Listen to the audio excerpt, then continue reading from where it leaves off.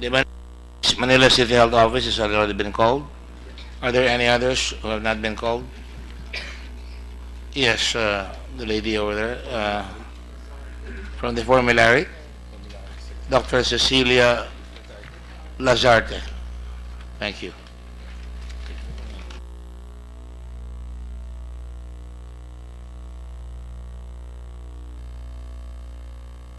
Those who have not taken the oath, please stand up. All right, and are here for the first time.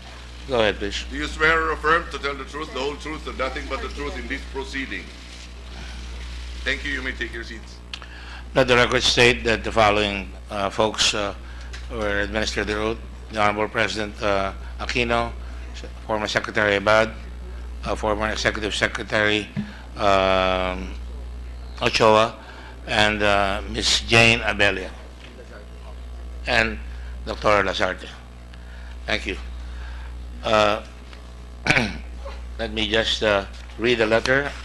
We had invited World Health Organization here as the volunteer guest, if you will, Dr.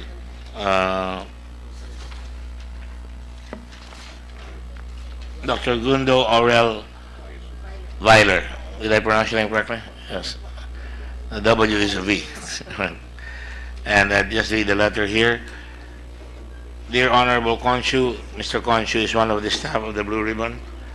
The World Health Organization, this is dated 13 December 2017. The World Health Organization, WHO, through its representative office in the Philippines, acknowledged receipt of your letter dated 13 December 2017, inviting the organization to attend the third joint public hearing on dengue vaccines, scheduled on Thursday, 14 December 2017, before the Committee on Accountability of Public Officers and Investigation, Blue Ribbon of the Senate of the Republic of the Philippines. Further to your invitation, the organization is pleased to inform you that this representative in the Philippines, Dr. Gundo Weiler, will attend as a guest to the aforementioned hearing. By the way, Dr. Gundo Weiler has diplomatic immunity, for everybody's information. Given WHO status as an intergovernmental organization in the Philippines, the participation of Dr. Weiler to the public hearing is authorized on a purely voluntary basis and without prejudice to the privileges and immunities enjoyed by WHO and its staff in the Philippines. Sincerely, Dr. Gundo Weiler, WHO representative in the Philippines. Let this form part of the record.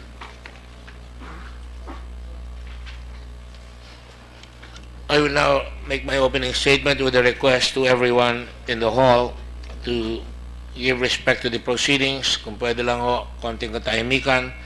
Napakahalaga po nitong pinag-uusapan. Kung gusto niyo pong magsalita, dun ho kayo sa labas sapagkat una ho, hindi maganda ang acoustics masyado. But I will not hesitate to declare anybody in contempt if they proceed to make noise and disturb the proceedings.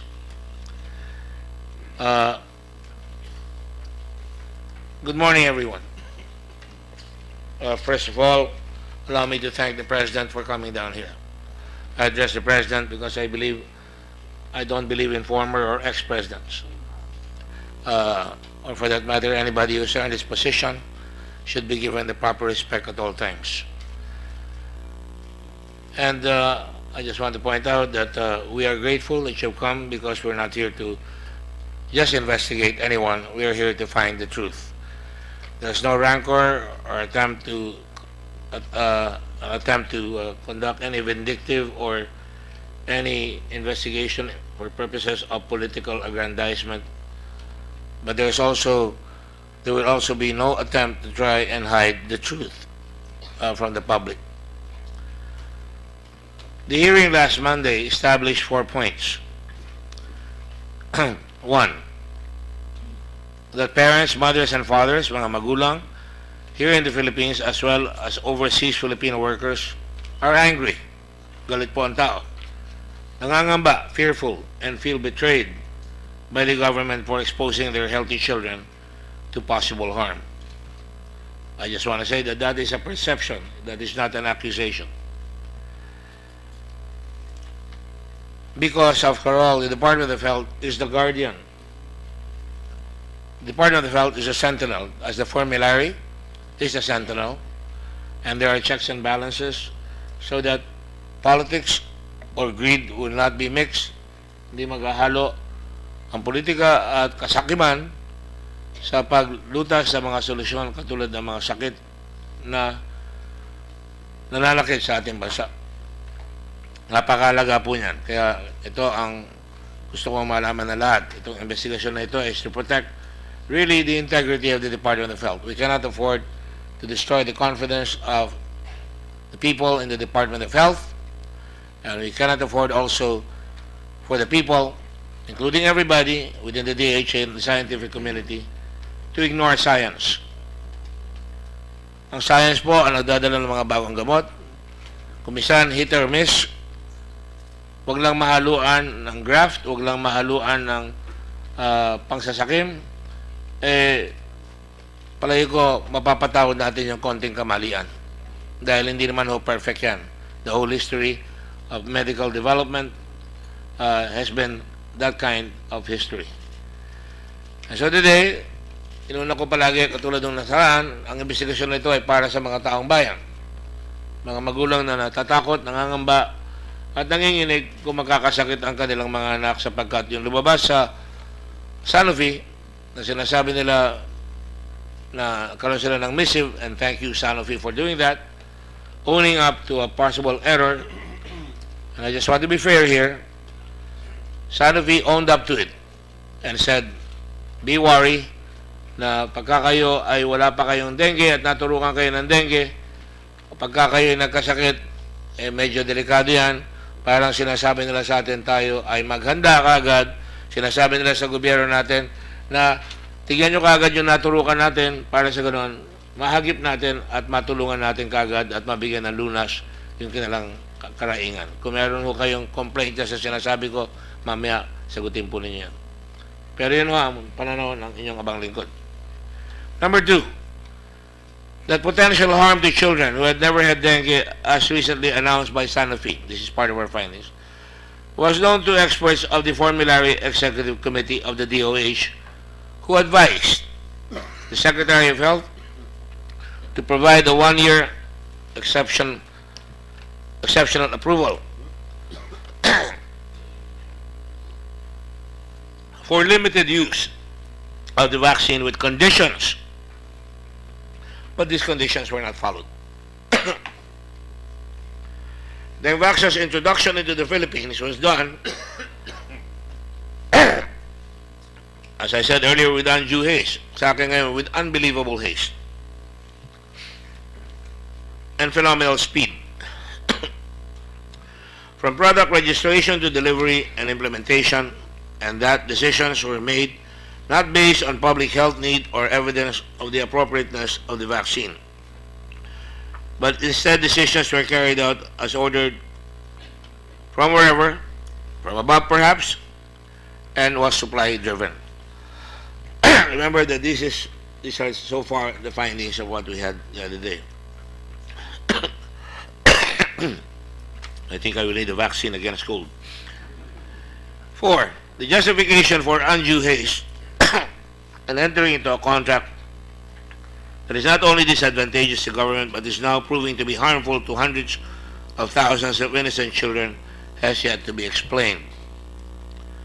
Unang-uno, ang exposure natin is about 830,000 children, more or less.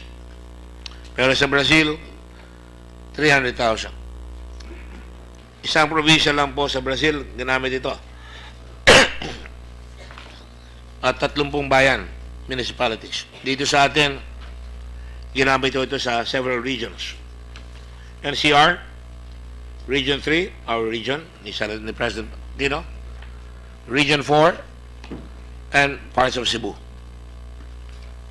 Ladies and gentlemen, last Monday I felt like we had barely scratched the surface of what seems to be an intricate web of deliberate attempts to fast-track the use of a drug that was still under clinical trials, placing innocent children and families in the way of harm. I hope you'll pardon the excess in my language, because from day one I executed, delivered a privileged speech here because I was severely alarmed that there may not have been sufficient preparation before the drug was rolled out. Especially, ang drug ay niroll out una sa Brazil at ang Pilipinas. Dalawang bansa lang po, Brazil at Pilipinas, ang nagbayad ng gamot na ito. At sa ibang bayan, katulad ng Singapore, hindi tinanggap, pero ginamit nila for private use.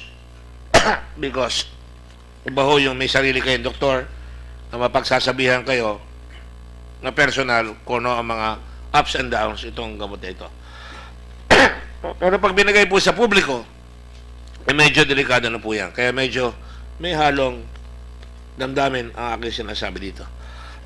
Pag nilabas sa publiko, sa listahan, ay lalabas na yan at kakalat at kumisan yung ating mga kababayan nakapuspalad ay hindi masasabihan katulad ng ano nangyari na may namatay doon sa Bataan. Dahil lang sa hindi maganda ang pagpapatakbo ng pagturok. Hindi sila nasabihan na pagka may sakit, hindi dapat turukan. At ang nangyari, naturukan yung may sakit at nawalan ng buhay.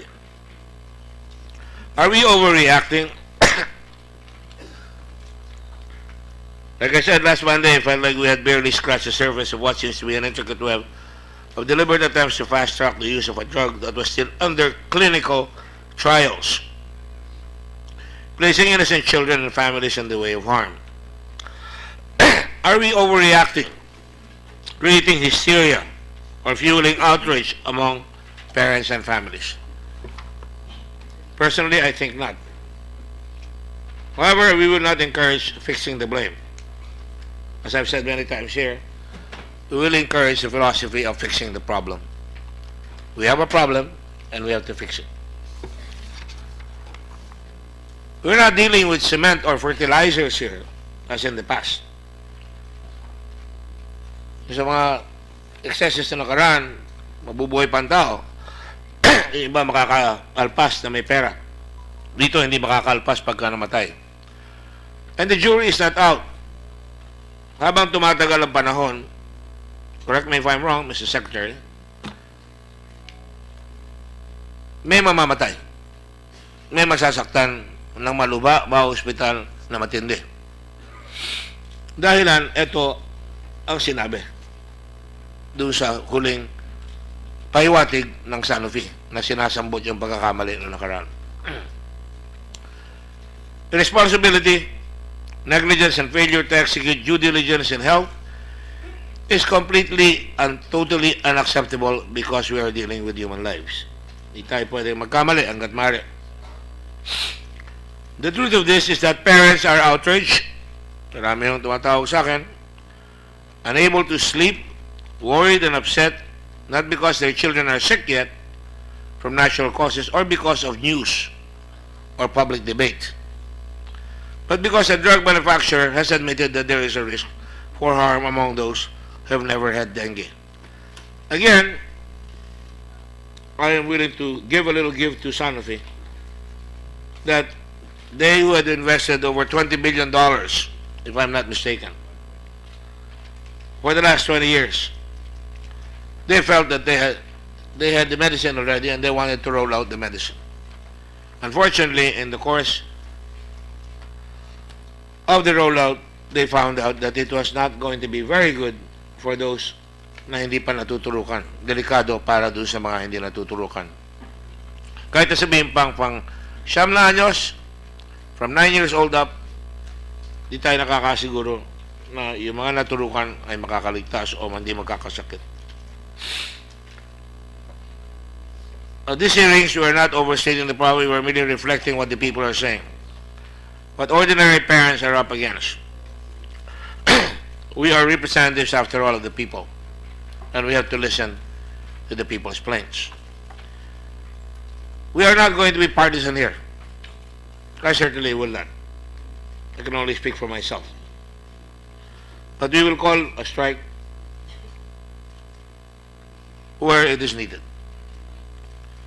And as you've noticed, we will call it fairly. Because this is not a hysterical investigation. As the President stated, we want a sober investigation here. The truth of this is that no family can afford to have one child develop severe dengue because of an experimental drug. We cannot muck around with the national immunization program. Pinagtitiwalaan po ang DOH. Lahat tayo, diba, sa bakuna ng bata tayo. Nagbibiroan pa tayo, inahampas natin ang braso natin. Nung nag-aaral pa ako, pagka tinamahan kami ng anti-cholera or anti-namamaga, at naglalaro kami. Pero tinanggap namin yung sakit dahil alam namin kailangan. Dahil tiwala kami. Ganito rin ang karamihan. So if we make a mistake in an immunization program, we're putting a bad name to immunization that is already happening in the whole world. In America, there's a debate on immunization. Some mothers don't want to have their children immunized. And a mistake like this will cause more doubt. I repeat that to Mr. Thomas. It will cause more doubt. We cannot haphazardly decide on drugs we give to healthy children. Today, we seek to find answers to questions from the highest level of government, from the experts. And experts, as you know, will always dispute about why this vaccine was ordered in the first place. Was it absolutely necessary? Were there other vaccines that could have been utilized? Perhaps against TB muna, where we have 500,000 cases. I think they call it the prevalence rate. And where if you have 1 million people with TB, you can have 10 million in 1 year. Could you have used this to pneumonia? These are questions that will have, I guess, hound every Minister of Health or Department of Health all over the world na kailangan maintindihan na hindi lang yung makakalutas ng sakit, ngunit yung halaga na ipapasok dito. Certainly, 3.5 billion is a lot of money for a country like ours. Especially when your EPI program na merong siyam na dapat bakunahan, binabakunahan na dati katulad ng rubella, polio, and many others cost about 3.1 billion or 3.2 billion as the case may be, against one vaccine for 3.5 billion, and this vaccine ay experimental pa sa tingin namin or under clinical study. So today we will seek to find answers to questions from the highest level of government, as I pointed out, about why this vaccine was ordered in the first place. To shine a light on legislative measures to make sure that this does not happen in the future on behalf of at least 830,000 people or families who are now suffering from the unknown. On that note, I hope that we can all have a fruitful, a very sober, a very intelligent discussion on the matter. I will. There is a time of arrival scheduled here. Mr. Aquino first arrived at 10:08. Mr. Pangilinan, 10:08. Just a moment. I'm just stating. Then Mr. Drilon. All of them arrived practically at the same time. Mr. Villanueva, Ms. Santiveros, Ms. Binay at 10:19, Mr. Ejercito at 10:20. In the meantime, if there are any opening statements to make, we will allow the opening statement. Mr. President, do you have one? Gusto ko lang mag-follow up. Excuse me, sir.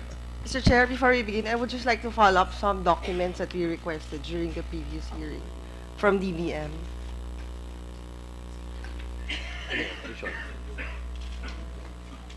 SARO, documents approving the release of the budget for this project. They have been submitted and we have them here. We will distribute. Thank you, Mr. Chair. And thank you, DBM, for doing so. In fact, we already had the request for the approval of the SARO last time. It was given to us. So, Mr. President, by your leave. Maraming salamat po, Mr. Chairman. Mr. Chairman, mga miyembro ng Blue Ribbon Committee, ladies and gentlemen, magandang umaga po sa inyo lahat. Excuse me, sir. I don't want to be disrespectful to Senator Estrada. This is a joint committee meeting with the Committee on Health. And I apologize to Senator Estrada. He's also part of this investigation on the lead. Mr. Ejercito. I think I'm going to ask World Health Organization for medicine because I have a tendency to remember names. Thank you. Go ahead. May rin ako paumanin sa Committee on Health po. Nagsimula po ang pagtutok ko sa dengue sa Pilipinas matapos ko matanggap ang memo ni Secretary Icona dated 23 na Agosto taong 2010. Sa briefing sa akin, lahat ng serotypes o uri ng dengue narito na daw po sa Pilipinas. Hindi din daw seasonal ang dengue at walang gamot para dito. Malawang po, sasabihin sa akin ni Secretary Ona na may mga nagde-develop ng vaccine para sa lahat ng mga strain na ito. Matagal na nga problema ang dengue sa atin. Nung bata pa ako, may sakit na tinatawag na H fever. Pag nagkukwentuhan ang matatanda tungkol sa H fever, madalas kasunod noon ang pagsabing may na-hospital na nangangailangan pa kuminsan ng blood transfusion. Itong H fever ay ating napag-alamanan ay tinawag sa formal na Philippine Hemorrhagic Fever na ngayon po ay mas kilala na bilang dengue. Pag tinamahan ka ng isang serotype ng dengue, magiging immune ka rin raw po, pero hindi sa ibang strain. Naibalita po sa akin, may isang dating Speaker of the House of Representatives na na-hospital na ng 2 beses dahil sa dengue at sabi po niya ay mukhang nagkaroon na rin siya ng pangatlong uri mga taong lumipas bago ng 2 pagkaka-hospital. May isa naman pong ambassador ng isang bansa sa Europa, nakasign po sa atin at sa pagmamahal niya sa Pilipinas, gumawa ng brochure ng tourist destinations natin para sa mga kababayan niya sa kanilang pong lingwahe. Siya po, 2 beses tinamaan ng dengue dito po sa atin. Tayong lahat rito siguradong may kakilalang na dengue ng minsan o ilang ulit. Sa memo po ni Secretary Ona, naka-highlight ang 5 reyong may pinakamataas na ulat ng dengue. 3 sa 5, higit 100% ang itinaas. May isa po, 1,409.5% increase o 14 na beses ang itinaas. Di po maipaliwanag kung bakit 14 na beses umangat ang kaso ng dengue sa Region 8 na di naman kasing congested tulad ng Metro Manila o Metro Cebu. Mas kalat ang populasyon ng Region 8 at mas malayo ang binabiyahe ng mga lamok na may dengue kumpara rito sa Metro Manila na dikit-dikit ang bahay.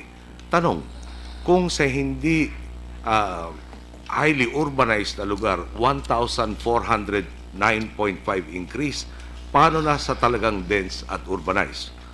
Ang nakakatakot dito, kung tinatayang may 200,000 kaso ng dengue, panghalimbawa, kada taon, at posibleng umangat ng 14 na beses ang bilang tulad sa nangyari sa Region 8, ang potensyal na pwedeng magkasakit, pwedeng umabot ng 2.8 million. Yan po ang dami ng Pilipino na baka kailangan ng blood transfusion, na baka kailangan ipasok sa mga ospital, na baka kailangan suportahan ng ating gobyerno, lalo na kung siya po ay matanggal sa trabaho, lalo na kung arawang swelduhan. Tingin ko po, noong panahong iyon, inumpisahan pa lang natin ang pagsasayos sa PhilHealth. Sa kabuuan ng aking termino, sa mga pagkakataong nakakadaan ako sa intersection ng Quirino at Osmeña, may nakikita akong billboard na sinasabi, o electronic billboard, sinasabi, tanong, may dengue ka ba? Ang halaga, higit kumulang 20,800 piso gastos sa ospital. Kung wala ka, kumuha ka ng health insurance. Yun po yung advertisement ng isang health insurance provider. Kung di po maipaliwanag kung bakit sumipa na 14 na beses ang dengue sa Region 8, di po natin masasabi kung paano natin mapipigilang mangyari ito sa ibang lugar. Ang estima para sa worst case scenario o isa sa mga worst case scenario, kung 2.8 million ang tatamaan ng dengue, multiply mo sa 20,800, buong gastos 58.2 billion pesos. Ang tugon po ng gobyerno sa mga panahong yon, tinigil natin ang tinatawag na indiscriminate fogging na itinataboy ang lamok ng may dengue sa kabilang barangay. Nag-activate ang Department of Health ng Dengue Express Lane sa mga ospital ng gobyerno. Nag-install ang DOST na insecticide-treated screens at mosquito ovicidal larvicidal traps. Yung National Dengue Prevention and Control Program, malinaw po ang resulta. Bumagsak mula sa 1,057 noong 2010 patungong 317 sa Oktubre 2015 ang bilang ng mga namatay dahil sa dengue. December 2015, nagpunta po ako sa Paris para sa COP21, kumprensya ng mga bansa para tugunan ang climate change. Gaya ng lahat na biyahe natin, kinausap natin ang mga maraming mamumuhunan, partikular na ang Viva Populis, Airbus, Jacobi Carbons, sa kumpanya nga lang CRH at tumudo sa Usin, IO at pati na rin ang Sanofi. Sinabi sa atin noon na ready na ang Sanofi sa bakuna. Yung ganitong uri ng gamot, maraming taon inaabot ang development para masiguro talaga ang efficacy at lalo na ang safety. Naalala ko po, bilang halimbawa, noong 1960s po, may gamot na ngalang thalidomide na bibinenta para sa morning sickness na nagbunsod ng deformity sa mga sanggol ng mga babaeng uminom po nito. Kaya nagpasa noong taong 1962 ang US Congress ng tinatawag na Kefauver-Harris Amendments para sa Federal Food, Drug and Cosmetic Act at naghigpit ng mga proseso ang United States Food and Drug Administration. Ang intindi natin sa dengue-vaxia, natapos na ang lokal at international processes na kailangan daanan nito. Tinignan namin ang US FDA, may 5 steps po ito. Discovery and development, preclinical research, clinical research, FDA review, at post-market safety monitoring. Paliwanag sa akin, dumaan ang dengue-vaxia sa mga phases ng US FDA. Din ko na rin po, di lang Pilipinas ang nag-aproba sa dengue-vaxia, nauna sa atin ang Mexico at Brazil. Din ko lalo, sa aking pong pakiwari at sa aking pagkaunawa, sa lahat ay binalita sa atin ng mga eksperto, dumana po ito sa lahat ng proseso para malaman ang kanyang efficacy at mas importante ang kanyang safety. Noong ilunsad natin ang programa sa Zambales noong April 2016, ipinakita sa akin ang isang presentation na nakasaad ang ilang bakunang dekada ng napapakinabangan ng mga may kaya, pero kailan lang naibigay sa publiko. Nandiyan po sa ating screen. Gaya po ng bakuna para sa polio, rabies at pneumonia. Din ko lang po, ang obligasyon ng gobyerno na siguruhin, gaya ng sinabi ni President Magsaysay, na those who have less in life should have more in law. Hindi ko po naisip ipagkait sa pinaka-nangangailangan at nanganganib ang proteksyon ng bakuna. Sa lahat po ng usapin ngayon ukol sa dengue-vaxia, kung di man diretsong sinasabi, ang pakiwari ay kung nagpabakuna ka, tila nalalapit ka sa pinakamalubang uri ng dengue. Tila nalalapit ka sa kamatayan. Nung kami po ang namamahala, malinaw sa amin, kung tatakutin mo ng gusto ang tao, darating ang punto na di na sila makakakilos dahil sa kaba.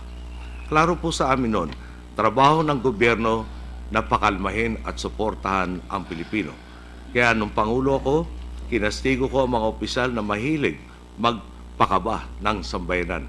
Gaya po noong 2014, nung may issue tayo tungkol sa MERS coronavirus. Pinigting nga po natin ang surveillance at pagtutok sa sakit.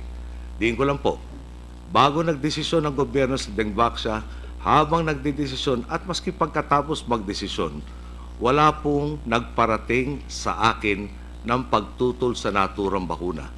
Kaya natin inilunsad ito sa National Capital Region, Calabarzon at Central Luzon.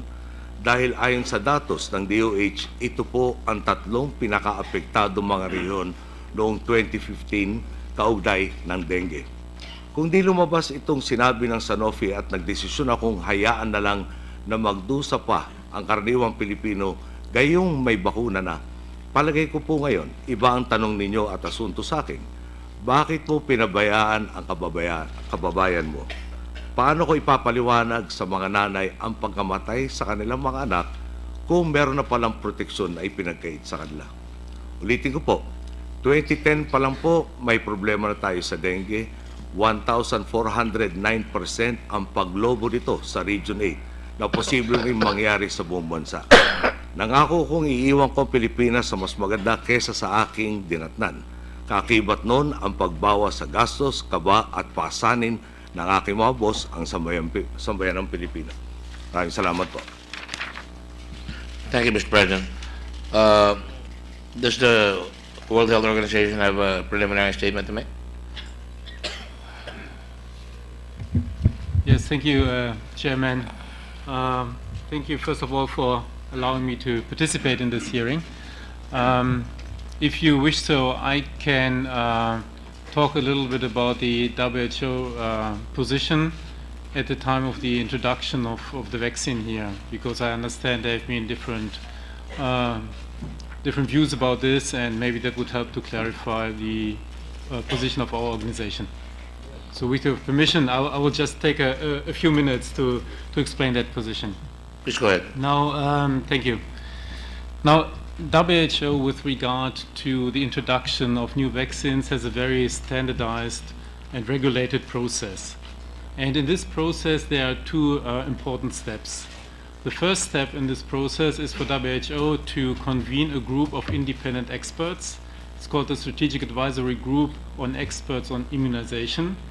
This group is convened by the organization, and that group is tasked to review all available data at that time and to make recommendations about the possible use of a vaccine in countries.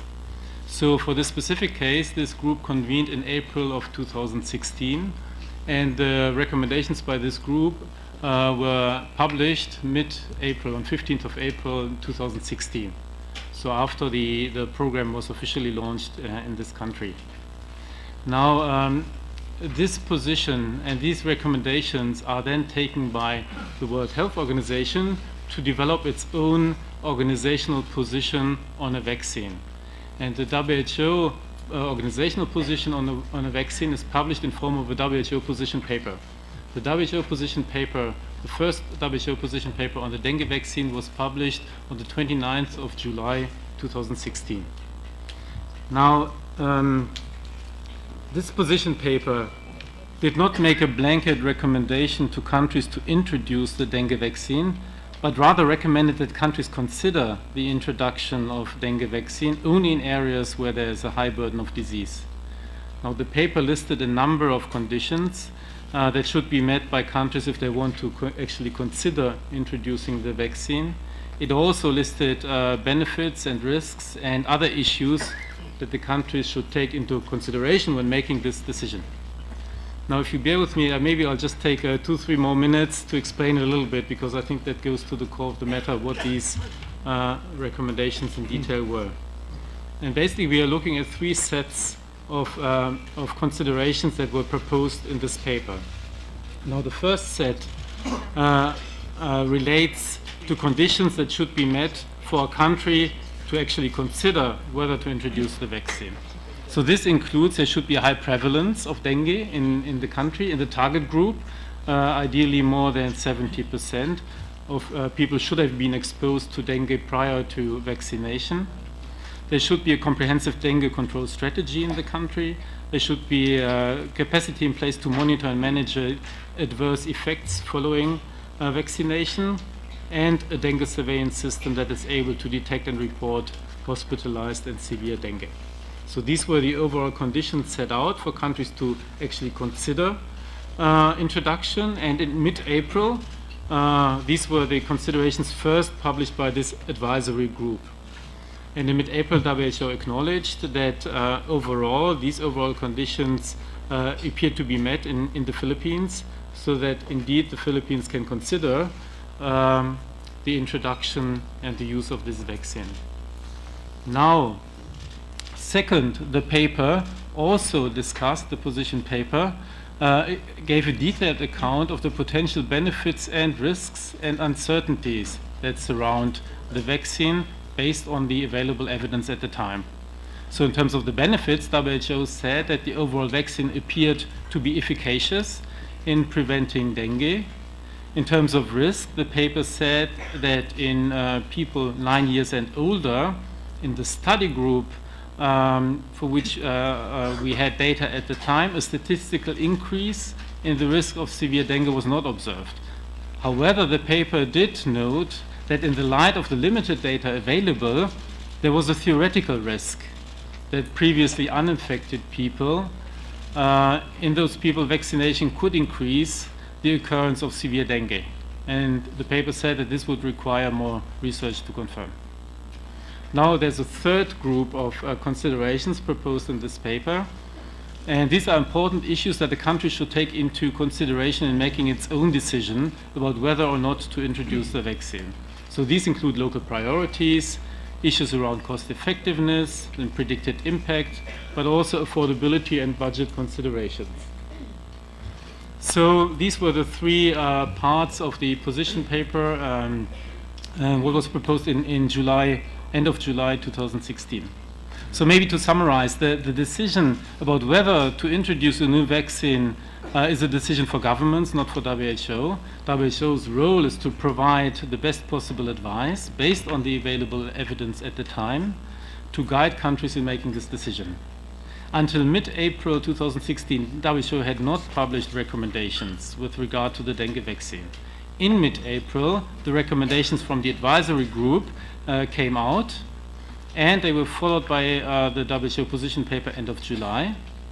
The advisory group recommendations did not, and the position paper as well, did not include a blanket recommendation to introduce the vaccine, but provide a nuanced set of recommendations that countries should consider when they are making their own decision about whether or not to introduce the vaccine. Now, WHO acknowledged in April that the overall conditions that were specified by the group, which should be met in a country in order to consider the introduction, appeared to be met, and pointed at the same time to other considerations that would then inform this country decision. So when this position paper was published, we note that the program was actually already ongoing because it was officially launched prior to the publication of those recommendations. Excuse Now, me. let me also In other say words, to complete- excuse me, if I may interrupt. That means that your recommendation came after the rollout. After the launch of the program, yes, correct. So the program was launched before your comments were made. Yes, correct. Thank you. So maybe let me just say that in the light of the new information now, which was published first by the manufacturer on the 29th of November, WHO again is mobilizing its expert committees and seeking advice from them. We have got two groups which are currently looking at the data. The first group is a Global Advisory Committee on Vaccine Safety. So this is a standing committee. This group has reviewed the data last week, and they have published a statement with a view, with their interpretation of the data as of last night, and which is now online. And this statement focuses on issues around safety of the vaccine. Now there's a second group that is deliberating as we speak, which is this strategic advisory group of experts on immunization. That is the group that also published a statement mid-April last year. This group will also look at the data, and they will now think more about what are the implications for the future of the public health program. So what should happen to those who've been vaccinated, those who've not been vaccinated, and those also who might have had not all 3 doses, but only 1 or 2 doses. So these are important questions, and we realize that this is, there are many questions around this, and we will wait for the advice of this group to see how we then can support the DOH in making the best decision on how to take this forward. Yes, I think that concludes my statement. I really hope that this was you found that useful to clarify a little bit the timeline and also the position of WHO. I'm of course happy to answer any questions to the extent that I can do. And I just want to, of course, reconfirm our full commitment to work very closely, in particular with the Department of Health, in responding to the new information and making the best possible information available to the public and to the professionals to take this program forward. Thank you. Thank you, Mr. Weiler. Are there any other opening statements that will be made? Any other people who want to make an opening statement from the resource persons?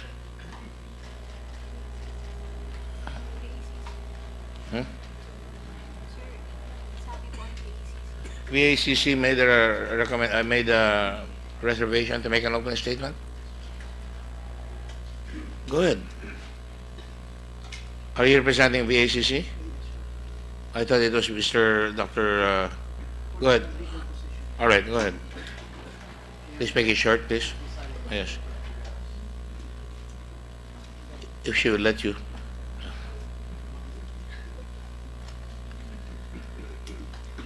Have you been, can you raise your hand? Do you swear or affirm to tell the truth, the whole truth, and nothing but the truth in this proceeding? State your name, please.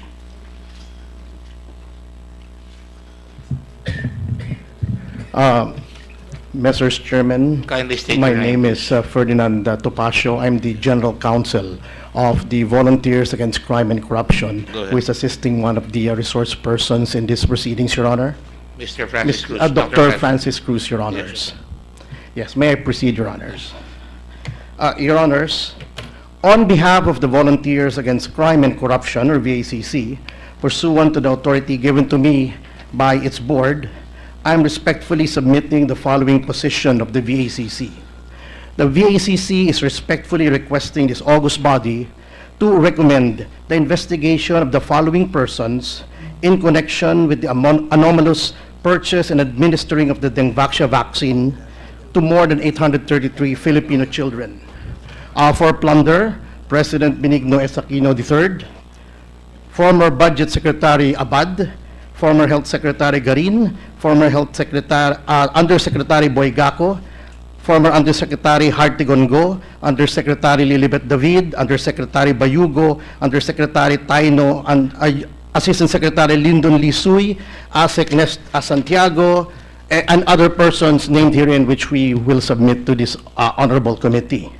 Plunder, Your Honors, under Republic Act 7080, as amended, was committed when these persons, in connivance with subordinates or other persons, have amassed, accumulated, or acquired ill-gotten wealth through a combination or series of overt or criminal acts, as described in Section 1D, in the aggregate amount of more than 50 million pesos. In brief, Your Honor, it has been shown in the series of hearings being conducted by this committee that former Secretary Abad, in a memorandum for the President, after finding a source, therefore, recommended the release of the amount of 3.5 billion pesos from the general fund, notwithstanding the fact that such amount was not provided for in the GAA or any supplemental budget. Such fund was thereafter released, evidently upon express authorization of then President Aquino. We say the release was authorized by former President Aquino because, upon conversation with two former presidents, whose names we will no longer mention, they informed us that such a release of such a magnitude could not have occurred without express presidential imprimatur, either verbal or written. The release of the funds to the DOJ happened after President Aquino met at least twice with officials of Sanofi, thus leading to the reasonable conclusion that President Aquino extended favors to the said company under the circumstances.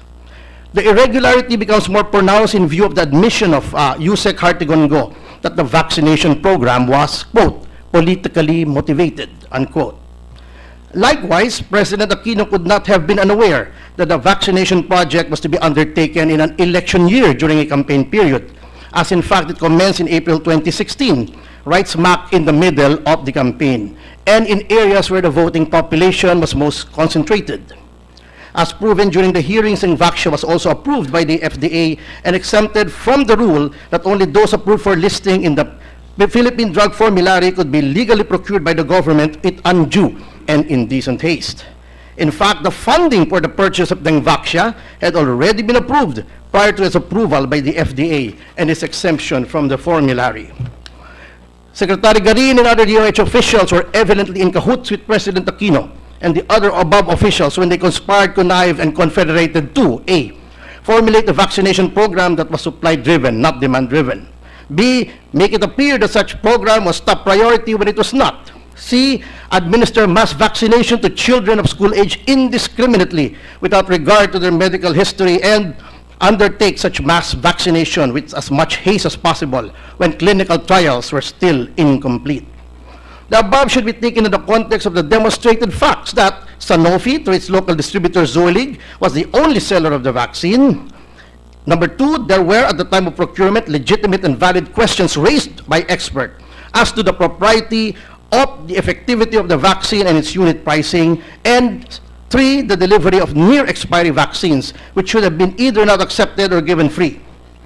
In addition, the amount of 3.5 billion pesos for the vaccination program may have violated the ruling of the Supreme Court in Araulo versus Aquino, 1 July 2014, with respect to the Development Acceleration Program. In sum, there is overwhelming evidence to the effect that President Aquino, in conspiracy with the others named, illegally funded a vaccination program that was conceived in violation of legal and administrative protocols, and that it consented to or tolerated the misdelivery by Sanofi of numerous lots of untested vaccines, and under a suspicious procurement and pricing scheme, which may have resulted in kickbacks and other illicit profits for the participants in the nefarious scheme.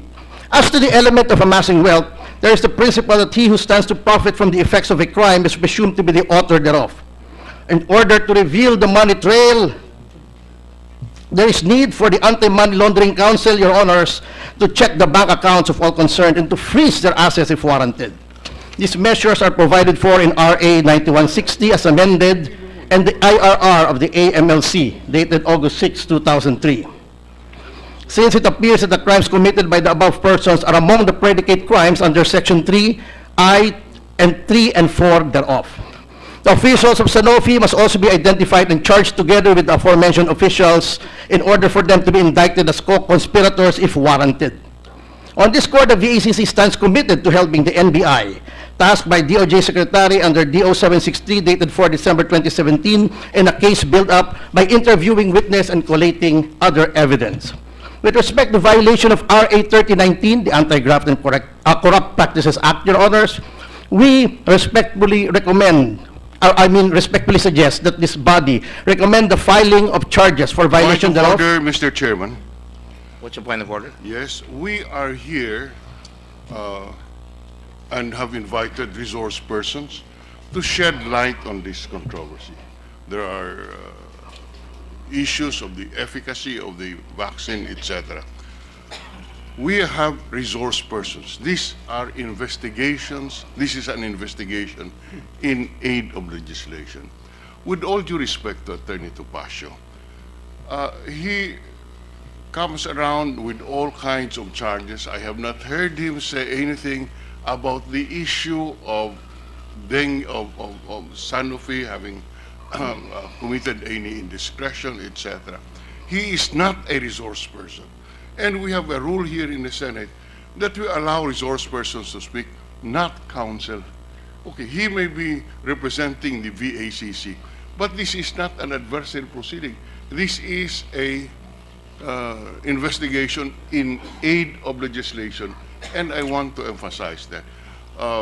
He charges the former president, cabinet members of plunder. Mr. Chairman, you know, these are legal conclusions, which I respectfully submit, should be brought to the proper forum of the Ombudsman.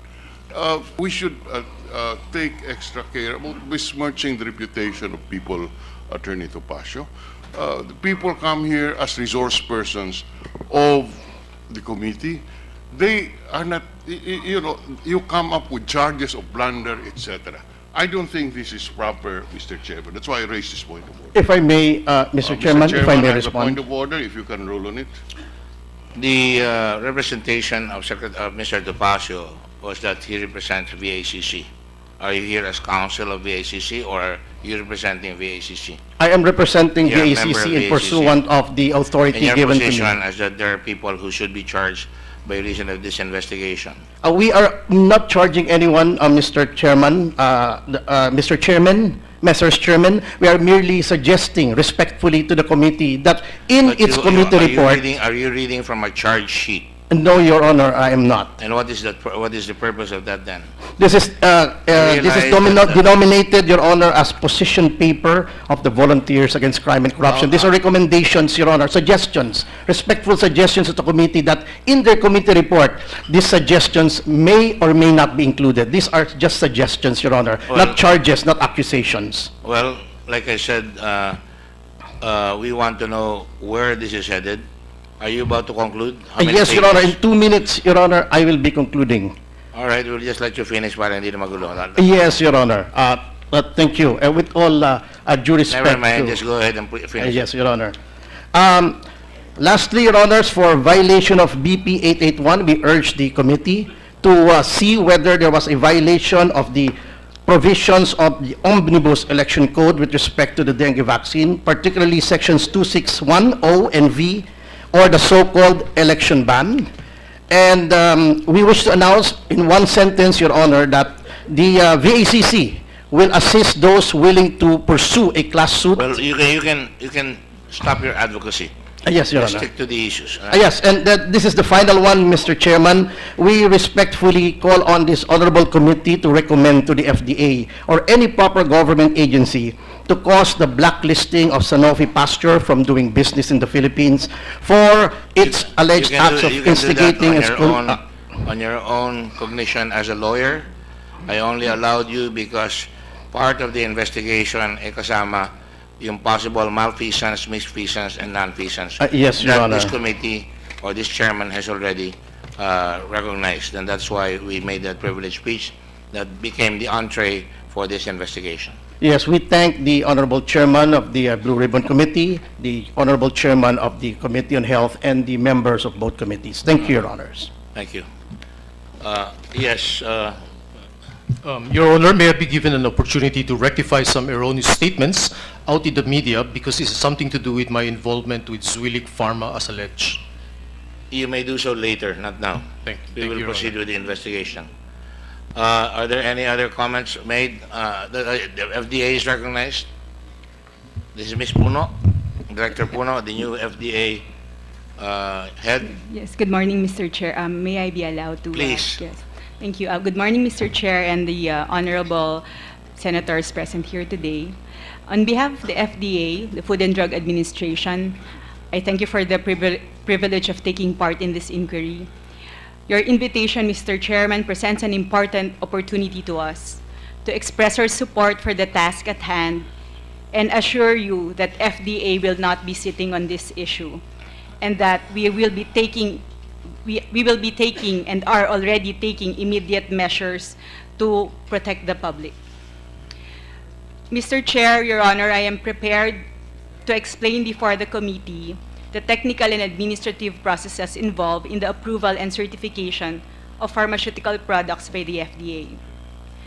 I hope that our presentation will help the committee to come up with appropriate conclusions regarding the matters at hand. Para din po sa inyong kaalaman, we have already, last December 4, we issued a suspension letter and an advisory to Sanofi to withdraw the products in the market, which includes also the selling and distribution of the Dengvaxia. Para rin po sa inyong kaalaman, we currently, we have initiated the creation of a task force na ang gagawin ho nitong task force na to ay hindi lang po iimbestigahan yung previous processes na nangyari sa loob ng FDA, but we will be ensuring immediate course of actions kung hindi po nararapat na ang Dengvaxia ay mailagay pa sa publiko at gamitin ng taong bayan. Para rin po sa inyong kaalaman, we will be Just excuse exercising. me. For the record, FDA, para sa kaalaman ng buong madla, FDA ang nag-approve para maibenta sa publiko sa mga private persons yung mga gamot. Yung formularyo po, yan ho ang sistema na ginagamit ng gobyerno para ilista yung mga gamot na papayagan ng gobyerno na gagamitin ng mga public and government entities. Is that correct? Yes, Your Honor. I just wanted to clarify that para maintindihan ho. Sige po, salamat po. Please proceed. In terms of the task force outputs and objectives, I would like to highlight that we will be determining any and all judicial and administrative recourse moving forward. We will submit the findings of the committee as soon as the internal probe is concluded, or as soon as the task force has completed all its facts and data gathering. Thank you po. Thank you. Yes, Dr. Leachan? Perhaps I will defer first to Dr. Tony Dance on the safety, so that for a bigger picture, because Let's hear it from Dr. Tony Dance. Dance then, because I apologize last time I was not able to call you. Thank This you, is your Mr. chance now. Chairman. I want to express a humble opinion that the whole problem starts with one thing, and we should look into that. Could you That kindly single qualify- thing. Could you kindly qualify yourself? Because marami yeah. po nanonood sa atin. Ano po ba ang inyong posisyon? Yeah, I should correct. I'm not a national scientist. I'm a scientist of the National Academy of Science and Technology and a professor at the UP College of Medicine. My expertise is not about vaccines. My expertise is in analyzing the numbers that are analyzed in a paper. And analysis of these numbers is generic across any kind of treatment. Sige po. Yeah, so in my opinion, the whole problem started with bad science.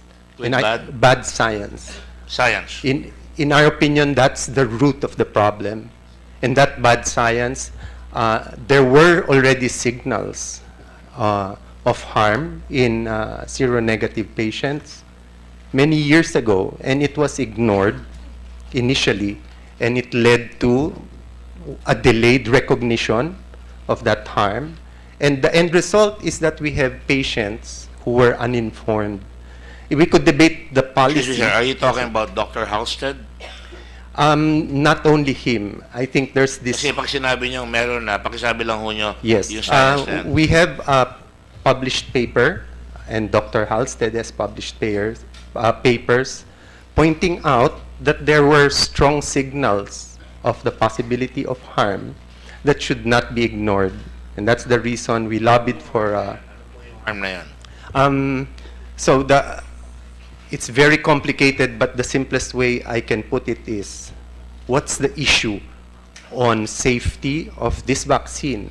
Is it an age issue, or is it a serostatus issue? If you accept it as an age issue, then you can say, let's vaccinate everyone who's older than 9. But it's not an age issue. It's an issue of whether patients had previous dengue infection or not. So that signal was ignored, and in our opinion, we are all victims of that bad science. The WHO is a victim of that bad science. The DOH is a victim of that bad science. The physicians who ended up prescribing it and the patients who ended up receiving it, we're all victims of this bad science. And we can submit to you the papers, the scientific papers that we wrote and were published, pointing out these problems in the science. You may do so, but please get to the point of what you want to say. So our point is that the main issue that led to the whole problem is the bad science. And the bad science, we think that whatever legislation that comes from here should address how the science is assessed, and that there should be a separation between people assessing the science and people rendering policy.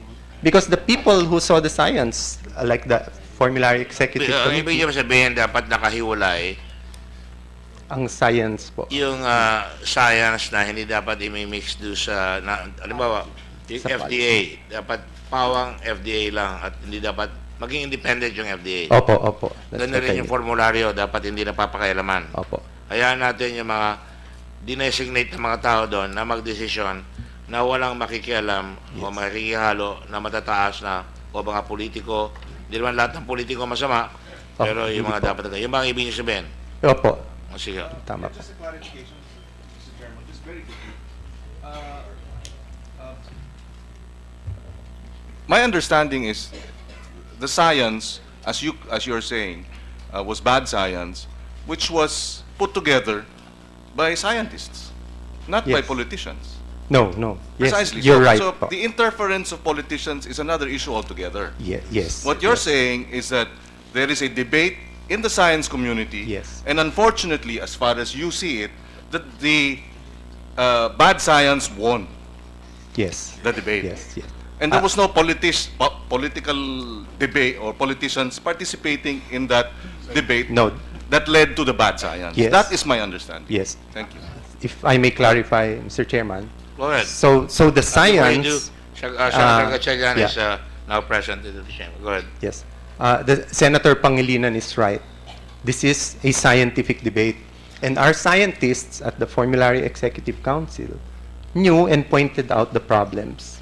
Now, because there was no adequate separation between policy and science, the Food and Drug Administration is under the Department of Health, then we lose the checks and balance. And who makes the policy? Because sinabi mo kanina, walang politika. Ang policy, nanggagaling yan either sa Secretary of Health, yung mga ibig mo sabihin? Yes, I think policy is necessary and politics is necessary. Get to the point, Yes. please. Because kanina sinabi niyo bad science. Pero alam natin sa science ay may debate palagi ang mga scientists. Yes. Di ba? Pero saan nagkakamali pag pumasok na yung, halimbawa, inilalako ang isang gamot, yun ba? Ibig sabihin?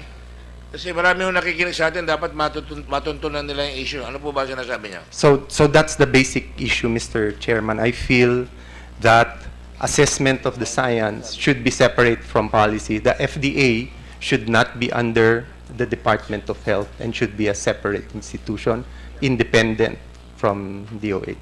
Go ahead, Dr. Richard.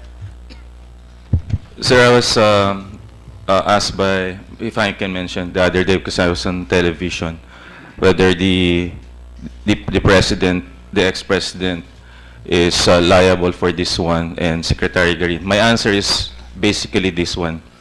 If the bad science or wrong information has been fed to the president, how can you blame the president if the president was fed with bad science or wrong information? And even WHO or even Secretary Garin. The problem is that when this particular problem is brought to the president and he thinks this is actually a sense of urgency, and then the policymakers will interfere with the experts and the scientists, that is the problem, sir. So we cannot mix our science and health and politics. But it started also with the bad science and perhaps deceptive or wrong information, sir. Bad science means bad medicine. Correct me if I'm wrong. No, sir. No, sir. No, sir. When No, sir. Because there are certain medications during the launch in which there may actually be the risk-benefit ratio is okay. The benefits would outweigh the risk. But if there are red flags or safety alerts, then the FDA and the manufacturer should alert right now. So when we went to the Department of Health, based on this particular signal, we told them that not to launch this on a wide scale, but scale down, because this is a prescription base, and do serological tests first before actually launching it, because it is a logistical nightmare considering the absence or the lack of medical care or access in the countryside. Let me try and clarify what you're trying to say. And correct me if I'm wrong. Anybody is welcome to do that. I'll ask the Secretary of Public Health. Somebody is recommending medicine. There are questions on that medicine and the efficacy of the medicine. Alright? There are issues na huwag kayong magturok doon sa hindi pa tinatamaan ng dengue. Merong material yan from my research na huwag magturok doon sa hindi pa tinatamaan ng dengue. In spite of that, tinuloy. Now, siyempre, hindi naman natin pipigilan just because may ganon, na may issue na ganon. Ang sinasabi mo ngayon, caution was thrown to the wind. Dapat, hindi ganun kalaki ang sample. In other words, Brazil had a sample of 300,000. We had a sample of 830,000. Mahirap kontrolin yung pagturok ng gamot dahil isanalya na kagad yung gamot sa maraming tao at wala ng panahon sapagkat bago pa sinalya yan, dapat nung tinest ng gamot na yan, dapat tinignan muna kung may mga side effects yan. Yung sinasabi na pang-apat. Yung pang-apat na pagkatapos yung testingin, market testing must be conducted to survey there are side effects.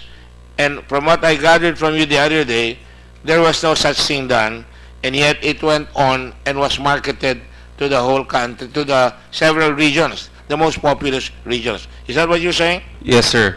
And the problem, sir, the blueprint for safety monitoring, I'm not saying it was premeditated. Just get to the point. Yes, sir. The post-marketing surveillance program in 2013 would limit the number of patients on the first year to the third year so that there will be doctor-patient relationship. So therefore, the FEC also recommended also submission of a research protocol for safety surveillance. But since on paper, the FDA removed that particular safety measure, then it was actually abandoned and it was actually not achieved as one of the fulfillment or prerequisite for mass vaccination. Okay, just to pursue the question. Science. Let me ask who, WHO, and the Secretary of Health. With respect to Singapore, they said you may use it, but only for private use. Meaning to say, pwedeng gamitin ng mga tao sa Singapore yan, pero kailangan may prescription ka ng doktor mo. Yung doktor mo magsasabi sa'yo. In contradistinction, pinasabog natin ito sa lahat at walang chance yung doktor ng mahirap, wala namang access yung mahirap sa private doctor na magsabi sa kanya, teka muna, dahan-dahan ka, baka may side effect yan. Yun ba sinasabi ninyo? Is that what we're saying here? Who? Yes, I'm sorry. Singapore did that. Did they do diligence in that effect? Well, I'm not the best person to respond to your query, Mr. Chairman. I really don't know what Singapore had done, but as was mentioned a while ago, if this is used with a physician patient in a physician-patient relationship, Right. the monitoring may be clear and the surveillance is better because it's more personal. In other words, meron doktor, may pasyente, pagkatapos yung binabantayan kung may effect, Yes. kung may side effect na masama, In other words, natututukan mo. tututukan mo. Oo. So, tama ba yung bigla natin pinakalat kagad sa napakalaking region? Ang sa akin po, kung akong tatanungin ninyo, I've always subscribed to this principle that to err on the side of caution. Magkamali man ako, basta't ang pagkakamali ko ay nasa panig ng kaligtasan, okay lang yon. So I would have been more conservative. Well, the other day, Secretary Obial said she would have used it for 20,000 only. Why did you say that, Dr. Obial? Sir, once upon a time was expanded program on immunization program manager. I headed the polio eradication unit. So I have that background that when we introduce new vaccines, you don't introduce it to 1 million subjects. Not a massive. All at the same time. Hindi basta sabay-sabay. We introduce it slowly. The most number of subjects that you introduce it is around 40,000 subjects. And the reason for that is so that kung may mali, you can control. Monitor it. Yes, You can sir. control. Mr. Chairman, but just for the record, Dr. Obial, ilan during your time ang nabigyan ng vaccine na to? During your time as DOH Secretary, ilan po yung nabigyan ng vaccine? We expanded to Cebu 123,000. Your Or, Honor. yun na nga eh. So, sinasabi niyo ho na kung ang gusto ninyo, mas maliit na number, and yet you did expand it. Plus yung nag-second dose was during your time. Yes, Your So Honor. ilan ho yung Because nabigyan ng during my Dengvaxia? time, the WHO recommendation or position paper was already out, July 29, 2016. And what did it say? And it said that the vaccine is safe and efficacious. So ilan Let ho me, ulit? let me clarify that, if I may. Can I finish my question, Mr. Chairman? Let I me just have a, clarify, because malinaw dapat we have World Health We're Organization here. damage control already during my World time. Health Organization said the vaccine is safe subject to certain conditions. Is that Yes, sir. correct? That's Sir. correct. Yes, the World Health Organization in the paper laid out the conditions that should be considered by a country when making a decision about the use of the vaccine. And it included a discussion of the risks and the benefits, the observed ones from the clinical trials, and also theoretical risks. So the signal that Dr. Dance was referring to was actually referred to in the WHO paper, including the theory around the theoretical risk of increased occurrence of severe dengue in those who were not exposed to dengue virus before. However, the paper also referred back to the data, and the data from the clinical trial at the time did show or did not show that there's an increased statistical significant risk of severe dengue in the age group older than 9. So the paper has really exposed the evidence to countries to make its own decision about the observed risks and taking into account theoretical risks. And different countries looked at the data and came to different conclusions. And you've just referred to Singapore, who came to a different conclusion than the Philippines, and there are other countries who looked at this as well. So there wasn't a blanket recommendation to... No, we're not saying that there was a blanket recommendation. I don't think you're in the business of recommending it, are you? Yeah, there's no, we've put out a nuanced set of recommendations for countries to consider. You just say the We're not conditions. just saying do it or don't do it.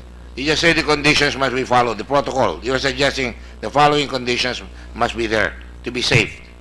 Exactly, we set out the conditions that should apply for considering using the vaccine, and then what are the issues that need to inform this decision. But the decision is a local judgment call, and it is not a blanket decision taken by... It's their call. It's the government's call. Correct. So if they made a mistake, then people die or people get sick or get hospitalized. It's not whose fault, right? Yeah, I mean, we are setting out the No, framework, no. and the country makes I'm the not putting you on the decision. spot. You are there as a guardian of the standards of how medicines are distributed in the world or how to react to Ebola and stuff like that. But in this particular case, you set out the conditions. And to be fair to Sanofi, it was fine. But there was not enough knowledge, and they took the risk of saying, if you give it to people who have no previous immunization or previous dengue, that's why now they're pulling it back and saying you cannot give it. It's dangerous now to give it to somebody who's not been immunized. Is that correct? Yes, correct. Now, since the time when this position paper came out, there's more data available, and now the context has changed. And as soon as it became available, the recommendation was also changed, and the recommendation is now based on the new evidence that it is not recommended to use the vaccine in people who have not been exposed to the virus. But in before. fairness, that is the history of medicine, right? As the data comes in, you're more intelligent. Isn't that correct? Yes, of course, we are adapting our positions based on the best available evidence as it comes in. So meaning to say that it is up to the country to say, all right, we'll get more of this, and if they get stung by it, or they get stung by it, or whatever, that's their own lookout, right? So the position of the Secretary of Health is to err on the side of caution. The previous Secretary of Health says, well, this is good, and now she apologized the other day and said, well, we didn't know that we're not supposed to do it with people who have not been immunized. Can I just... Not been inoculated, sorry. Oh yeah, can I just correct a bit of misperception here. If you don't, with all due respect, Mr. Chairman, the problem is really not about having been immunized per se. Having the vaccine. But there are three events that are necessary here. First is that under the condition where Sanofi made this observation, saying on record that they have observed severe dengue disease in the following scenario. In children who never had a prior dengue infection, That's correct. then That's what I meant. that were immunized either 1, 2, or completed dose, and then after which a mosquito came in and bit that child. So these three events have to be understood in that equation. So it's That's not the dengue vaccia itself that creates the problem. It's when after the immunization has been done and a mosquito that carries the dengue bites the child, and then that's where the observed severe dengue symptoms was. And correct me if I'm wrong, that is why the science at that time says, put it to areas where there's a lot of dengue. That's right, sir. All right? And this is region 3, 4, Mr. Chairman, and NCR. to just summarize what WHO attempts to convey, it's really that the guidelines said three things.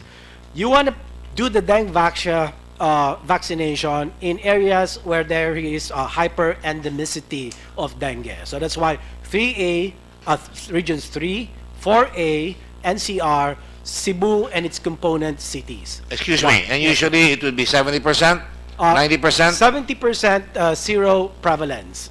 Zero prevalence, least, right. Yes. That's in data from the zero prevalence rate. But let me just continue, and I'll get back, with your permission, to the problem with the zero prevalence. Number 2 is the conditionality that the 3 doses ought to be given. And number 3, that it has to be given to 9-year-old school children and above. Yes, sir. Now, the problem with the zero prevalence, from my perspective. For the benefit of the viewers and the listeners, what do you mean by zero prevalence? Ito po yung katunayan na meron po siyang antibodies laban po doon sa dengue para mo malaman kung nagkaroon ba ng dating impeksyon yung bata o wala.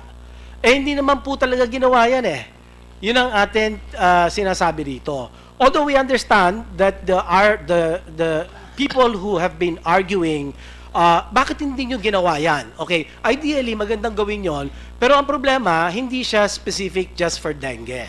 You use that test to measure the titer of antibodies, IgG, IgM, as a marker of prior infection.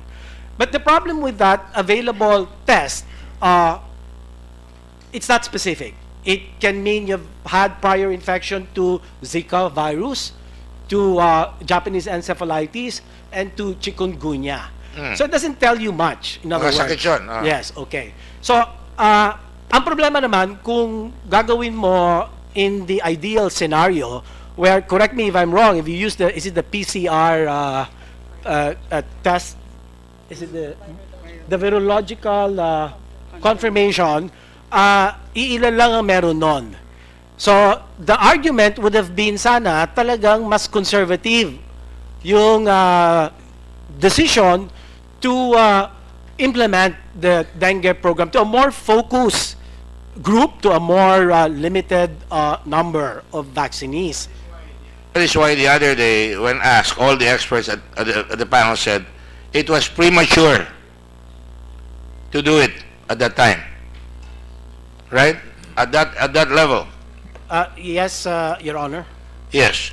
So, yun ang gusto natin malaman. At saka, isa pa, and I'm going to ask who and the experts here, if any, di ba may 4 yan, first strain 1 and 2.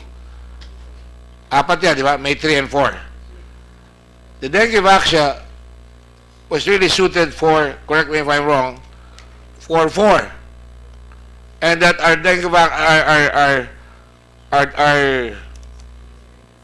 our dengue is 1 and 2. Is that correct? What?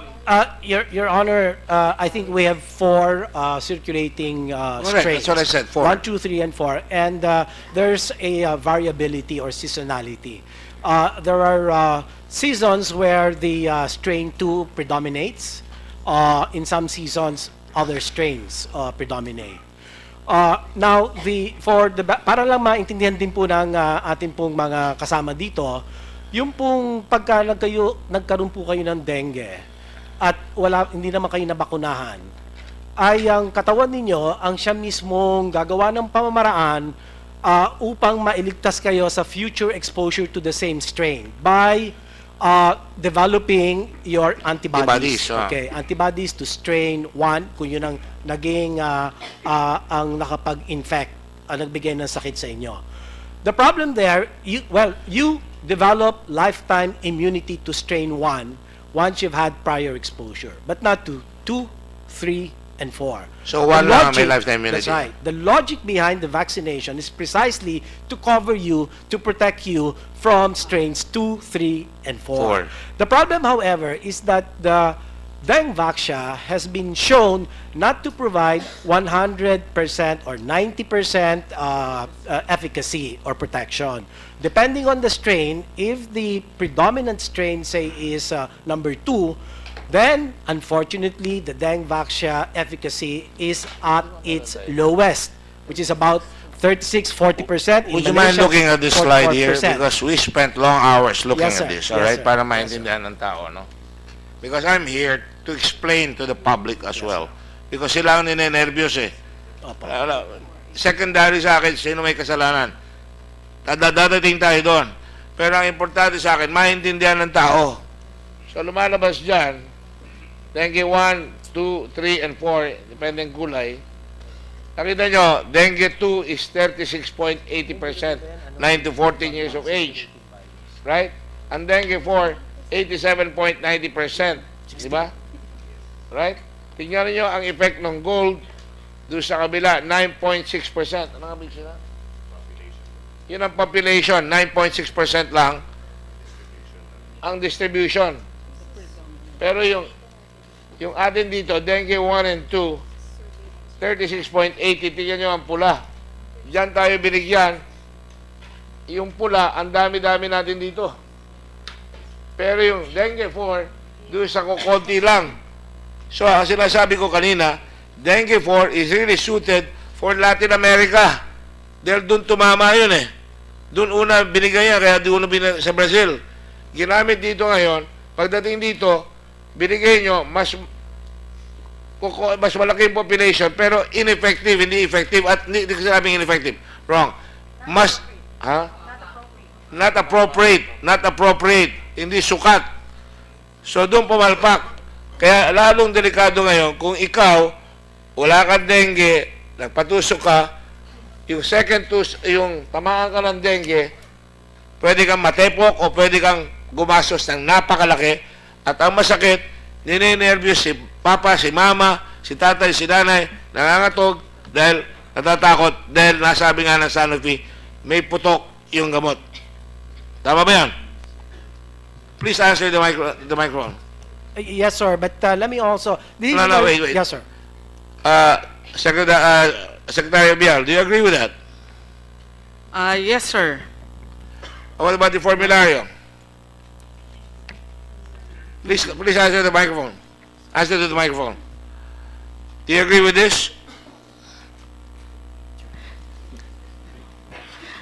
Sir, that would be for a certain time, if depending on what is the circulating serotype during the time. But Precisely. every season, it will change again. So next season, it could be dengue 4, which is the most prominent. That was what was the next point I was going to ask you. Pero dito sa atin, mas 1 and 2. Pero kung lumipat, yung iba't ibang mga... Sir, it changes also sa with climate, every year. di ba? Sir, Yes. you cannot influence the outcome of which of the strains will predominate. You never know that. It could be 4 this year. It could be 3 next year. We have the record to show what strains were predominating. I'm merely showing the point is being reinforced is that you do not have the right shotgun. Yan nag-iiba eh. The science is not perfect, far from perfect. Go ahead, please.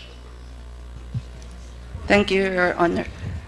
This is one aspect, the serotype that's circulating, but that's not the only reason why we have concerns. It's really about being seronegative and seropositive. Sanofi was upfront in saying that their vaccine was not as protective for dengue 1 and 2. So we walked through the door, eyes open, that it was not that efficacious for dengue 1 and 2. When you say we, who is that?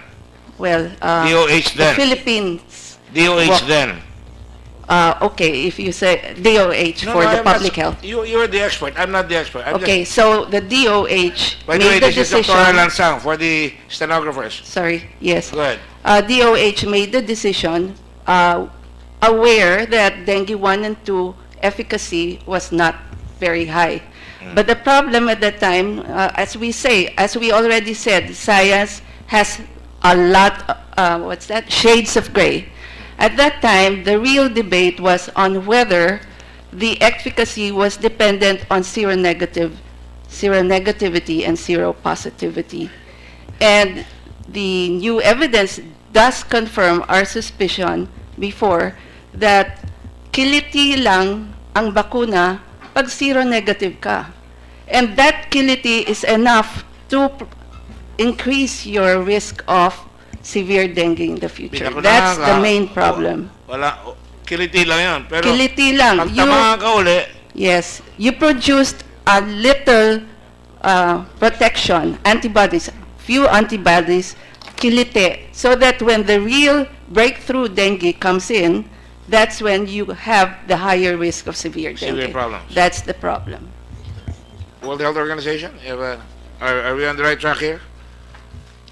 Yes, I think you summarized it very well. The problem is indeed that for those who were not exposed... Please talk to the microphone because Yes. your voice isn't that, Thank you, it's like sorry, Cary Grant. I've also got a cold. The problem is another indeed that for those who have not been exposed to the dengue virus before, after vaccination, the chances of getting severe dengue are higher compared to those who have not been vaccinated. So that's exactly what has been seen in the data right now. And this is also a signal that was described last year as a theoretical possibility. It's a signal that was not observed at the time in the clinical trials as a statistically significant phenomenon based on the trials, but there was a signal and indeed was described as a theory also in the WHO paper at the time. Now, Sanofi, you know about this. The country spent 3.9 billion and you found out later. That's a very expensive mistake for us. No, I'm asking you. What's your question, Mr. Chairman?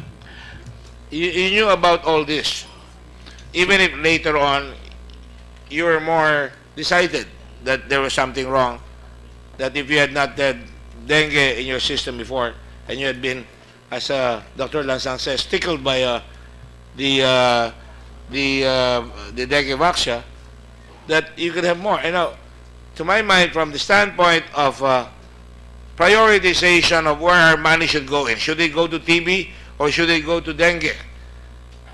In a very young science of dengue, maybe we should have gone to TB. But of course, your exhortations, you know, it's all of us are hot that you have a dengue solution. So, in retrospect, there was a bit of a severe error here. That 3.9 billion pesos of the people's money were spent on something that is not totally efficient. Just to... I'm asking... I'm sorry. Thank you, Mr. Chairman. I'd like to answer this question by... trying to help you defend yourself, okay? I'm here to say the truth, Mr. Chairman. So, I'd like to say a few points. I've heard this morning a few things that I'd like to correct. I've heard experimental I- drug. I'm asking a question now. Don't go to the defense later on because things are going to be wild and furious here. We are here on point, so answer that point. So could you repeat the question, Your Honor? So if it's in terms of prioritization of government, we, Sanofi Pasteur, are the manufacturer and the developer of a vaccine. What the scientists here are saying that the dengue vaccine was not effective for all strains. That if you hit the wrong strain, you just spent your money for nothing. This information was communicated as part of the clinical trial assessment, which was communicated to everybody, published in the Lancet or in the New England Journal of Medicine. The results of this trial were shared with everybody, and actually these efficacy results were completely disclosed as any scientific information at any time in the process, Your Honor.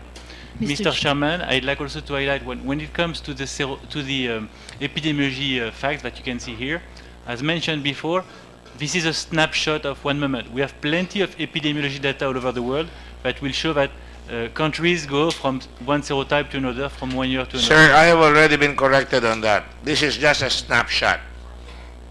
All right, I agree with you. This is just a snapshot. It's just to show how the system works. If something happens in the atmosphere, it might be effective for, and dengue 4 comes in, it will be effective here.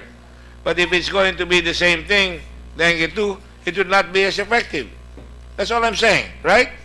I can see the scientists nodding their heads. So the efficacy was communicated per strain to everybody indeed. That is your defense. The efficacy was communicated, all right? Mr. Chairman. And as somebody here said, it's up to us. Was it you, Dr. Langsan? It's up to us if we bought it, right? And our objection was really on the safety side, not on the presentation of the efficacy at that time. Right. Your objection was based on the safety side, on caution side, right? Okay, that's all. I mean, I think we're understanding. Mr. Chairman. Yes. Senator Aquino had the question first. I just wanted to follow up on that question kay Dr. Obial. How many children have we vaccinated during your time, Secretary? Can I answer that, Yes, please. Your Honor? In terms of, at the time when I took over as Secretary of Health, July 1, 2016, I immediately released a memorandum to halt the administration of the vaccine to Region 3, 4A, and NCR 9-year-old school-based children. So on July 20, we gathered all the reports. The total number of children given the first dose in Region NCR 3 and 4A was 489,003. 489,003 children.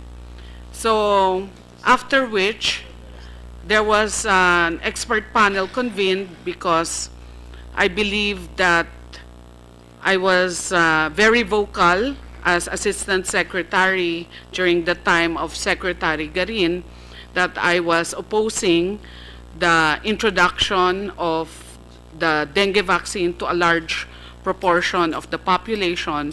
So I convened an expert panel so that they will provide the guidance on the next steps that the Department of Health will do in terms of this particular program implementation, and to also remove from the perception of those in DOH and the public that my biases with regards the implementation of the program will come in as I implement it as the Secretary of Health. So the expert panel on July 21 recommended that only those that were given the first dose will actually be given the second dose. And well, it was a budget hearing at that time. I'm really very sad to tell tell the group that I really wanted to stick with the decision of the first expert panel that only those that were given the first dose will actually continue to complete the 3 doses. And then after which, we will stop all immunization, look at the pilot implementation, look at the data, and then decide on how to move the program forward. But during the budget hearing, there was a lot of pressure from Congress to actually expand it to other parts of the country that have high burden for dengue. And in particular, that was Region 7. But having that pressure, I did not give in to the pressure provided by Congress. I told them that I cannot expand to other areas because that was the recommendation of the first expert panel, that to stick to those who were given the first dose because of long-term safety questions of this vaccine. But I was pushed, why can't you not have a second opinion? So we convened a second expert panel. And by that time that we convened the second expert panel, the WHO position paper was already out.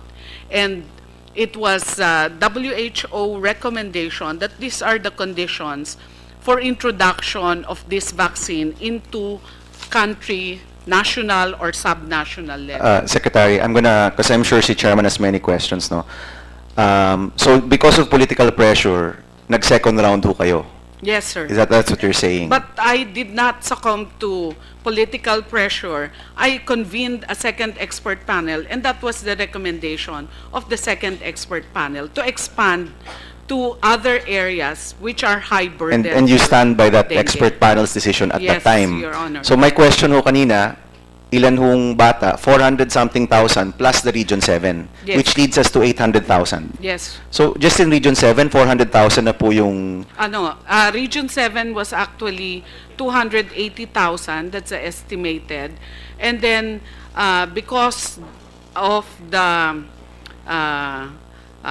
calculations that there will be extra vaccines that will not be used, we expanded in NCR in 4 cities of NCR: Manila, Caloocan, Quezon City, and... So the first 400,000, and then you came in, and you tried, hindi ho lahat yun nagpabakuna ulit, no? May Yes, dropout po that's yun, plus Region 7, plus 4 cities. 9 to 14 years old, Your Honor. Okay, si Chairman ho left, so I will just take one question kay Secretary Duque. Secretary Duque, what are we doing for all of these children? Naka-monitor po ba sila? Do we have a task force with DepEd, for example, to monitor the health of these children? Yes, Your Honor. Mr. Chairman, and just to add, and if parents have inquiries regarding their children, where do they go? Well, we've set up a couple of hotlines, 711-1001 and 711-1002. And we also have specific hotlines for the regions 3, 4A, NCR, and Cebu and its component cities. We're also increasing the number of access lines. No? In fact, pati cell phone lines, we're doing that based on our feedback. Because our people are quite busy on the ground doing what they need to do. But the first step, fundamental step, is really to get hold, which we already did as of yesterday, a completed, consolidated master list of all 800,000 vaccinees. But I have also made, I've also instructed the concerned office to also include or identify the private patients who had been vaccinated by their physicians. No? So that's one. Number two is we're doing a heightened surveillance, extensive surveillance scheme for monitoring of adverse events following immunization. So the immunization with dengue vaccine started, nagsimula po ito noong Abril 2016. So part of our immunization program, the surveillance is part of it, no? But now it's going to be heightened. Mr. Secretary, yung surveillance po, is that just DOH? Because I would suggest that we organize all organs of government. No? DepEd, I think, is very crucial in this effort. DOH, but DOHO does not have all the personnel, no? Maybe The DILG you're would be right. in a better position to monitor, no? Yes, sir. We're doing that. It's really a team effort of the DOH as the orchestrator of all of these activities on the ground, together with DepEd, DILG, and ano pa ba yung DepEd? DILG, of course, the local government units, no? Because yung mga catchment areas, we're doing now a mapping of where the schools are, where the students got vaccinated, and we will pair them with the rural health units that will be testing them with an RDT. RDT is a testing kit to show the acuteness of the infection, and therefore it's catching the antigen to the dengue virus, which the body develops. No? So we have the plan, and we're executing it, and then we're drafting guidelines for PhilHealth inclusion, exclusion criteria for adverse events following immunization. And this is equally important. We've instructed PhilHealth to make sure that all the private and public hospitals who will receive patients, no, or students showing mild to moderate or moderate to severe symptoms, no, to accept them, and that if the student has no PhilHealth, then he will be enrolled under their point of care enrollment scheme. And so let me just also inform you that for the mild cases of dengue, PhilHealth reimburses anywhere from 8 to 10,000 pesos. At para naman doon sa mga mabigat o malubhang klase ng dengue, ang nire-reimburse po dito maabot ng mga 16,000 pesos. Sapat na po ba yun para mabayaran po yung babayaran po sa ospital, 8 to 10,000? If you have severe dengue, is that enough? Dating po sa mga local healthcare providers, okay na rin ho to kasi meron din ho tayong policy na sinasabi natin no balance billing. Okay. So ngayon, ang problema lang ho, hindi naman ho nga kasi 100% ang enrollment. Ano? So anyway, nasabi ko na sa point of care policy, makukuha din ho sila. Tapos we're doing a scheme, we're developing a scheme for the laboratory confirmation of dengue cases na ipadadala din sa RITM para more definitive kung talaga bang nagkaroon ng prior infection. At of course, meron din tayong hospital referral system from the RHU to the district hospital, to the provincial hospital, and to the end referral national or DOH hospitals for more complicated cases of dengue. Ko na lang paki-advertise yung like you said Opo. this last time already. Yes, So yes, sir. we want you to advertise this We will do that, sir. because this is going to be several years of 5 years worry. po. ng 5 years. monitoring. Opo. So 5 taon magwo-worry mga magulang.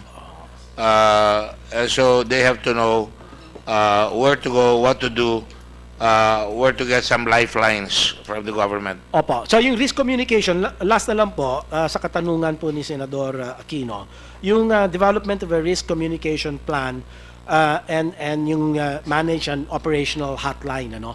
Kasi yung risk communication kailangan targeted yan sa mga magulang, sa mga guro, sa mga health workers, at sa mga doktor, mga nurses, etc.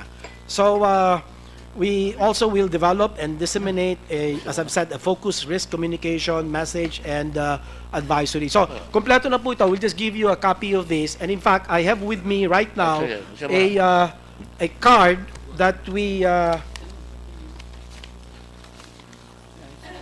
where the ito, sir. Ito. So ito po ay ibibigay natin sa mga 1,000,000 mga katao, 830,000 na mga estudyante. Although meron naman sila nito, yung nga lang, it's better to assume na nawala na nila. So we're gonna do this distribute this to each one of them, so we can monitor each one of them together with their parents or their teachers to help us observe for any adverse events, no, with regard to the conditions of the children post dengue vaccination. So bibigyan din namin sila ng bowler para lang, numbered po ito, para talagang makita natin, non-color coded. So ito po ang mga ipapababa na natin. Right now, this is being printed. I hope that by tomorrow kaya, mga 1 million of this will be distributed. We'll cascade this to the concerned regions, no? Ibigay niya ng bowler yung bata. Lalagyan na rin ho namin ng bowler para That's what we did in, actually, ang binigay namin dyan ng araw, yung parang pagka pinanganak yung bata, may dinidikit na gano'n. Para, yes. Yung, Maganda ho yun. wristband or something. Mr. Secretary, surely Sanofi can pay for part of these costs? Or all of these costs? For the next 5 years, yes. Surely. Hopefully. Yes, Mr. Chairman. I'll just get the resource person answer. You go ahead. Thank you, Your Honor. May I just point out that 5 years of surveillance may not be enough for these children. Because if you look at the experience of Cuba, they had a 1977 epidemic, and the antibody-dependent enhancement phenomenon was seen 4 years after and 20 years after. Wow. So we're again talking about shades of gray here. It's more prudent that these children who have been vaccinated be followed up for a long period of time. Alam niyo, napapasalamat ako dahil itong mga scientists natin napapakinggan dito, kaya we're giving you all the leeway. Because nakita niyo, hindi naman natin kailangan ibang kwan eh. Magagaling naman yung mga scientists natin, so dapat pakinggan. Yes, Dr. Licham, be very quick, please. And then Andy, and then I'll go to Senator Ontiveros. Mr. Chair, nung sinabi ko kasi may safety signal, okay na po yun. Pero nagulat po kami dun sa laki ng 3.5 billion pesos. Kasi laging na-heighten lang na napakalaki ng dengue, not to trivialize it. 200,000 cases, sir, a year, 600 deaths a year. Kumpara, sir, sa lifestyle diseases na 300,000 cases and 800 deaths per day. Ngayon, sir, You're talking about mga... ang tingin namin, sir, at that time, misplaced priority. Kasi the program cost, which is 3.5 billion for just 1 million kids in 3 regions, would represent only a mere 1% of the population. And scaling up this program, even for the lowest quintile of health, is simply not a viable option. Like in Singapore, kaya, sir, hiniwalay nila, sir, two reasons nila. The safety reasons, and it is not cost-effective. So, dun lang ho, sir, granting for the sake of argument na sinabi nila na may safety problem, I think, sorry po dapat po yung Department of Health tiningnan kung yung bang gagastusin na 3.5 billion, napakalaki ho ba siya para gamitin ho dito. Samantalang yung buong vaccine line natin, 7 o 3 billion, pero bibili po kayo ng bakuna na 3.5 para sa isa lang bakuna. Yun lang ho yung umaandar sa isip namin noon. Kaya lang ho, nandun na po eh. So, hindi ho tayo na pakinggan po doon. That has been repeated already. Yes, see one of the resource persons. Dr. Francis Cruz po. VCC po ako, pero eksperto po ako. You're formerly with the Department of Health, right? Opo, eksperto po ako sa vaccination, tsaka public health po, tsaka governance. Yun ang trabaho mo nung araw. Opo. Una-una po, yung pong pagbigay ng bakuna, madami pong way na bibigay mo sa bata o sa publiko eh. One is tinatawag naming routine. Yung nagpupunta mga bata sa health center, alam ko every Wednesday. Okay? May isang ding way to immunize children. Ito yung tinatawag naming map-up operations. So, halimbawa may measles epidemic, pupunta ang DOH doon, magbabakuna ng sabay-sabay ng mga bata. Ikatatlo po itong pong mass vaccination. Kaya katulad po nung ginawa ni Secretary Flaber na tinatawag niyang Oplan-Alice disease. Ito pong mga National Immunization Day campaign, itong mga mass, may dahilan po yan, hindi diyang gusto niyong gawin. Kasi pwede niyo namang ibigay, kung ano ba, maganda po itong bakuna na to, routine po ito eh. No, halimbawa po, paano ba tayo kumakain sa araw-araw, hindi ba sa bahay lang? So, araw-araw, kumakain tayo, kung may masamang pagkain tayong nakuha, yung pamilya lang ang nagsasuffer. Ngayon, may feeding program, tapos may piyesta. Ito po, kini-question ko ang EPI, kasi galing po ako sa EPI eh. Bakit pinili nyo mass vaccination? Bakit hindi pwede routine yung tahimik na pupunta ang mga nanay, dadalin ang mga bata sa health center? Yun ang concern po din nila eh. Ang time na interaction ng doktor or nurse mas matagal dun sa pasyente. Mas importante po yan. Ang vaccination po, isang uri lang. May health promotion po yan eh. Meron po yung counseling. Pag mass vaccination ka, shorter ang time ang pag-interact mo sa nanay at sa bata, hindi po na-explain yung mga tama. Sinasabi niyo po, bakit mass vaccination? Meron po tayong regular na pumupunta ang mga magulang, dala yung mga anak sa rural health clinic. Okay. Nagkakaroon sila ng oras. Yes. Ang ginawa dito, sabay-sabay, wala nang oras. Wala naman pong dahilan. At ang kino-question niya ngayon, bakit napakabilis? Pupuntahan natin yan mamaya. Pwede po bang ganito po lang? Okay, sino ba pwedeng sumagot ng tanong ni Dr. Cruz, Mr. Chairman? Bakit? Tinanong siya, bakit nag-mass vaccination? Oh, bakit hindi pwede to routine? Who can answer that? Si Dr. Joyce, siya yung eksperto eh. Joyce, Dr. Joyce, dukusin. Good morning. Sir, let me explain with regards to the venue on the vaccination. Excuse me po, Nila, Frank. I just want to say this. There are several questions that I think we as a Senate should answer. Is this the priority for the money? Dahil lumalabas dito ang number one killer natin. Ano ba ang number one killer? Cardiovascular. Number two, Cancer. I have the chart here. Can you show it? Number two, strokes. Number three, malignant neoplasms, cancer. Number four, pneumonia. May vaccine dyan sa pneumonia.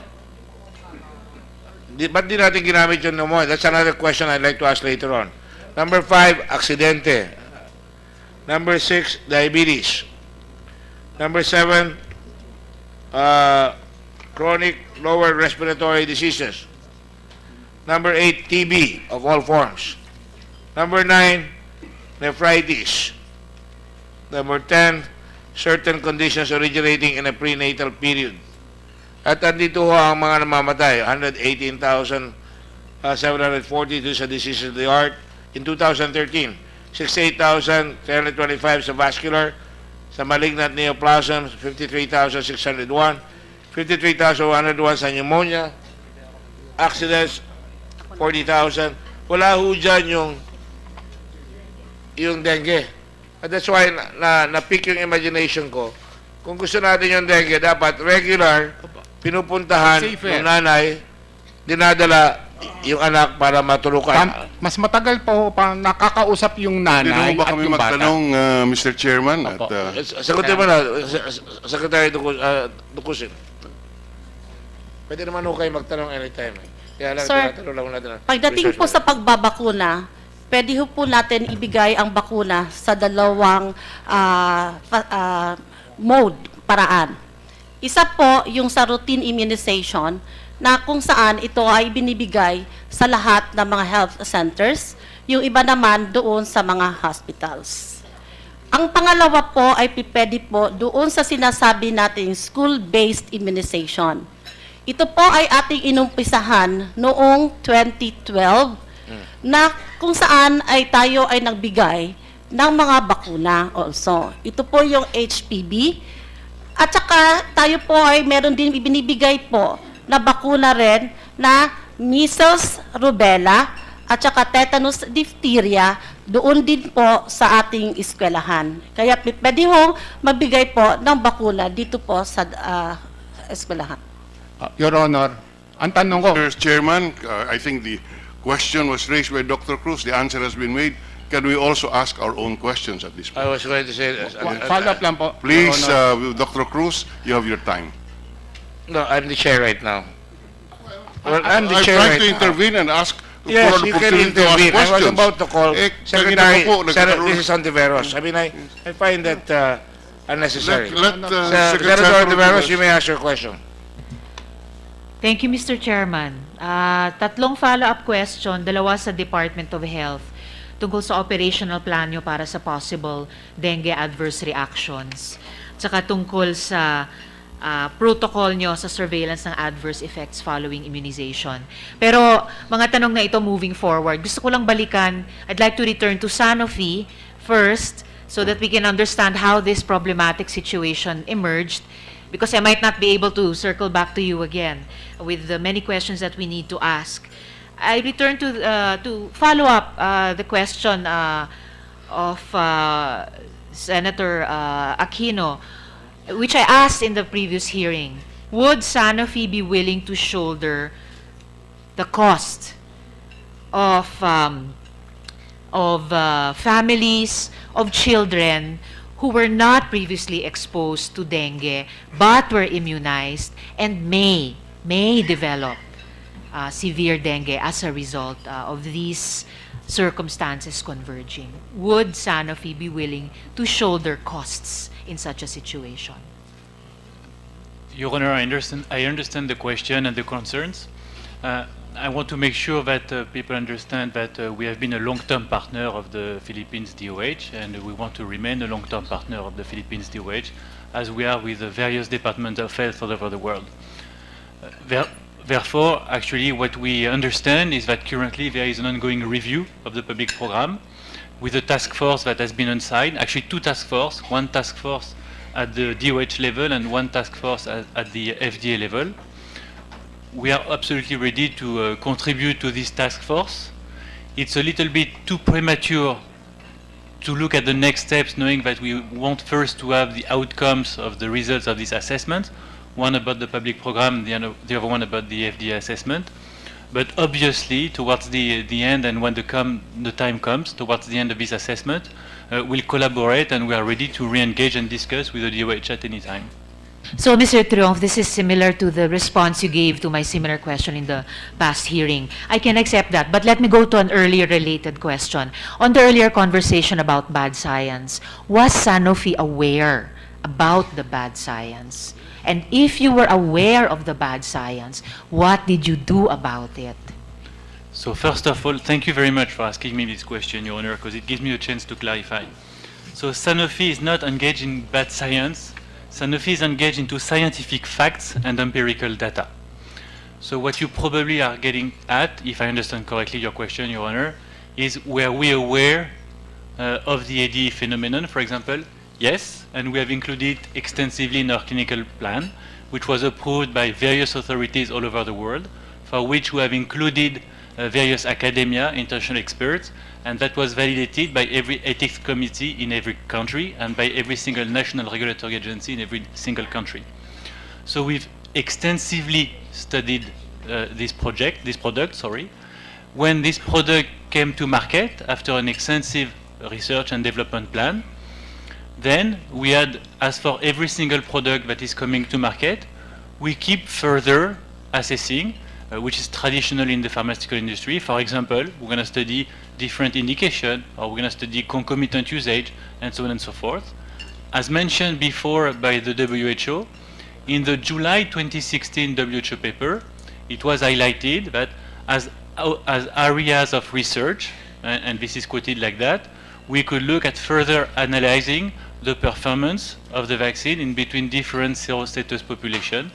This is exactly what we have done immediately.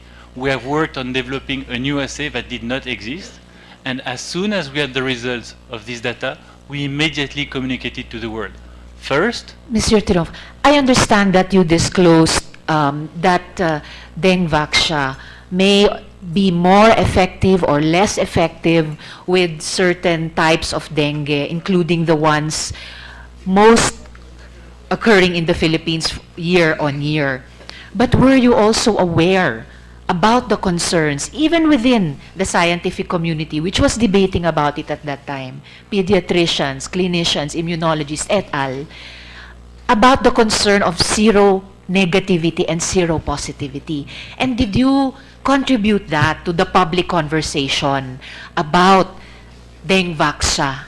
We shared every single data, including, for example, to get to your point, including the difference in performance. For example, we had a difference in efficacy at the time between seronegative and seropositive, and this was indeed published data and communicated to everybody.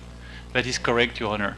We also communicated transparently on the efficacy, on the safety profile, and as I mentioned before, even as late as March 2017, so at the end of the first quarter of this year, we still had in the seronegative population that was above 9 years of age and assessed by the PRNT assay, we still had a good safety profile. So indeed, we communicate at every single step of the way. And of course, you understand that science is an evolving topic. We went into further looking at the data. We specifically developed an assay in order to look at this. And when we got the results, we immediately communicated, because it's part of our ethics standard, our compliance standard, and we owe it to everybody to make sure that we communicate the latest science, Your Honor.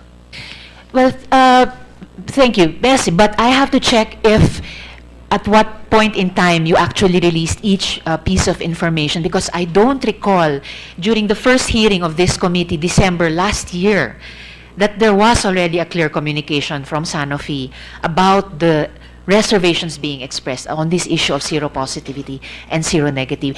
As you know, it's the timely sharing of information about the evolving science that will enable our government and our health service providers to work in partnership with the parents to make the best decisions for our children.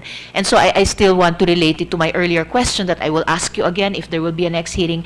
Since you knew about these concerns and you say that you communicated them timely, early, then it still leaves the question, should Sanofi, as part of its responsibility, not assist the parents or even government in taking care of the health concerns or health needs of children who may develop severe dengue as a result of having been unnecessarily immunized? But I'll leave it at that for now with Sanofi. And Mr. Chair, I'll just return to my two follow-up questions to the DOH. Secretary, tungkol po dun sa DOH operational plan for possible dengue adverse reactions. Kanina po, sinasalaysay ninyo yung pagsisimula nyo ng database ng lahat ng nakatanggap ng vaccine, yung tracing na ginagawa, kinokondukta para i-check itong mga bata. Paano po yung ibang mga recipients, yung mga PNP personnel po natin? And reportedly, some children below the age of 9. And lastly po, Secretary, on this particular follow-up question, sa estimate po ninyo, ilan po dun sa mga nakatanggap ng vaccine ay maaring maging prone na mag-contract ng severe dengue? Meron na po kayong sinapubliko ng mga 70,000 dun sa unang batch ng 700,000 sa Regions 3, NCR, Region 4A. Pero paano po dun sa 100, yung mga second batch na binakunahan sa Cebu just this year? Mga ilan po lahat-lahat ang posibleng magkaroon ng tinatawag na severe dengue? Na tingin ko rin, Mr. Chairman, kailangang klaruhin. Ano bang ibig sabihin ng severe dengue?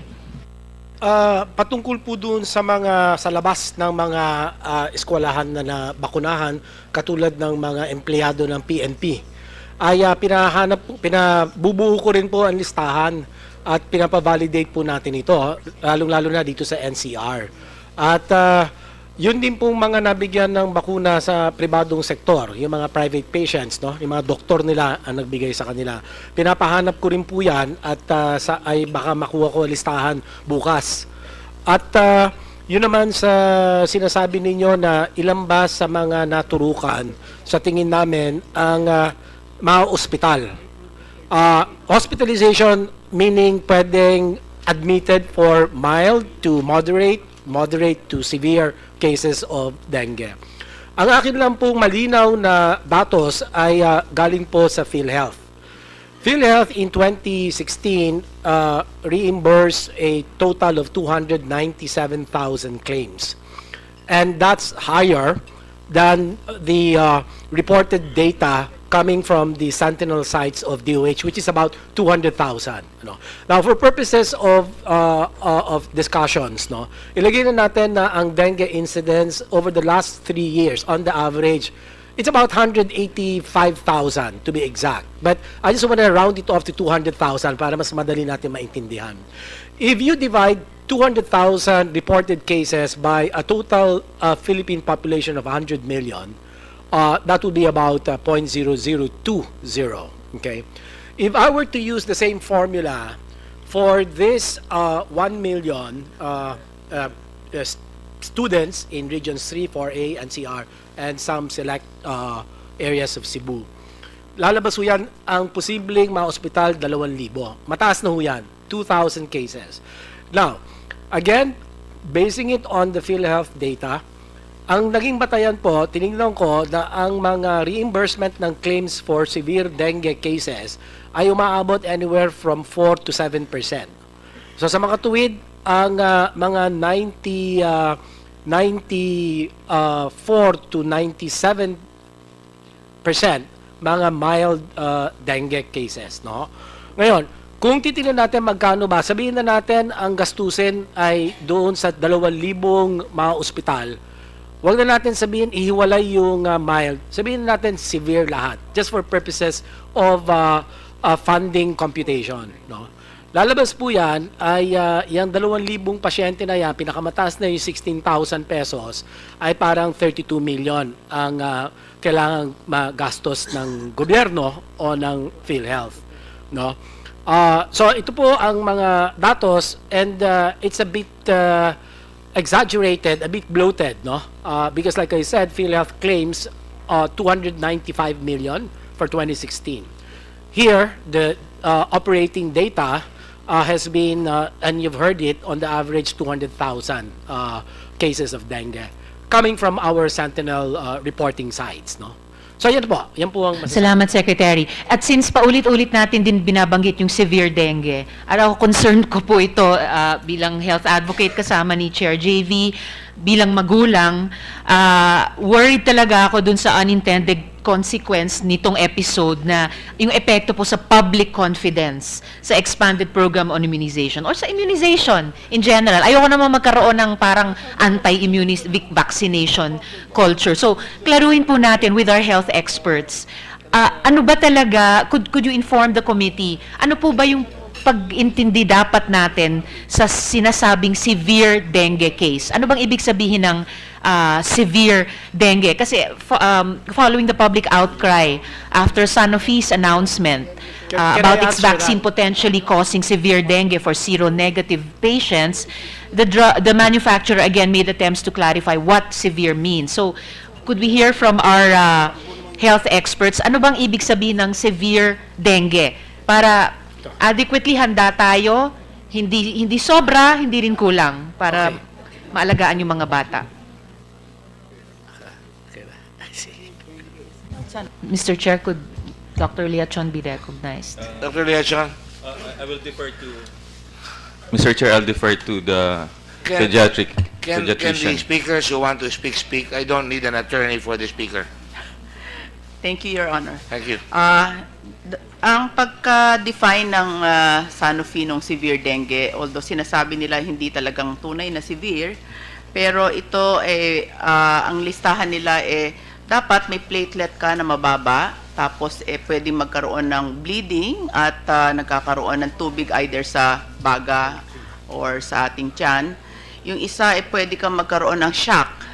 Ang isa pwede kang magkaroon ng pagdudugo na kakailanganin ng transfusion, pwedeng mamaga din ang ating kidneys, ang atay, ang ating pwedeng magkakonvulsyon, So lahat na yon, kahit isa doon ay mangyari sa kanila, usually kailangan nito na-confirm yung dengue at na-hospital sila, kinoconsider naming severe dengue as defined by the Sanofi clinical trial. May iba-ibang definitions, no? Pero ang pinaka ano niyan, basta na hospital tayo, ibig sabihin hindi maganda ang ating pakiramdam at kailangan nating tingnan ng mas maigi sa isang hospital. So yun yung kukonsider nating severe dengue.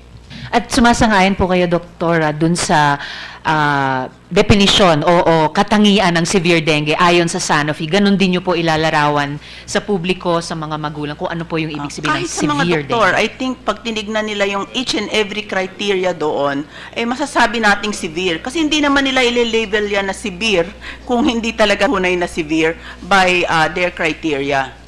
And Mr. Triumph, do you confirm what Dr. Dance has told this committee, that per Sanofi's enumeration, the signs of severe dengue are low platelet count, bleeding,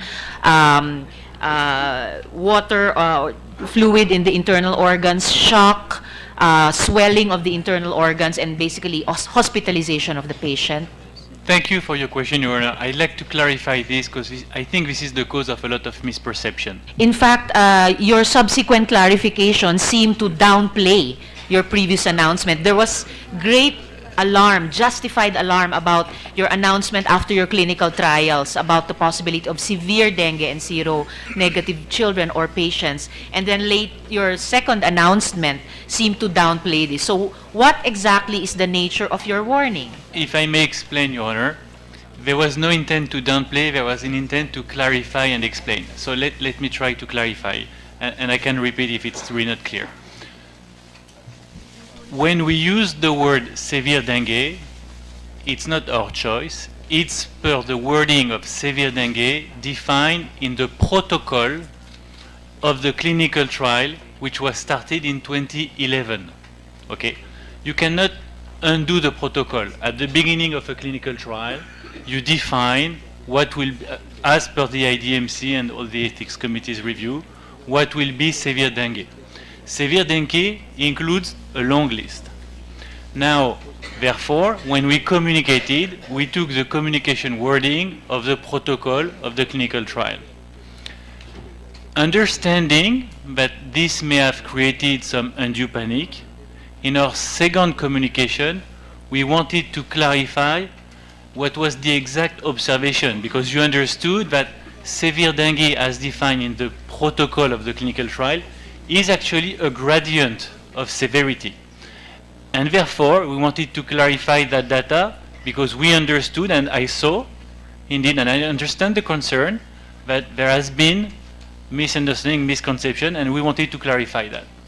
So to clarify that point, we looked at the data, and very precisely, if you take the WHO 1997 classification, you can classify these so-called severe dengue cases in 4 different grades of severity. Grade 1, Grade 2, Grade 3, Grade 4. And I want to be extremely clear and extremely explicit in this audience that within the 9 years and above population in the clinical trials, in the seronegative that we are talking about here, as well as in the seropositive, by the way, in the seronegative population, we have seen no increase of dengue 3 or dengue 4, dengue grade 3. So in other words, the most severe cases has not been observed. No. We have only observed grade 1 and grade 2, and that was the purpose of the clarification, to say that we have to communicate that there is an increased risk. And that's what we did immediately as soon as we have seen it. In order to communicate it, we have taken the words as they were measured from the protocol of the clinical trial. Now, understanding that this is maybe too broad of a definition, we wanted to further clarify, and that's why I expressed yesterday into the lower house that there is no reason for public panic, because what we have observed is grade 1 and grade 2, which are a couple of days of fever, which include gum or nose bleeding, and low platelet count. We have seen no shock. We have seen no grade 3, no grade 4. Thank you for giving me the opportunity to clarify, Your Honor. Well, Mr. Triumph, what you described as even if grade 1 and grade 2 of severe dengue doesn't, 3 of my children have had dengue, and one of them twice. And what you described doesn't sound like severe. It sounds like mild. But Filipino understand, parents Lord. are concerned, especially after reading your announcements about severe dengue. Because, as you know, we have suffered dengue deaths here in the country. So I will, in future hearings, if there will be, I'll still return to the issue of, bad science. If you were alarmed enough to warn the public in your first announcement, but then you felt the need to clarify or to clarify in a second announcement, then as an outsider to your company, it would seem like you were not absolutely sure about what to communicate and how to communicate it to the public at those different points in time. So I will still return to that issue about bad science at particular points in time. Your Honor, if I may respectfully ask to clarify, we were not alarmed. It was a submission of findings in order to do a label update. We were not alarmed. Just to May I clarify. interject at this point? With all your permission. I will direct this question to President Aquino.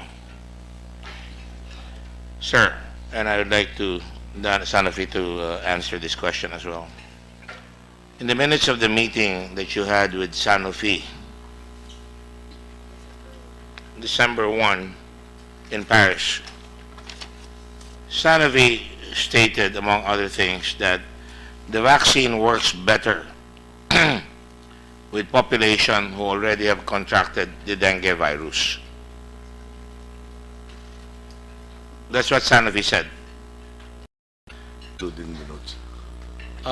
Ito po ay report on the call of Sanofi pastoral officials on His Excellency President Benigno Aquino III, 11 o'clock to 11:40 a.m., December 1, 2015, at Hotel Scribe Salle Lumide, Paris, France.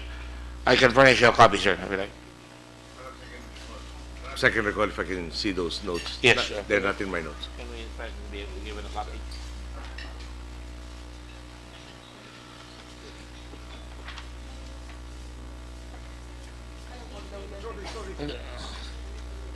Ito na lang.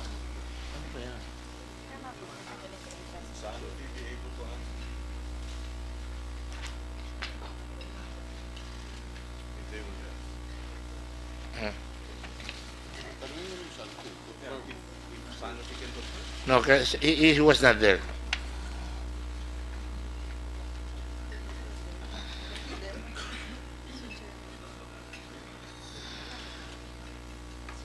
Mr. Chairman, just beg your indulgence. Oh, I'm sorry. That particular day, we had 7 meetings before departing for Rome, if I remember correctly. So I don't remember every detail of every meeting sure. that we had. I'll give you a wide swath, Your Honor. Just for the records, Mr. Thomas Triumph was there as well. Yeah.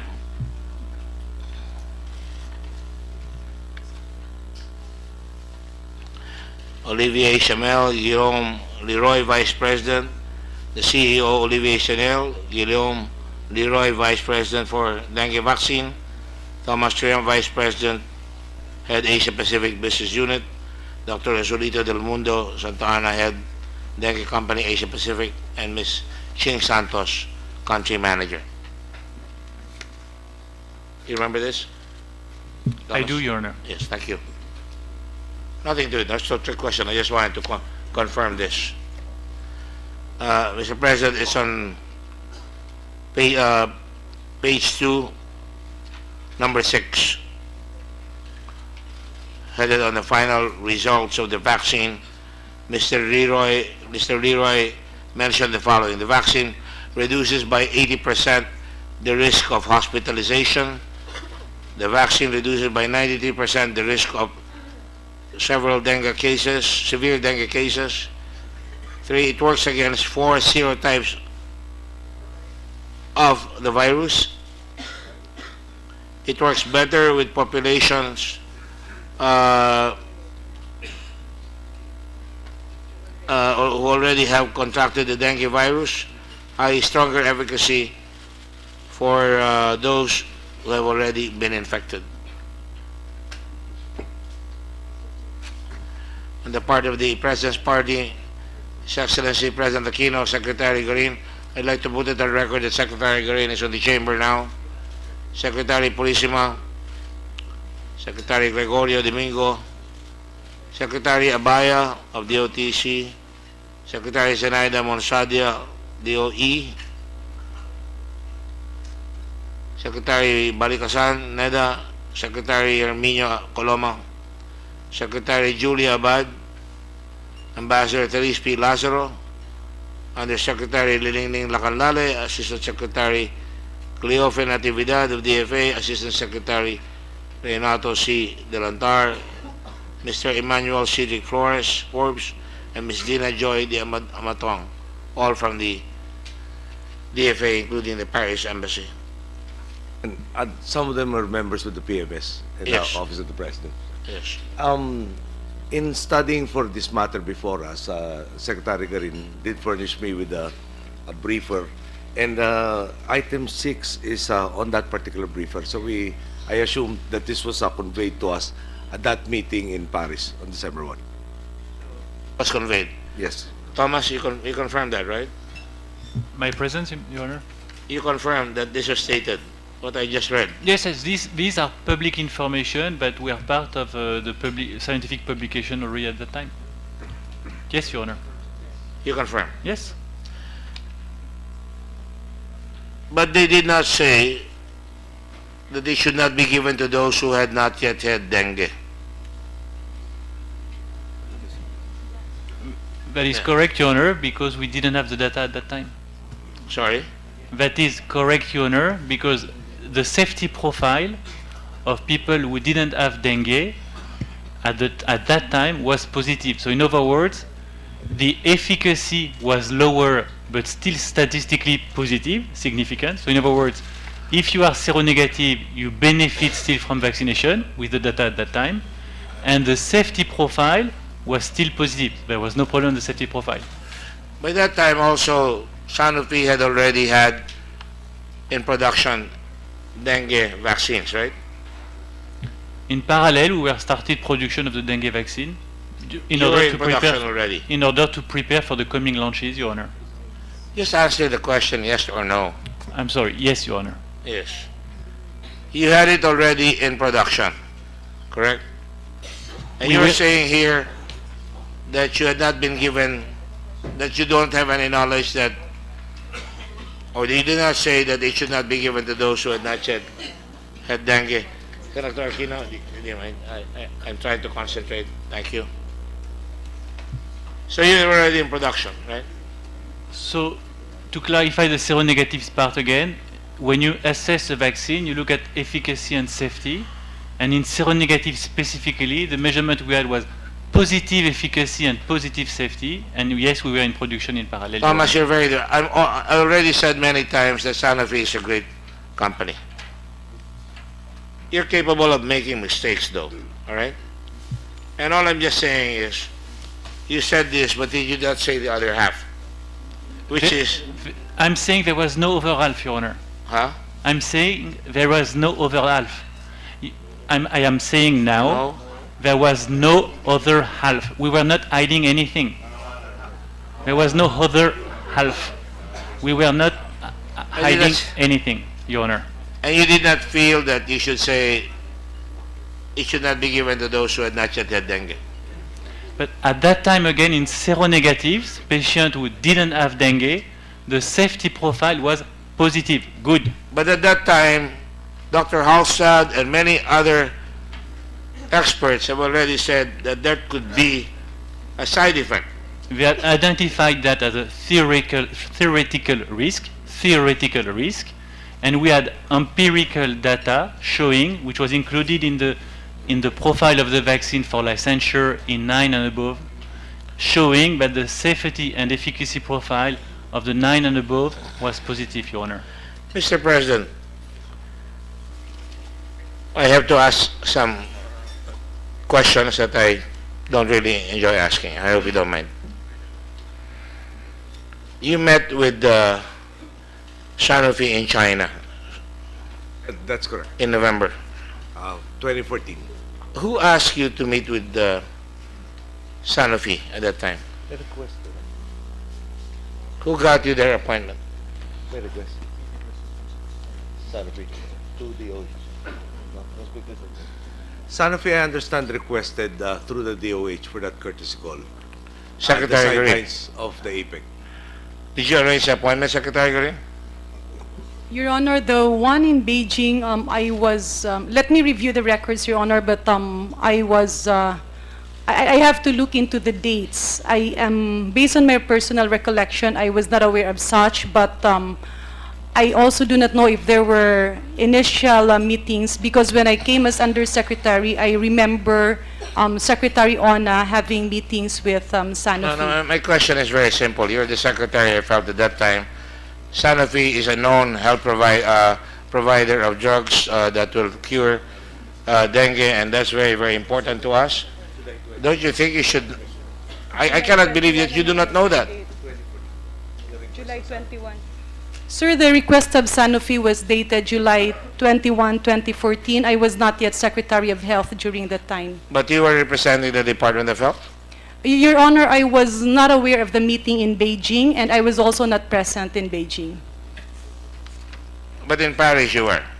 Yes, Your Honor. So- Your Honor, if I may, when I was Undersecretary, I remember there were two meetings that we were requested by Secretary Ona to attend and hear out updates on the dengue vaccine, because as he has mentioned to us, the department intends to roll it out in the public by July of 2015.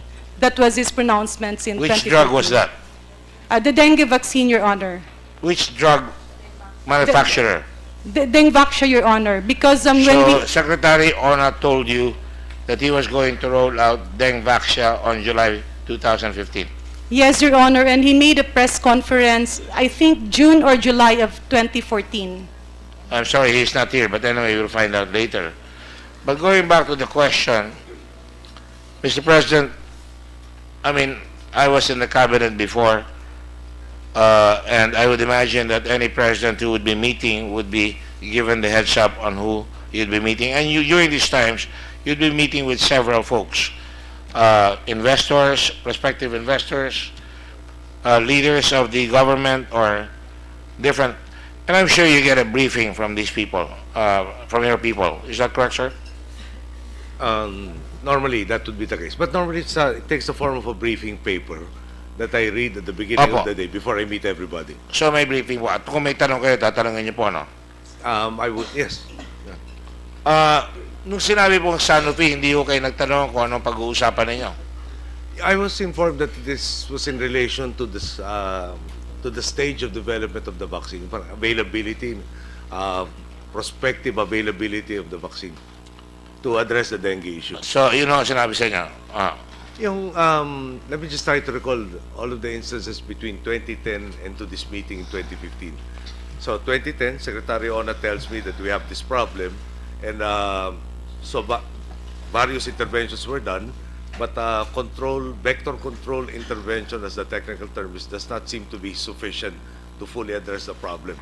He informed me that Sanofi, and there is another company, we're having difficulty finding the name, was also developing another vaccine, but was, bakit? Anyway, there was another company, but it was behind Sanofi in terms of stage of development. So, every follow-up was where are we already in terms of being able to use this vaccine throughout the time that he served as Secretary of Health from 2010 to 2014.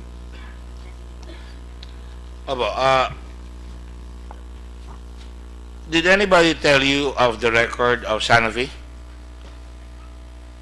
It's a big company, multi-billion, multi-trillion, perhaps trillion, I don't know, but certainly it's multi-billion dollar or multi-million euro company. I'm sure we're all aware of that, right? Well, I've heard of the company. Of course, Dr. Pasteur, I assume, would have been the inspiration for this particular branch. Yes, And we Dr. studied Pasteur, young rabies, guys. right? Though am I very knowledgeable about Sanofi Pasteur?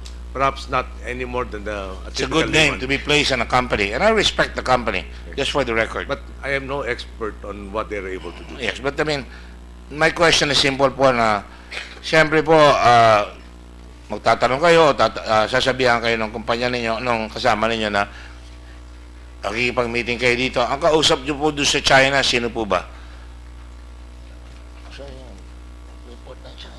We just try to pull out the list.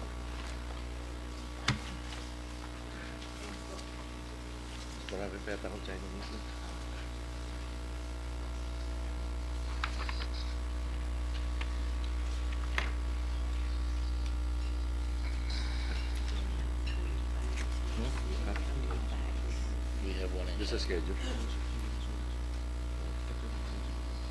Can we provide that at a later time to recover the data? We have basically the schedule Of course, of the sir, day. of course. Mr. President, the data I read that in the United States on October 2017 on a drug called Menactra, Sanofi was fined 61,500,000. Of course, this is already 2017. I will go before that.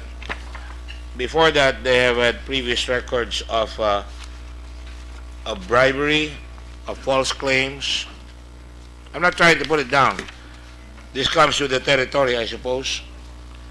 In 2009, 2007, China accused them of bribery. 2013, an anonymous whistleblower told that Sanofi staff paid around 179,000 pounds or $227,000. And then, were you aware of that, sir? No, I'm not. And on May 2009, in the United States, false claims on Aventis Pharmaceutical Incorporated, a wholly owned subsidiary of Sanofi Aventis, violated the False Claims Act by misrepresenting drug prices in order to reduce its Medicaid drug rebate under the Medicaid drug rebate statute. Aventis was required to report to Medicaid the lowest or best price that it is charged. They were fined $95.5 million. You're not aware of that, sir? No, I'm not. And nobody made you aware of that. In the Middle East, sir, and East African countries from 2007 to 2012, Sanofi bribed the doctors in Eastern African and Middle Eastern countries to persuade them to prescribe its drugs. The alleged bribes involved gifts and other perks. You're not made aware of that as well? None of this. Yes, thank you.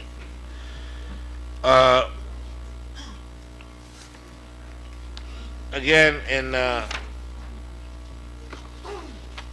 2012, December, Hyalgan, a knee injection.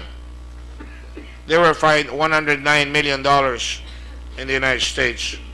Sanofi US violated the False Claims Act by giving physicians free units of Hyalgan in violation of the anti-kickback statute to induce them to purchase and prescribe the product.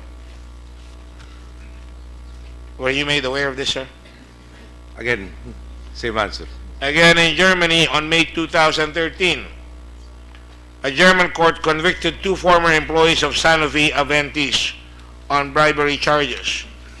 An investigation of the former Sanofi found them to have made illicit payments to a consultancy advising one of the drug maker's clients between 2007 and 2010 to win more orders from the client, a pharmaceutical dealer. And they were fined $39 million or 28 million euro in Germany. Were you made aware of that, sir? Same answer, Mr. Chairman. Thank you. And in France in 2014, their own native country, on a drug named Plavix, the French Competition Authority fined Sanofi for discouraging the use of generic competition to its blood thinner Plavix by telling doctors that other generic versions would harm their patients. And they were fined $52.8 million. Were you made aware of this, sir? No, sir. In Kenya, on 2014, Sanofi employees made improper payments to doctors in Kenya by handing out perks encouraging doctors to prescribe Sanofi drugs. Sanofi paid for influential medical professionals to attend conferences, many of which were abroad, and gave them cash and gifts at its own events to win business. Again, you were not made aware of this, sir. That's correct, Your Honor. Thank you.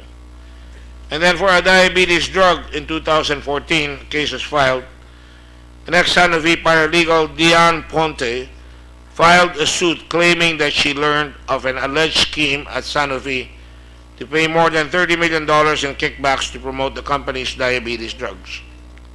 She alleges Sanofi's scheme involved inducing customers to prescribe their drugs and or switch from selling similar drugs made by other companies to selling Sanofi medications.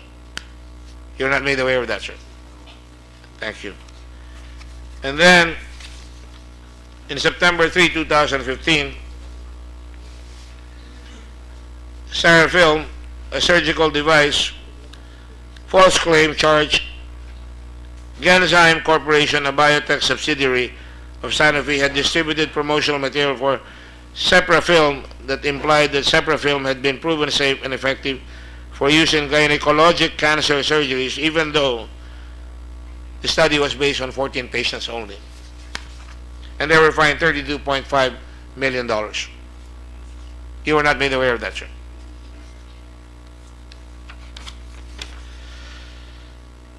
And in France, although this is already November 2016, April 2017 in the United States and the US, October 2017, just for the record, November 2016, Depakine, a brand name for valproate, which is also used to treat bipolar disorder. More than 14,000 women were affected, and it could have affected more than 50,000 people. According to France's national agency, it created birth defects, stillbirths. And between 2,150 and 4,150 children suffered severe malformations linked to the drug. Company had so far made no financial provisions. The French Parliament made or created a nationwide compensation fund and amended the law and created a budget to set aside an initial 10 million euros, $10.7 million for claims relating to Dapikine. Another $19.8 million in the U.S. for drugs for veterans, again on a false claim. Another $61.5 million, Menactra, antitrust, Sanofi Pasteur, excuse me.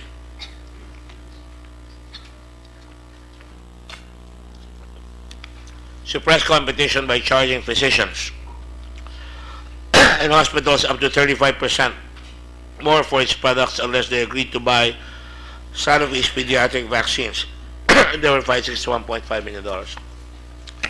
I just want to point out, sir, without casting aspersion on your character, that when you meet with drug companies like these, and I'm sure Sanofi is not the only culprit, it's been happening, and that's why they have the Lockheed Act in the United States that punishes U.S. companies abroad for engaging in unethical conduct, such as bribery and other things. I would imagine that, no fault of your own, you were not briefed on your first meeting in China in APEC. Sir? On the allegations or charges against Sanofi, both for the China meeting nor even the Paris meeting was I informed of any of this. Yes, sir. That's And we correct. also have the list of the name of the person we met in China, if you would like that information now, Mr. Chairman. Yes, we have that. That's it. Sanofi Senior Vice President in Asia, Jean-Luc Lewinsky, on November 9. Excuse me, sir. May I ask the media to please just tone your conversation down? We're trying very hard to listen. Go ahead, sir. I'm sorry. Again, Senior Vice President for Sanofi in Asia, Jean-Luc Lewinsky. We met at the social hall of the Philippine Embassy in Beijing, accompanied by Secretaries Ona, Lacerda, and Domingo. This Yes, was sir. posted on the official gazette also. Yes, sir. Presidents are always accompanied by the embassy and by members of the cabinet.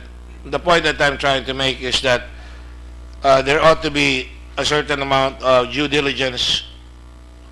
In fact, I would have you know that I was approached by Sanofi, a friend of mine, a mutual friend, I'm sure you know him, I will not mention his name here, if Sanofi could meet me, and I said, I'm sorry, I am not going to meet with them right now. It is unadvisable for me, and it is not timely to do so. Knowing what I've read. And at the same time, when I made the privilege speech, some of my colleagues will recall that the French ambassador just happened to give a call. We did not discuss Sanofi, but I did tell him that I was about to make a privilege speech on Sanofi that day, just for transparency purposes. I'm not saying that I'm total angel, but I'm just saying that with all these signs, I would imagine that the government or Secretary Garin ought to have been more careful and circumspect in dealing with Sanofi, considering that they're very, very high-pressure salesmen. Now, let me just go on to that date of 2015 in December. That was followed by a meeting, and I'm sure, sir, you're aware, because cabinet officials will ask permission from the President, magpapaalam po yan, bago pumunta abroad. Totoo po ba yan? Normally that is the case, but eventually I delegated granting travel authorities to the Executive Secretary. To Secretary Ochoa. Ochoa, yes. And you recall that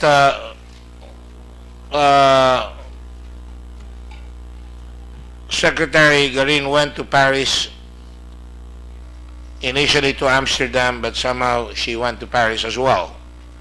And she met with Sanofi.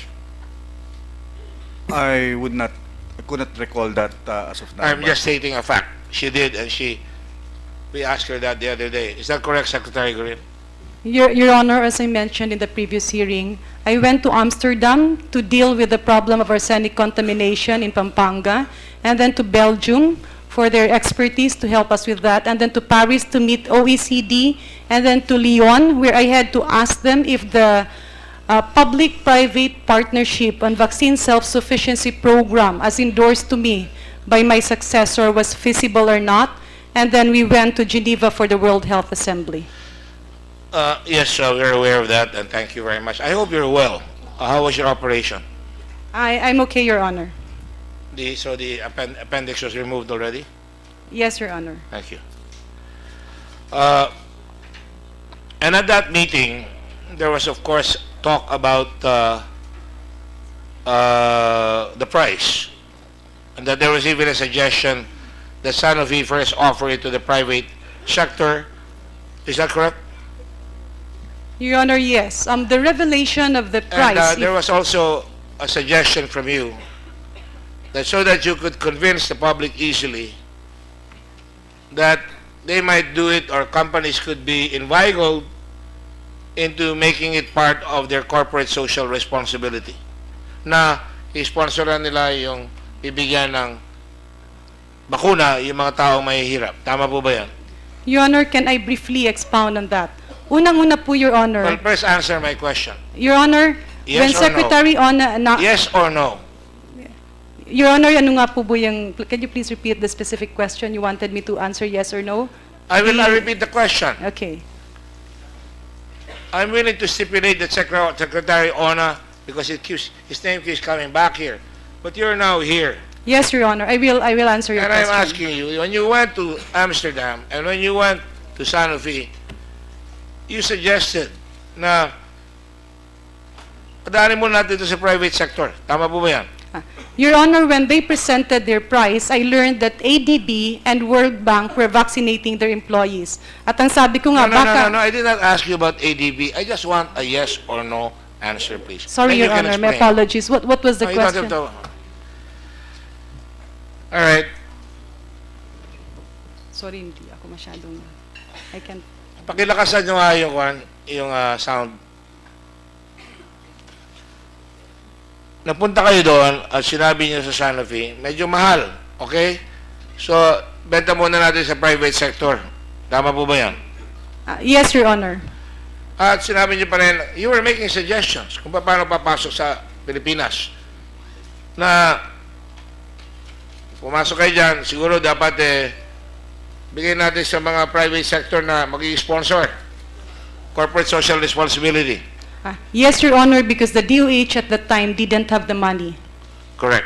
That's right. We're aware of that. But it was identified as So a you need. really wanted that drug to be brought here. And I don't blame you. Dengue is a miracle drug. Dengue vaxia is a miracle drug.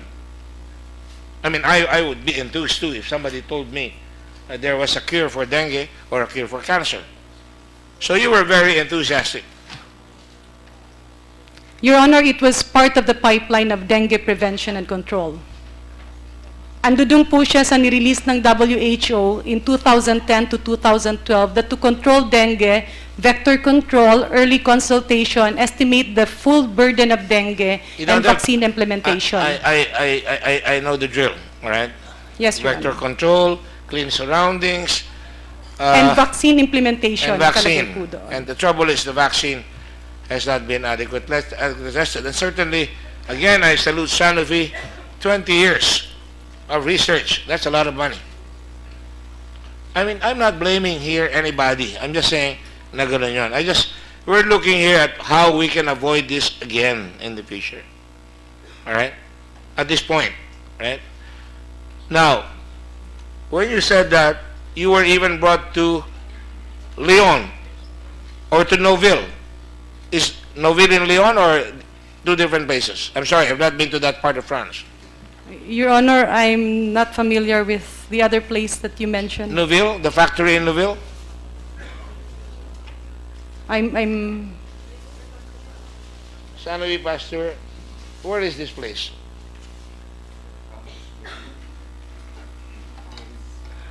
Ang pinuntahan po kasi namin, Your Honor, is medyo probinsya na konti po yung tao. This one. Ito po ang pabrikang ito. Sa Noville.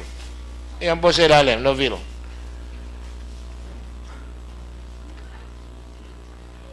The place we went to, Your Honor, was karamihan po siya lupa lang, and then in the center was No, you were telling us that they showed you this big company and you were even saying na dadalhin yung kumpanya rito. And then yes, you Your went Honor, but and it then was you went into a statement na sira yung kumpanya rito ng yung vaccine for TV na gawaan dito. Gusto niyong pagawa sa Sanofi. Hindi po ba tinalabi niyo yung nakaraan? Yes, Your Honor. Okay, kaya nga alam na alam ko po yung sinabi niyo, kaya nagre-research Yan po po, kami. Your Honor, yan po yung pinakita sa amin. And then the water supply, the extensive land around, but I'm really sorry, Your Honor, but I'm not familiar with The location. All right. But anyway, you were shown the company. It was a big company, right? Big. Sabi mo pa nga, nasa Yes, Your Honor. bundok. Rolling, kamong ganon. Nasa bundok, rolling. Yes, Your Honor, it's a big Ah. company. Natatandaan ko po lahat yung sinabi nyo. Because, ang laki, kanyang ganon eh. So, inimbitan nyo pa na gawin yung makina ng vaccine dito at sabi nyo, madumi ang tubig sa Metro Manila, hindi pwede rito. Dapat sa labas. Mahal naman yan. Do you remember that? Yes, Your Honor. Okay, good. So, having said that, at that time, that was 2015, May. And when we look at the timeline, can I have the timeline, please? Where is it? This one? We have a timeline here, and I'll tell you, we worked until 3:30 last night. Now, this is not the timeline. This is the, yeah.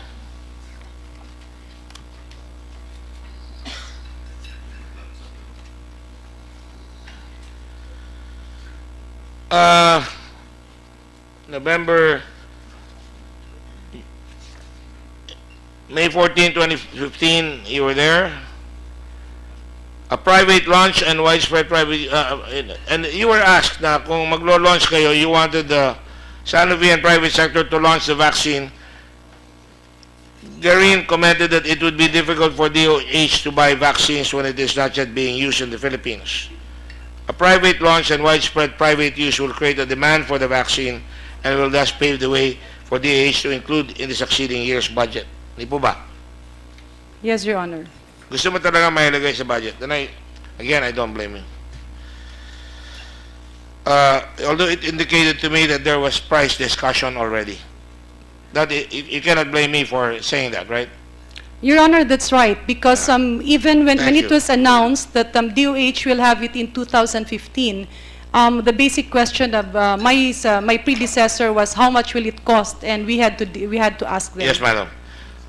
You went on May 15, the following day, to Noville, and the facility was a big investment, sabi ng one, on the part of the company, as it did not follow the normal model for the launch of a vaccine.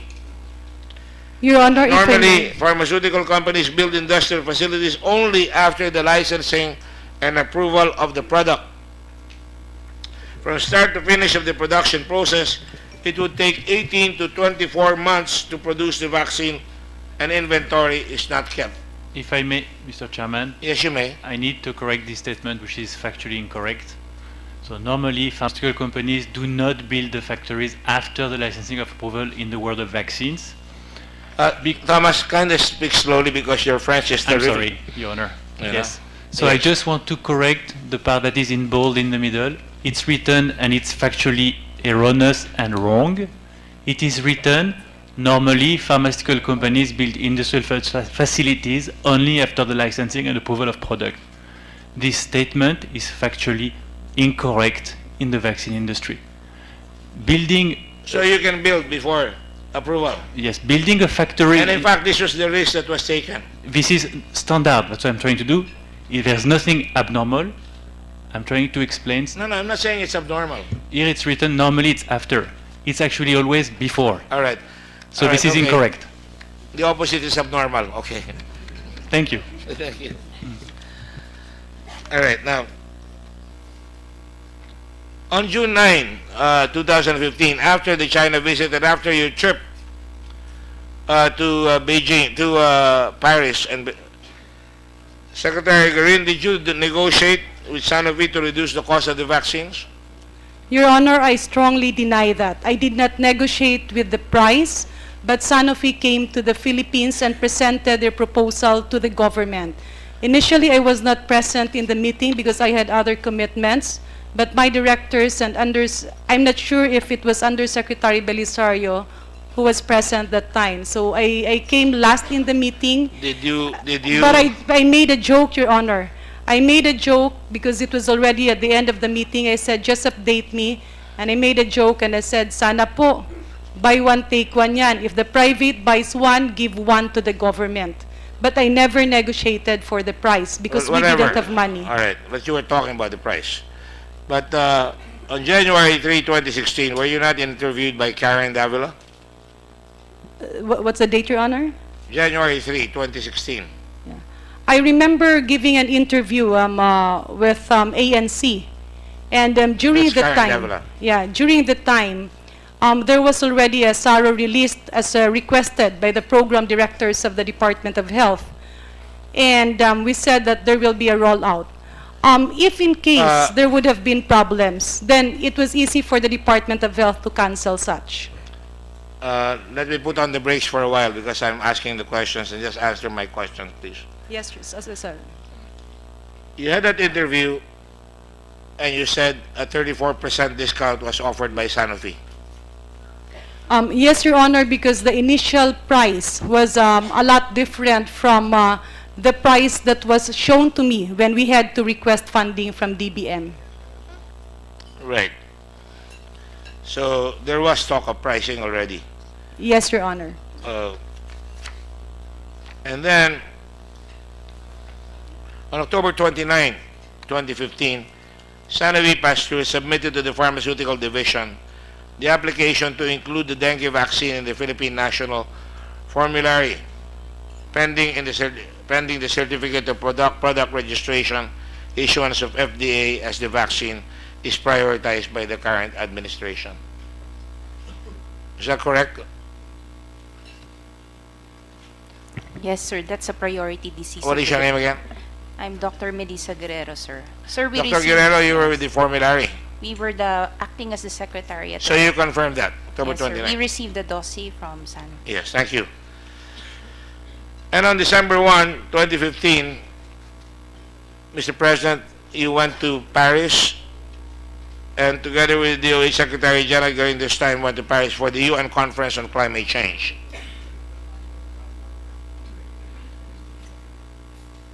If you do not stop talking there, I will throw you out of this office, of this chamber.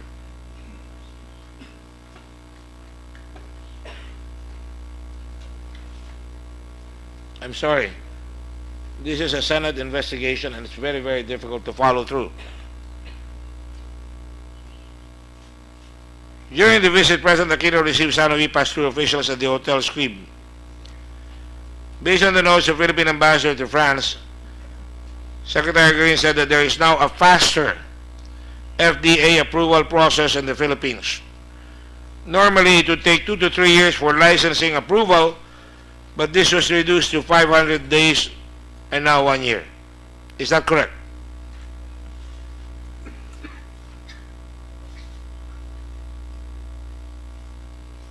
Sabi niyo sa kanila, ngayon mabilis na. Hindi na 2 hanggang 3 taon ang approval process.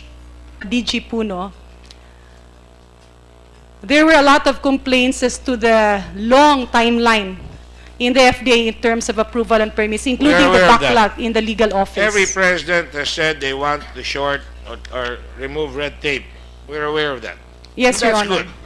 And But on the matter of medicine, I don't know kung mabibilisan yan, pero I mean, if you must make haste, according to Napoleon Bonaparte, you must make haste slowly. Your Honor, so this includes a longer processing time, not unlike the new drug applications or yung mga usual na gamot like paracetamol, no, na matagal na hong proven sa market, more than Ito 20 years tatagal. na. 1 Ito po, year? tatagal ho ito 2 mga years? 2 years, 3 years, ganun po. Tatagal yan. Opo. So why would you say that, ma'am? Your Honor, can we request Director Lulu Santiago to answer? Because she was the FDA director during that time. No, And but if, I'm asking you because this statement is attributed to you. that's why, Your Honor, unang-una po, pahingi po ng minutes ng DFA. Bibigyan kayo ng kotse And po. yung sinasabi po ni Ma'am Sharade Puno na ganun po katagal, iba naman po kasi ang sinasabi ng FDA sa akin nung panahon namin because the licensing involved not only Philippines but 11 countries. Okay, while we're waiting for that, I don't want to... And it was, I believe, an innovation not only in the Philippines but all over the world for a rolling submission. Kasi hindi naman po buo yung pag-submit ng papeles, so ini-evaluate na on a piecemeal process.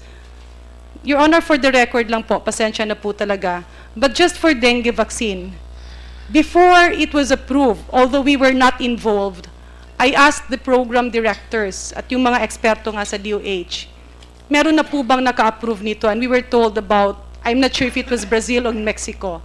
Why do we rely so much on Brazil and Mexico? Because their FDA, unlike the FDA in the Philippines, are WHO accredited regulatory agencies. Hindi po sila paper review like what we do. Ma'am, with all due respect, I would like to go on asking the questions because we all know all about that already. But I will just say this, no? On the final result of the vaccine, Mr. Leroy mentioned, among others, that it works better with populations who have already contracted. I asked about that. And of course, there was a statement, Mr. President, it's not mine, it was attributed to you. I just quoted it. I'm not lifting it out of context. And I'm just asking, I'm sure, if I were President, I would be excited kung talaga may darating na vaccine. Ano po? Yun ang sinabi dito, you were excited about the dengue vaccine.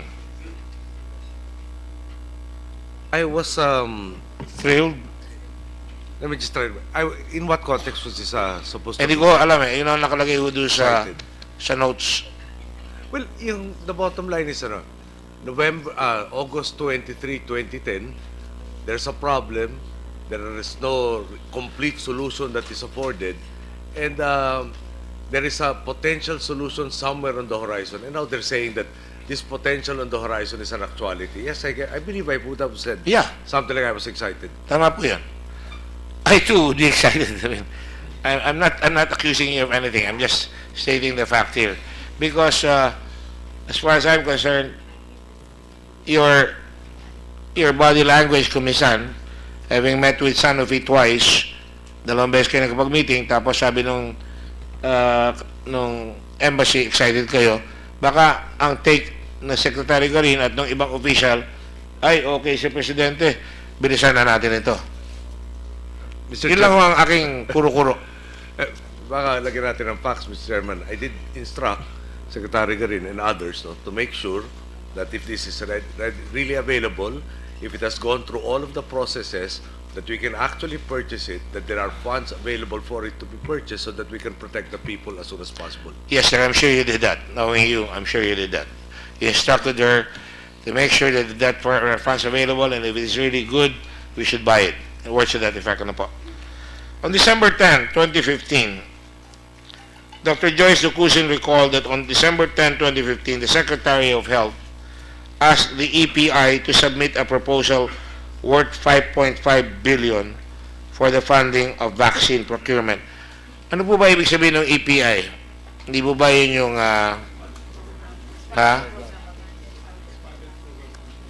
Your Honor, it's the expanded program on immunization. Gusto ko kayo magsabi. Ayoko magsabi, baka magkamali ako. Expanded program for immunization. So, dahil magtatapos ang taon, mayroong mga pera, naghahanap kayo ng paglalagyan ng pera. Tama po ba yan, Miss Joyce Ducusin? Yes, sir. It was in the FEC documentation dated January 7, 2016. Apo. Pero meron po kaming December 10 dito. Ano po? The EPI proposed for the funding of the following vaccines. PCV worth 800 million. HPV. Can some people help me out here? PCV is polio? Human papilloma virus is the PCV is pneumococcal conjugate vaccine for pneumonia. 800 million. HPV. Human papilloma virus for cervical cancer, Your Honor. Cervical cancer. JEV. Japanese encephalitis vaccine for And Japanese we just said encephalitis. that about 4 months ago or 5 months ago in Pampanga. Secretary Garin submitted the proposal to DBM for Health Facilities Enhancement Program, HFEP, funding and procurement of 3 million doses of dengue vaccine. Tama po ba yan? Your Honor, can I make a clarification? Of course. On the previous slide, it says that EPI submitted. Can we go to the previous slide, please? Okay. 4 vaccines were submitted. After the submission, there was a coordination with the program directors. Meron pong mga qualifiers na pinapasubmit. Yung unang-una po yung sa PCV, narilisan po kasi, I'm not sure if it's 1.5 or 1.7 billion, nabigyan po ang Department of Health. So ang una pong tinanong sa amin, nagamit nyo na ba yung 1.7 or 1.5 billion na binigay dati? At I think during that time, hindi po ako sigurado, we will review our records, binibili po during that time. So yan nga ho yung pagpipilian, di po ba? Ang ibig kong sabihin, Your Honor... Sagutin niyo muna yung tanong. Yes, Your Honor. Yan ang pagpipilian. Yes, Your Honor. 4. Yes, Your Honor. Dahil meron na tayong siyam. Di ba meron tayong siyam? Meron. Hindi, nabili na kasi, sir, yung PCV. Rubella, polio. The vaccines, Your Honor, is BCG. Yan po yung para sa TB. Opo. And then we have hepatitis. And then meron po tayo nung pentavalent. 5 po yun. We have diphtheria, pertussis, tetanus, and Hib. Okay. And hepa. Sige And po. then meron tayong measles, and then measles, mumps, and rubella. Of course, kasama niyan yung construction ng rural health units and barangay health stations, equipping BHS, RHUs, and urban health centers for field health accreditation, purchase of 162 mobile dental units. Kasama yan sa sinabit ninyo. This Yes, is Your 5.5 billion. Ano po? On December 11, 2015, Dr. Mariano Baquilod, OIC, Disease Prevention and Control Bureau. Andito ba siya? Hindi ba nyo inimbita? Saan? Nasaan naroon? Eh, andyan pala kayo eh. Makita naman kayo dito, ano po? Para makita namin ang ganda ng lalaki ninyo. Naka-asul pa kayo. Sige po. Submitted justification of the procurement of dengue vaccine under the National Dengue Prevention and Control Program for the first time, a provisional exemption for 1 year will be given in February 1, 2016. May I ask the formularyo kung tama yan? Binigyan nyo ng exemption sa formularyo yung dengue vaccine.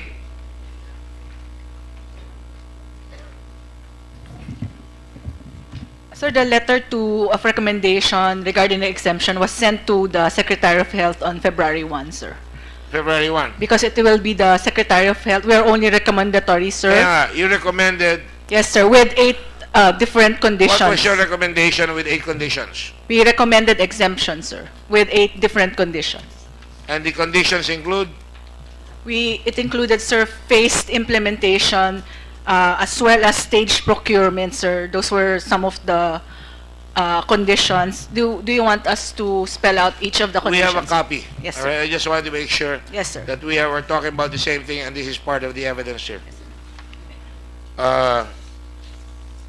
And this was received, certified true copy by John Irving Telingban. Now, Your Honor, yes.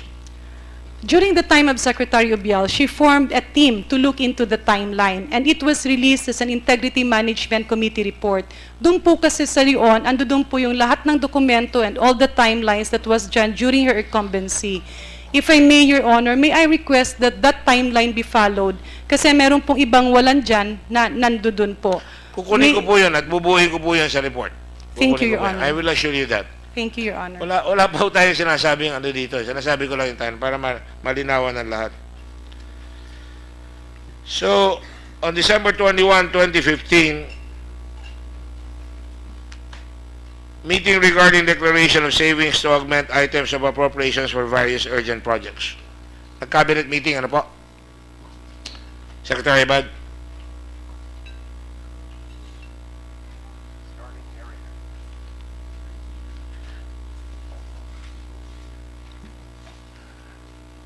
The date is, was it the date 21st, Mr. Chairman? Yes, sir.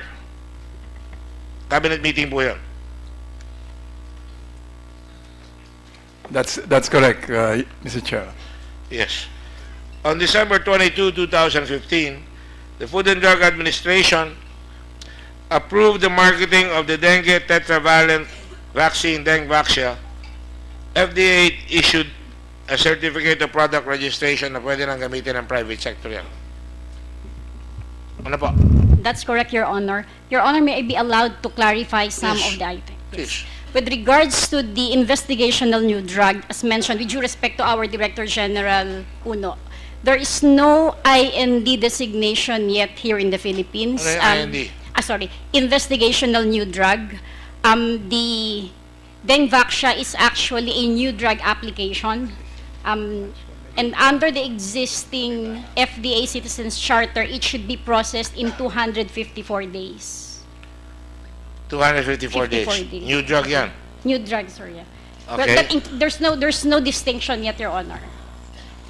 Kaya nga, And pero- normally, sir, And normally, sir, in my experience, for new drugs, especially if it is considered as medical breakthrough, a major medical breakthrough, it would be processed earlier. There are some drugs that has been processed in 6 months' time, like for example, bedaquiline intended to cure TB. And there is another monoclonal antibody. We call the brand name is Keytruda. Generic name is pembrolizumab, intended for non-small cell lung cancer. It's processed in 6 months to 7 months' time. There are even drugs that are processed shorter than So you're Dengvaxia. trying to convince us or trying to impress upon us that you can make it faster if you want to, if it's a breakthrough drug. That's Is one that what of you're the. saying? Yes, Your Honor. That's one of the criteria whenever we facilitate a product I know that's one of the criteria, but you still have to be extremely careful because it's going to be given to 800,000 kids. That's correct, Your Honor. And let me also state that, in particular for Dengvaxia, there was a review that happened in Geneva, in WHO, Yes. last July 2015. There were several countries who participated in that consultation meeting. You're telling me that World Health Organization recommended this? No, Is the that what you're saying? WHO actually hosted the consultation meeting together with the other early adopter countries, Your Honor. So, what has that got to do with the price of Dengvaxia or No, not whatever? the price, not the price, Your Honor. Or With the regards to validity? with regards to Efficacy. the safety, efficacy, and the quality review, Your Honor. But I just heard them say we're not recommending. They're just saying these are the conditions. No, Your Honor, they are actually hosting the consultation meeting together with the Nothing early to do with adopter it. countries. Okay. They're just telling us a fact. But, so,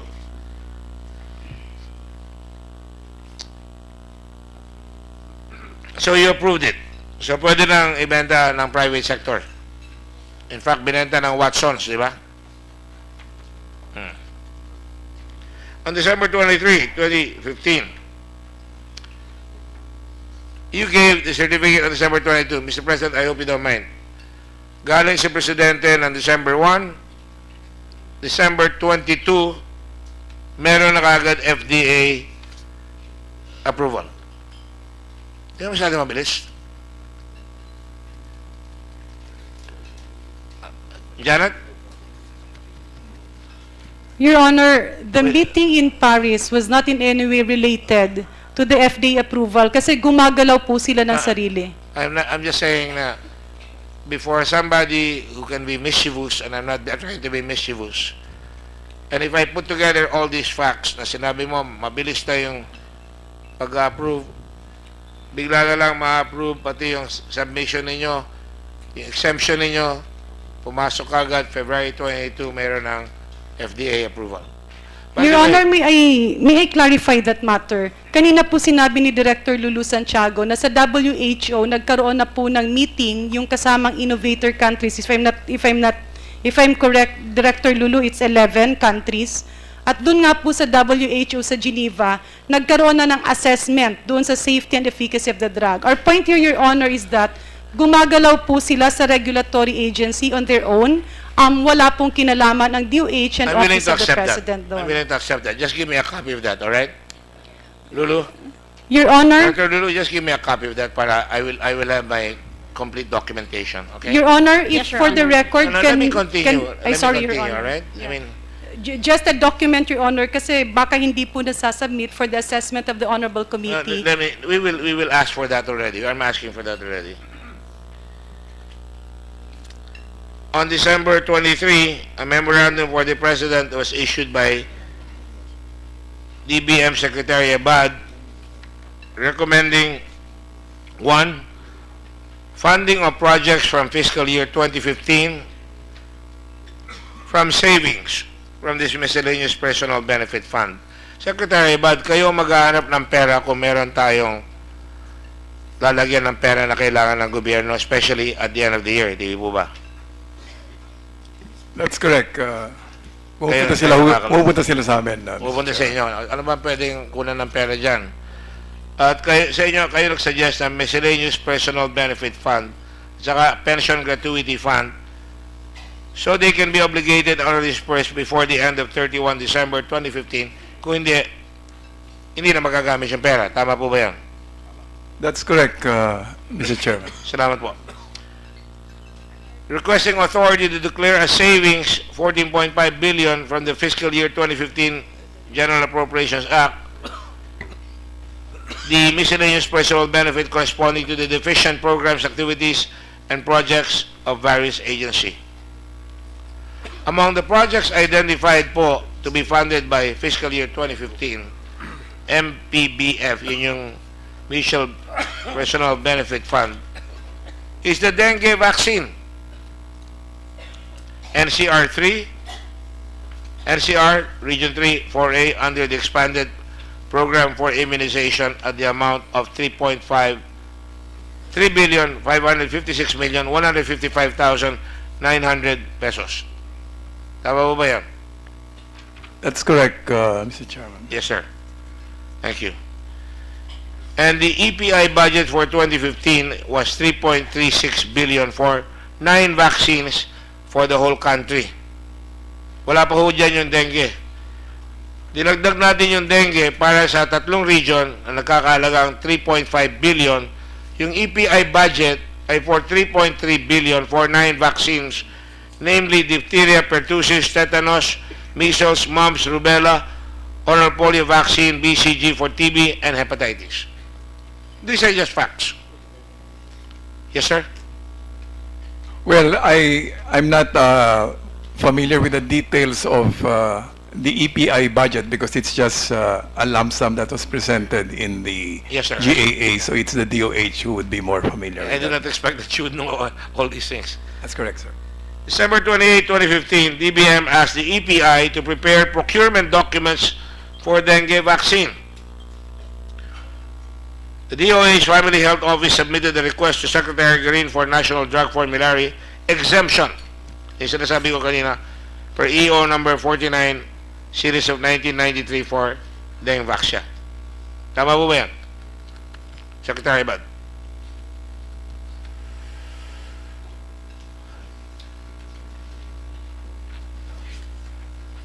This was mentioned by Secretary Obial, and I have the documents here. And this was followed on December 29, Secretary Abad, with Asaro. Asaro, for 3.5 billion, yung sinasabi natin, for approval of the President, of the augmentation, deficient project source from savings from fiscal year 2015. Dinagdag po natin yan. That's correct. Ito po yung Asaro. Yeah, that's right, Mr. Chairman. Makikita natin yan. Ayan. Having said that po, napakahalaga talaga siguro ng dengue vaccine na talagang ang bilis na approve ng FDA, nakakuha ka agad ng SARO. Again, I'm sorry, Mr. President, natatapat lang. December 1, nag-meeting kayo sa Paris, tapos biglang dumating ka agad dito at natanggap ka agad ng SARO at na-release yung pera later on. Well, the choice.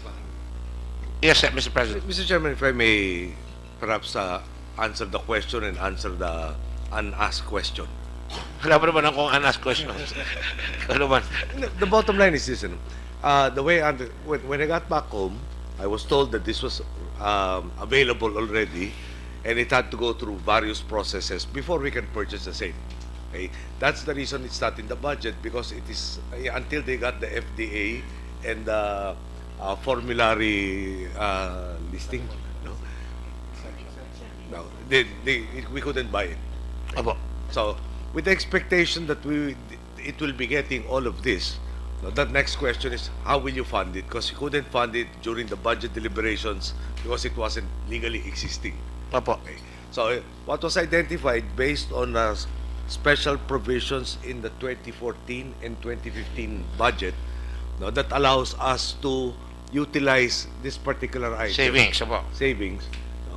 We were projecting that once they get all of those steps done, then we can buy this. But when we buy this, we have to have that money. Now, Opo, wala naman po akong inaanas.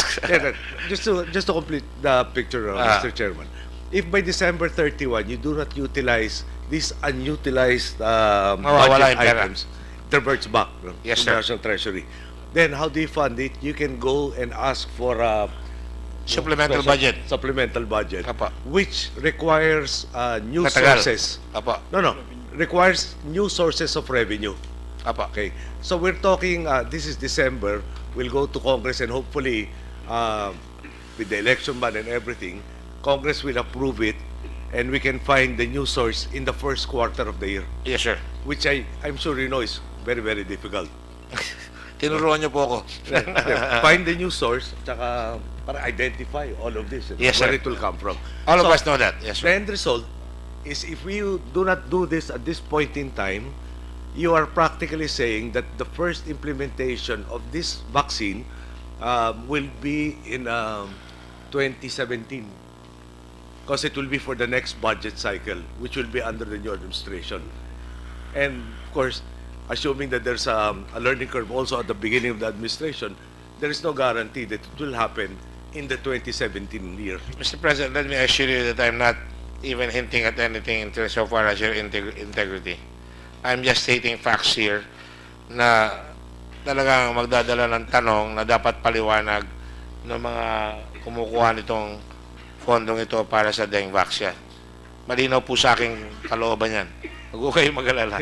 We're just explaining, Mr. Chairman, Yes, sir. from our perspective, the choice is simple.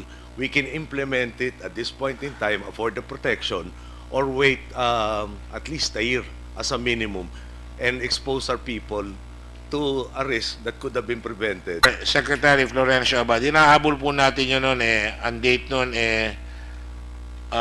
December 29 dahil ang susunod na araw po December 30 holiday, ano po? Bali last day of the year. Ano ho? May I don't know how to do this, but 1 minute suspension. I just want to show it to my fellow senators so they can help me.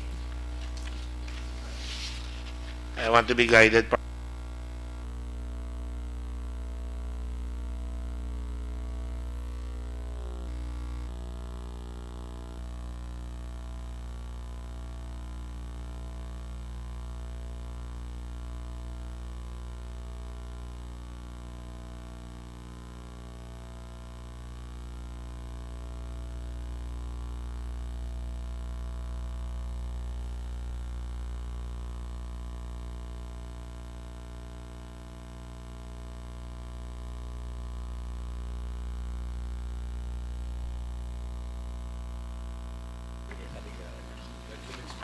Ha?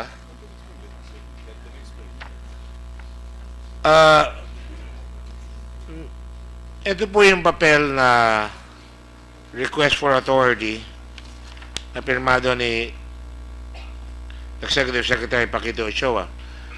I know that Secretary Ochoa is Executive Secretary, and let me just premise these questions. Ako rin pare-pare naman tayo nag-senador at nag-mayor o ano man. Ang hirap kumuha sa DBM ng pera ng saro. At para makakuha ka ng 3.5 billion, malakas. Malakas talaga, bagyo. Although of course may savings, ayaw natin masayang. Again, binabawi ko yung sinasabi ko dahil baka yun talaga ang katotohanan na magagawa natin. Pero hindi ko mapaliwanag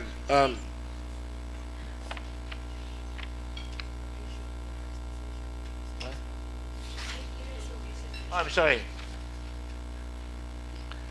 I have to apologize for age. I'm reconvening the session. I got suspended. Session is resumed.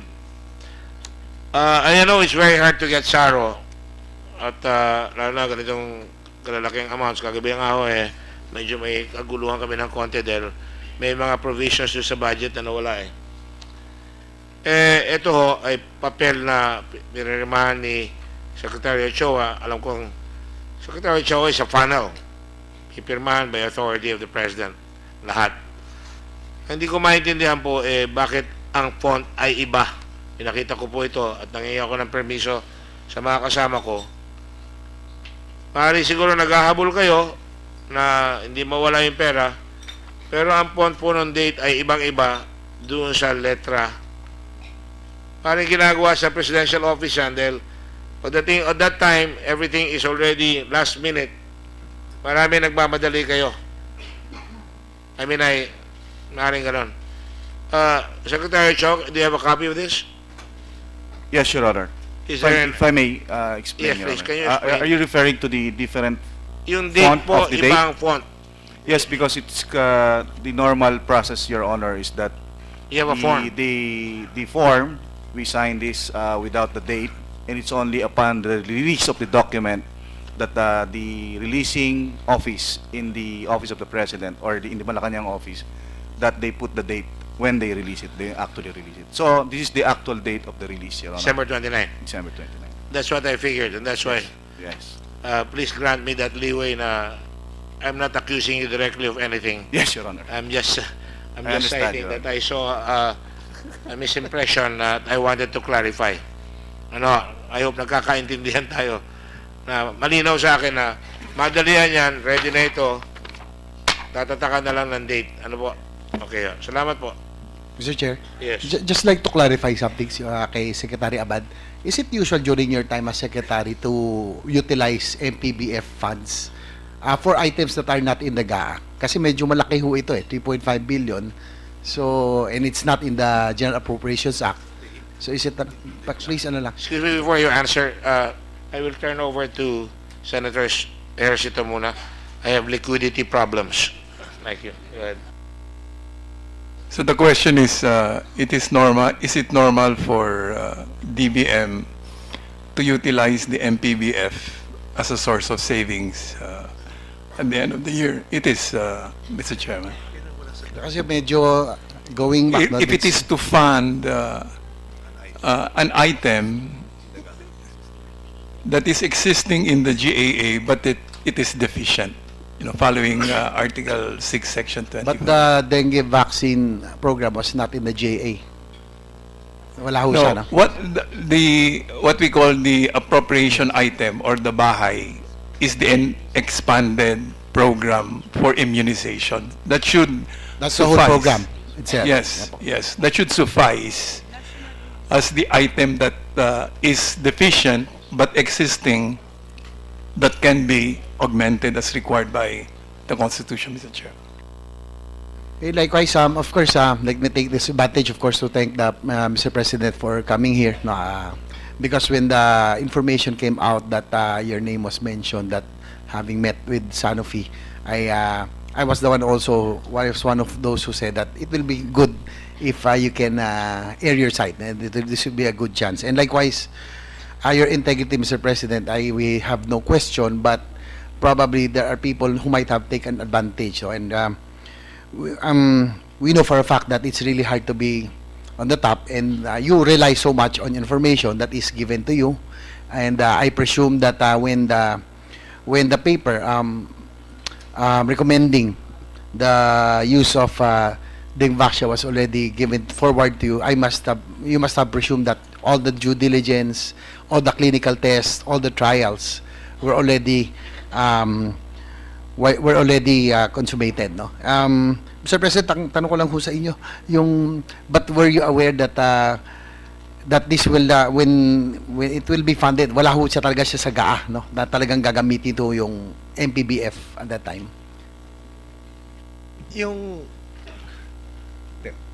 Wala sa GAA.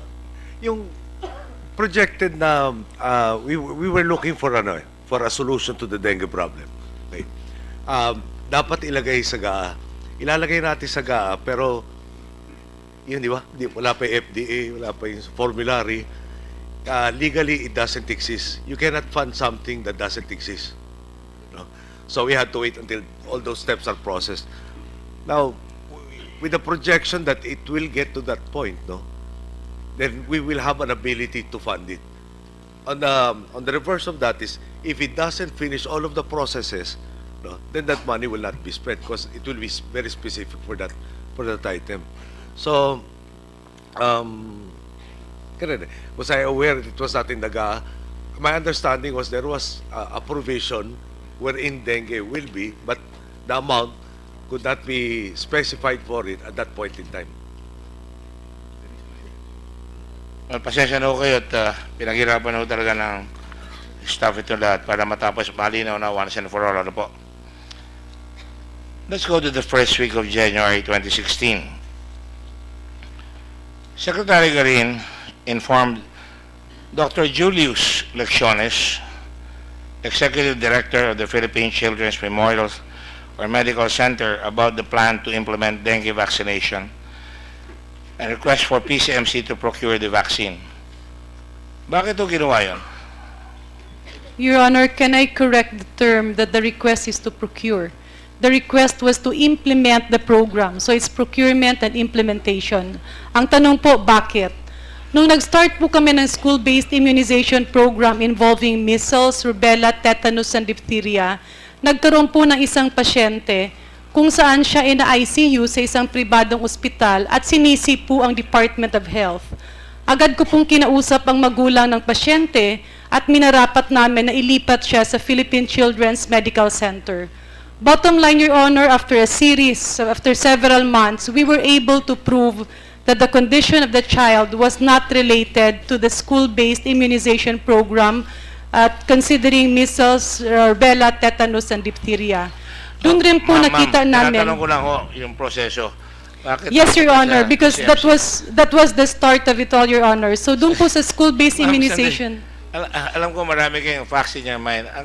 Binibilisan ko na nga ho para matapos kayo dito para hindi maligaya ang Pasko natin lahat. Tapos na tayo. Sorry for that, Your Honor. So yung sa aming pong school-based immunization program, PCMC po ang sumalo nung mga nanay na nataranta dahil nagkasakit yung anak. At the PCMC, Philippine Children's Medical Center, in partnership with specialty societies, this is the Philippine Pediatric Society of Infectious Disease Specialists and the Philippine Society of Microbiologists and PISMID. Ma'am, We're in With all due coordination. respect, will you finish? Because I have to ask you questions. Thank you. I don't want to be curt, but kailangan ko matanong kayo dito. Binigay ang procurement sa DOH, kung gano'n, ano po? Yung ba sinasabi niyo? Your Honor, ang Ang procurement implementation is, sa PCMC. Your Honor, both implementation and procurement. Which is which? Lahat po, Your Honor. So, That's why PCMC procures and implements. Yes, Your Honor, that's why I was trying to clarify na sila Opo, po ang opo. naging tagasalo ng Apo. hospitalization sa ibang bakuna. And then you announced on January 4 that over 1 million public school students na-select ninyo to have 3 doses of dengue vaccines. Diyan yung sinabi, may discount kayo. Ano ba? Yeah. May discount kayo. At that time, the bidding process has not even started, pero may discount na kayo. Your Honor, I Ano was... nangyari yun? Your Honor, may I be allowed to explain and clarify po? Go to the Yung point. po kasing tinanong ako, nagkaroon po ng katanungan dahil marami na nga naghihintay ng bakuna. Sinabi po namin na kasi nga isa lang ang supplier, there will always be the control of the department or the other procuring entities will be in the ABC. So ang una pong present na ABC, I'm not sure if it was 1,300. Napababaan nga siya. Nung nag-request kami sa DBM, wala pa po siya doon sa PCMC. So sa DBM, ang ibinigay po na ABC ng DOH was 1,100. Kaya nga po, kung makita po natin, nung nirelease ng DBM ang SARO, it was 3.5 billion. Kasi yan po ang ABC na Opo, binigay. sandali lang ho. Ang tanong ko lang ho sa inyo, in-announce nyo na wala pang bidding pero may discount na kayo. Yes, Your 31%. Honor. Kasi yung una kasing binigay ang presyo, mataas siya. I think 1,350.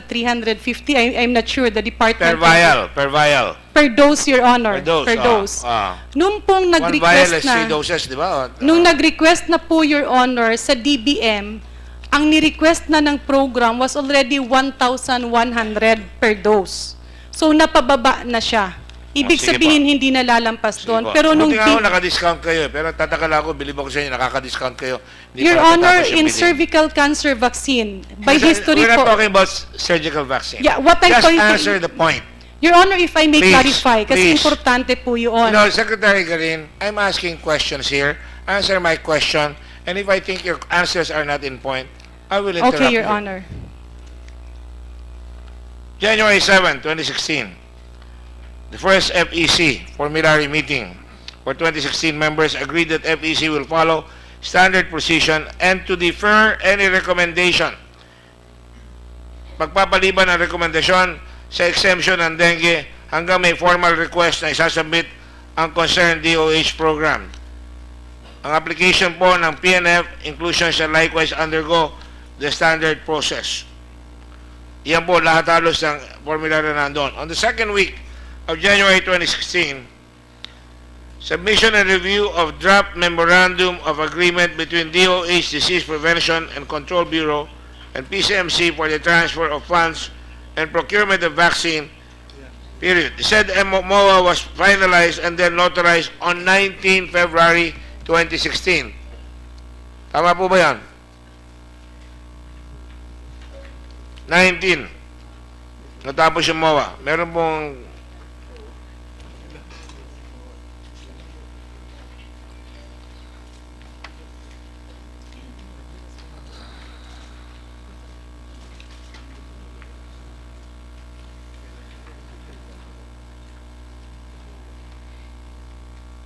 Ma'am? Anybody? I will take that as a fact because I have that in my documentation. I just want you to confirm it. And the reason I am asking that, Mr. Lecciones, Dr. Lecciones, I'm sorry, Julius Caesar Lecciones, you made a purchase request for January 21, 2016. That's correct, Your Honor. Started the bidding. And then, you had a MOA between PCMC and DOH. Is that correct? I'm sorry, sir. The MOA? Yes. Yes, that's correct, sir. I entered the MOA. When? I submitted the draft MOA. When? It was approved February 19. February 19, 2016. Submitted January. Sometime in January. I'll tell you, you had the MOA between 2016. Correct. Pero nagbidding kayo January 21. With the purchase request. Yun nga yung purchase request. Nagbidding na kayo kagad. May pera na eh. May saro na kayo eh. Nagbidding na kayo kagad. With due respect, Mr. Chair, we are allowed to start with the bidding process short of issuing a notice of award, even without all of the complete documents. Because there's a reservation clause.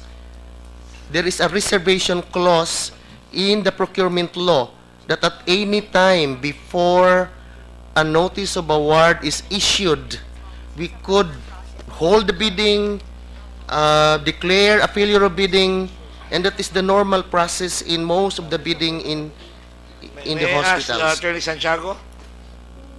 Andiyan ba siya? Ha? Sa Government Procurement Board. Andiyan ba siya? Government Procurement Board?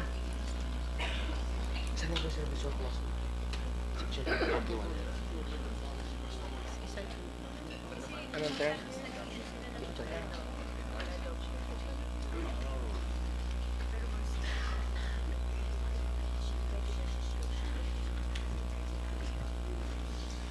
Okay, I will wait for the opinion of the Procurement Board. Let me ask you another question then. Even for drugs not in the Philippines, not in the formularyo, nagbid ka na kagad. Wala pa sa formularyo, nagbid ka na. There is a pending request for the exemption of in the formulary. Even if you have a pending request, is that allowed? Yes, because Saan? of the Are you making reservation your own clause. Can I proceed, Your Honor? No, you may not. I'm just asking something. I want to ask formulary. Wala pa kayong approval ng formulary, nagbibid na siya. Pwede ba yun o dipindi?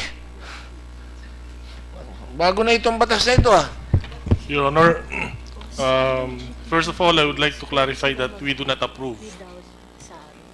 We emphasize that we recommend.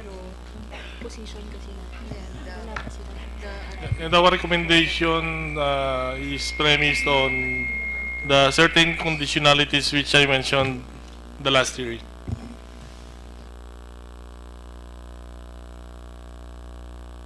Dapat meron na silang authority from the Department of Health na ibid yan. And, PCMP, nasa PCMP, nasa kun lang yan eh. Hospital lang yan eh. Una-una, naggagamot ng bata yan, hindi nagpapabid yan, hindi nagte-training ng mga tao yan, lahat yan, buong yan. Paano napunta sa inyo yan? At wala pa kayong formularyo, nagbid na kayo.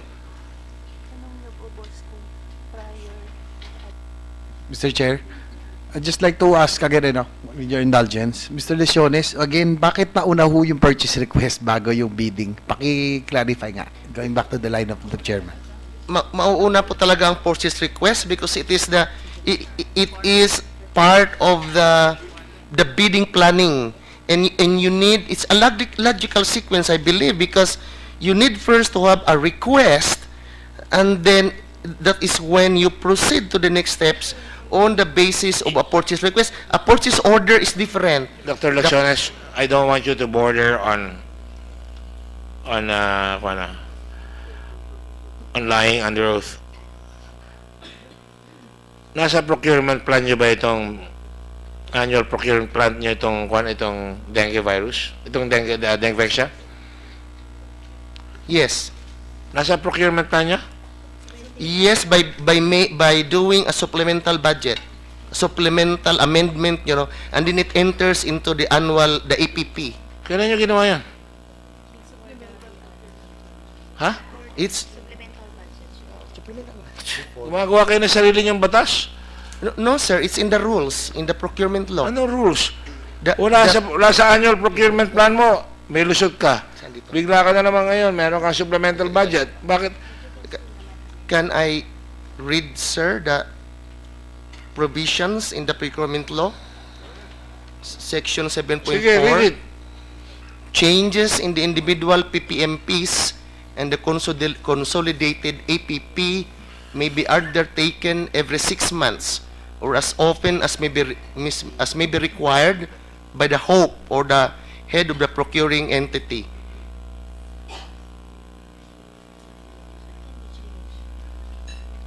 I'm stumped. Ano yan?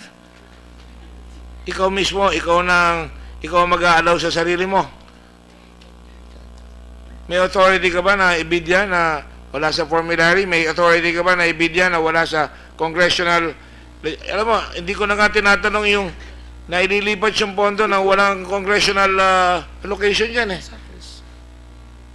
There is no allocation for dengue vexia in the GAA. Na-transfer na yan. Okay na kami doon. Pero pati ikaw, binabago mo yung batas.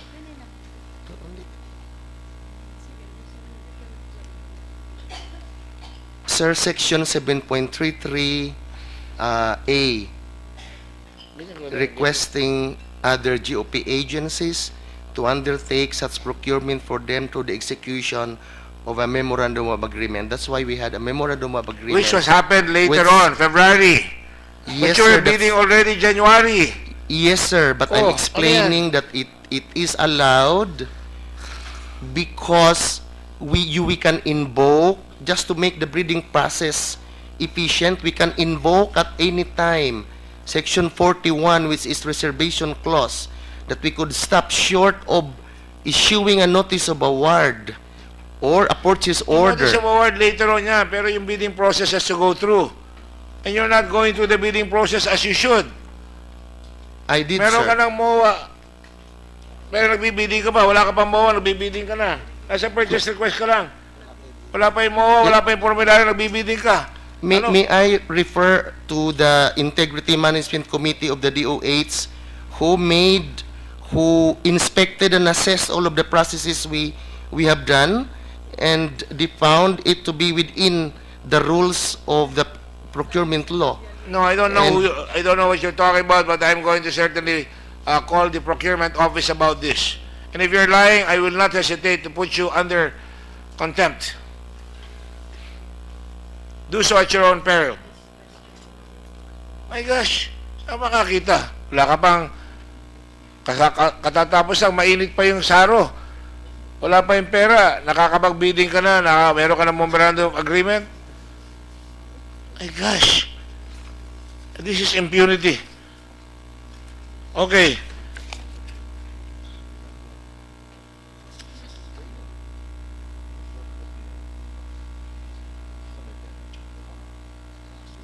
Finalize and then notarize yung inyong noong 19 February.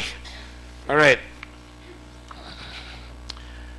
Let me now go to January 21. Philippine Children's Medical Center made a purchase request for dengue vaccine to Swilling Pharma, the sole distributor of dengue vaccine in the Philippines, without recommendation from the Formulary Executive Committee and without a MOA between DOH and PCMC.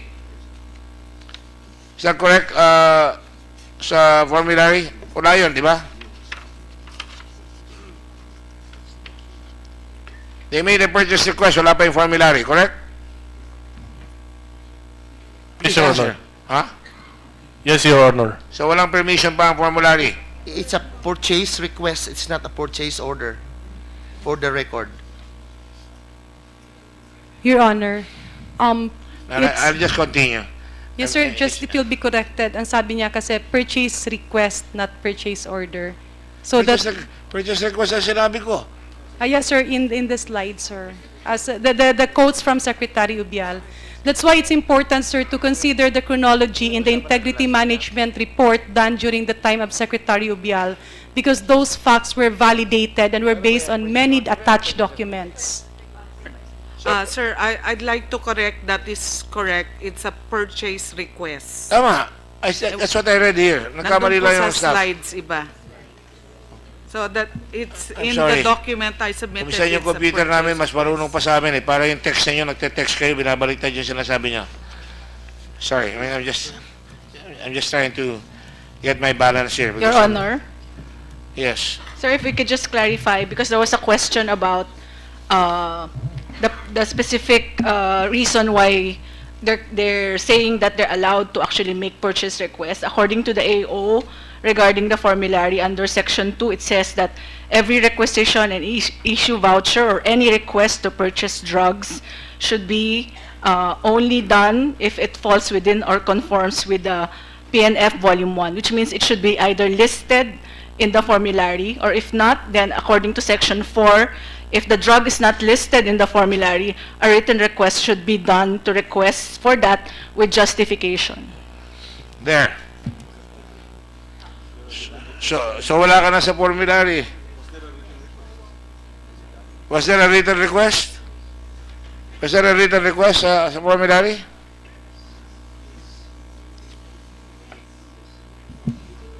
Yes, sir. But the request, sir, came on January 14, and the official answer to the request only came on February 1, sir, Wow. 2016. So you were going ahead, you were assuming that they were going to accept your request, right? Because you conducted the... No, sir. If it was not given, then we terminate the bidding process as long as we have not issued the notice of award. That is in the law. You mean to tell me you will go ahead and supposing napalpak yan, didemandado pa kayo sa gobyerno, demandado ka pa sa ombudsman. It's a PR, and we're waiting for that. We have not issued a NOA yet. May I refer to the IMC report? Can you send us a copy of that administrative order, please? Let's go on. Your Honor, for the next hearing, may we request that the procurement experts in the Department of Health be invited, because these are the ones who orient all hospitals who undergo training with the GPPB. I believe during the time it was Director Tess Vera. We will ask that. We'll ask that. In fact, I requested the government procurement offices to be here. In the second meeting of the FEC, Yusek Hardigan Go, now is your turn. You wanted to speak earlier. That the recommendation on the inclusion of the vaccine in the Philippine National Formulary is not yet imperative at the moment. Tingnan nyo, may backup na naman. Oh. He explained that dengue vaccine procurement was indeed not planned in 2015 and 2016 as part of a DOH project. However, a political decision to allot the budget from the national agency's savings was already made by a higher committee. Which higher committee are you referring to? Sir, Your Honor, I'm referring to the DBM. DBM. DBM. Yeah. So may... Yes, DBM. So DBM, you're basing it on the DBM, binago nila. And you call that a political decision.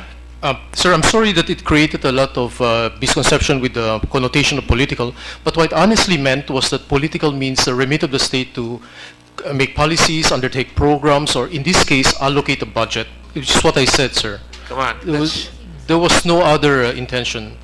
And it was in you only response say to... it now, of course. I raised this already with you the other day.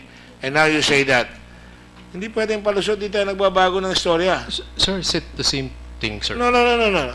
Alam mo, nagkakagulo sa formulary. Big debate in the formulary. And your statement is to convince them na payagan mo na. May political decision na sa taas. Payagan nyo na yan. That's the way everybody I talk with, everybody who read it, got it. Your Honor, that wasn't the intention. It was Well, in response I'm telling to you, a that's question. how it appears. It was in response to... And you cannot just say, you mean to tell me now that every decision made by DBM is a political decision? That's why I apologize. I created No, don't apologize because you're saying that. What you're saying now is that every decision made by the DBM is a political decision. Are you blaming now the DBM? no, sir, no, sir. So you see, you get whack on this side and you get whack on the other. Sir, Your Honor. if I may.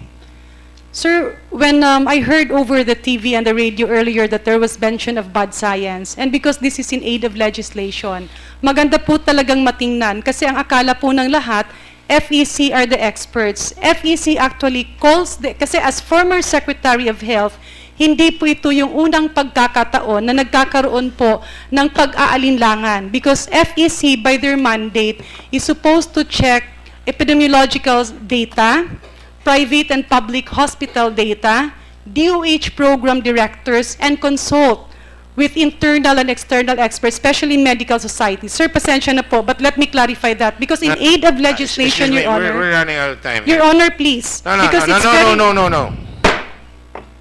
Every time we ask a question, you give a kilometric answer that goes east, south, north, west. Stick to the point. Yes, Your Honor. My Alright? point is, I know this that is point. not... We're lawyers here. Some lawyers do that.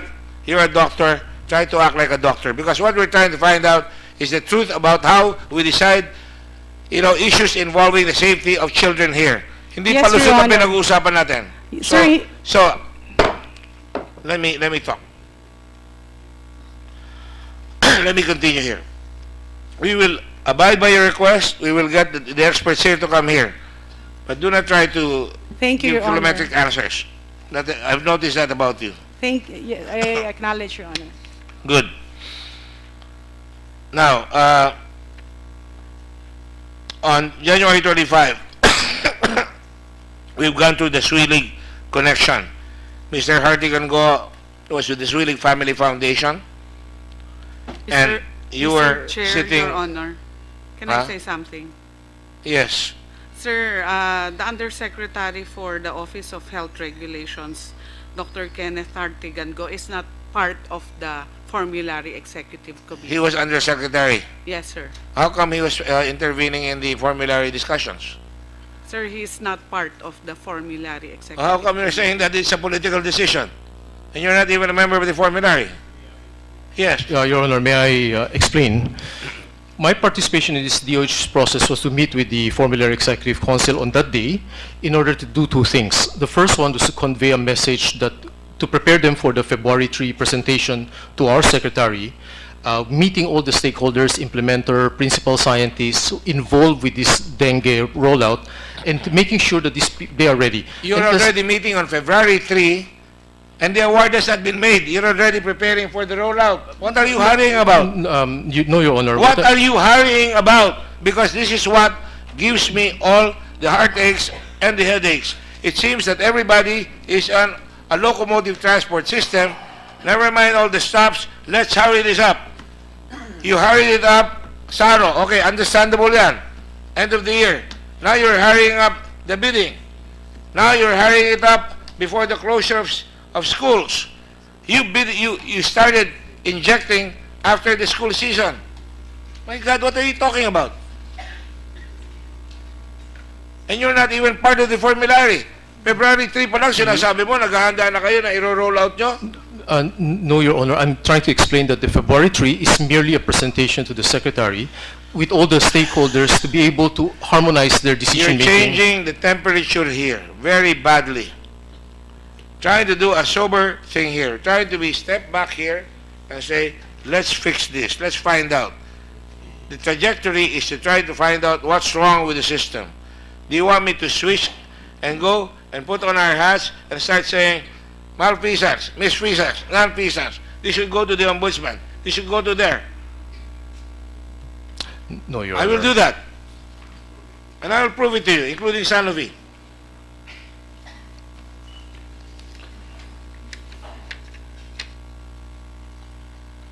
All right, January 25, second FEC meeting. The members agreed to defer recommendation until the following additional requirements are provided. And that's already in your letter. Formal Phase 4, Study Protocol and Risk Management Plan by Sanofi. Protocol for staggered implementation with target population and pilot schools. operational guidelines for the use and administration of the vaccine, baseline profiling and serial antibody monitoring, operational research protocol. Andiyan lahat yan. Now, January 27, first formal meeting of the PCMC. Again, Dr. Lecciones, appropriate DOH agencies and DepEd to organize and plan for implementation. First, national adverse events following. This is the due diligence, hindi ba? This is already part of the due diligence. Secretary Bial? Para kung i-implement, Yes, sir. dapat maayos. Yes, what do you want to say? Francis? Your Honors, when you do sub-national campaign, you have to have a plan. Yan po alam ng WHO. 6 components po yan. And none of those 6 components may experience si Director. I'll mention the 6 components. Quickly, please. Vaccination, sessions, and services. Paano mo magbabaccinate? Sino exclusion, sino inclusion? Second, vaccine cold chain logistics. Third, communication plan and health promotion. Fourth, social mobilization. Fifth, disease surveillance. Six, monitoring and evaluation including coverage survey. Yun po ang minimum na components na para mabigay mo ang tamang vaccine sa mga bata po. And this is part of the due diligence para hindi magkakamali. Para hindi magkakamali, di ba? Oh, more than sa injections, sa yung dapat injectionan na nabibigay. When you engage children and mothers, hindi po lang bakuna, dapat may health promotion. Hindi po sila experience magaling po sila gumamot ng mga bata. Pero pag gumawa ka na ng subnational vaccination, meron ka dapat experience. Lalatag mo po yon at papa-approve kay secretary. Hindi ko maintindihan bakit nilagay nyo dapat sa department yan, bakit PCMP ang gagalaw? Dapat po si Dr. Dukusin ang gumawa ng plano kasi siya tinuruan ng WHO eh. Kaya ang tanong ko, ano role ni Dr. Dukusin na dapat ito minimum po itong 6 na components. Walang lulusot na immunization, whether it's routine, mass, or itong tinatawag naming map-up operations. Kung wala nito, dapat nga may evaluation eh. Ito pong lumitaw na 833,000, dapat magkaroon sila ng coverage survey to validate the routine reports. Because I'm sure may padding dyan. Kaya nangyari po kay Dr. Julius, namigay ng vaccine sa mga pulis, tawag namin doon po, pilferage. Those are non-target beneficiaries. I'm going to that. The target were the kids. Napunta sa pulis, napunta sa empleyado. Nag-CSR eh. Bakit? Nag-CSR po ang PCMC. Anong corporate social responsibility? Hindi, yun ang explanation malamang nun. Kasi non-target po yun eh. Dapat din nyo sinasama. Okay, all right. Let's go on. I want to finish this already. Let me just say this. I will ask Sanofi now. On February 9, 2016, the CEO of Sanofi made an announcement. And I'd like my fellow senators to listen to this because it's important. Excerpt from Sanofi's 2015 earnings call. This is an earnings call. Take note, initial shipments of the vaccines arrive in the Philippines at the end of January. Which means, di pa natatapos yung bidding, nandito na. Further regulatory decisions are pending in 16 additional countries, and going forward, we expect 2016 to be a year of transition from additional licensure to vaccination campaigns in priority countries. Oliver Brandicourt. I don't know how somebody said, what was it? It takes about 26 months to run off. You are already making the vaccines in 2014, so that when Secretary Garin was there in 2015, you could deliver it on this date on 2016. And that is why, and this is a pertinent question I want to ask all the experts here. Ang sabi sa akin dito, ang earliest expiration date is September 2017. Right? September 2017. 2014 ginawa yung gamot, dumating dito January 2017 expiration. What does that mean? Kaya nagkaroon ng discount. Hindi kaya maaaring nangyari dyan na mag-expire na, diniskwento na yung gamot? Isn't that a standard practice in the drug industry? That I'm gonna ask who? And you. After you. Vaccines After are you. considered parang perishable po eh. It's a first in, first out po yan sa any industry. So, most probably, itong lot, they call it a lot. Certain date of manufacturing, then they have a specific, usually it's 3 years of expiry date. Ito pong vaccine, dapat in order nyo, maximum of that, it should have been manufactured for the Philippines. Ito pong first lot, ito po yung malamang hindi nyo na mabebenta sa market. Gawa na po to, first in, first out po to eh. Mga nagawa na 2 years ago. May interest ang Pilipinas bumili. Di ba? So ang bi-deliver sa atin, hindi yung ginawa para sa Pilipinas. Hindi para, kasi kung ginawa nila para sa Pilipinas, hindi pa tapos yung That is precisely my point, and I'd like you all to understand that 2014, ginagawa na yung gamot, dumating dito 2017, so mag-i-expire na. Kaya there are two possible things that could happen. They either sold it at a big discount, or they practically gave it as a sample or giveaway because it was going to discount. Is that possible, sir? Your Honor? No, I'm not going to ask who. You're going to be in trouble. In who? Is that possible? Opo. Kaya sabi ko nga po nung last Monday, dapat ni-refuse ni Dr. Julius yung unang delivery. In fact, Secretary Garin said, we will return it. Did you not? Yes, Your Honor. We For will all ask them to- vaccines, we do that. Your Honor, maybe we can ask the manufacturer what's the usual process so that, because in the Department of Health, we always ask UNICEF for the usual process of vaccine, with regards to vaccines. Now, all I remember, and you ticked me off when you said, we will ask Sanofi to get it back. So, we made the research. Burned the midnight hour. Why? Bakit tatanggapin? Bakit tatanggapin yung gamot na i-return?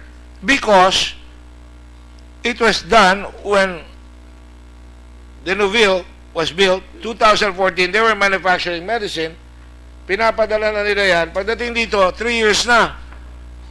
So, nagmamadali sila because look at now the net profit earnings of Sanofi. Look it up and compare it with the amount that was used from the Philippines. Somebody give me that? The net profit earnings. Yes. Well, Digo. Mr. Chairman, the Sanofi is here. Yeah, Maybe that's why I'm raising it. I told him that. they should explain. What's the question, Mr. Chairman? I'll be happy to answer.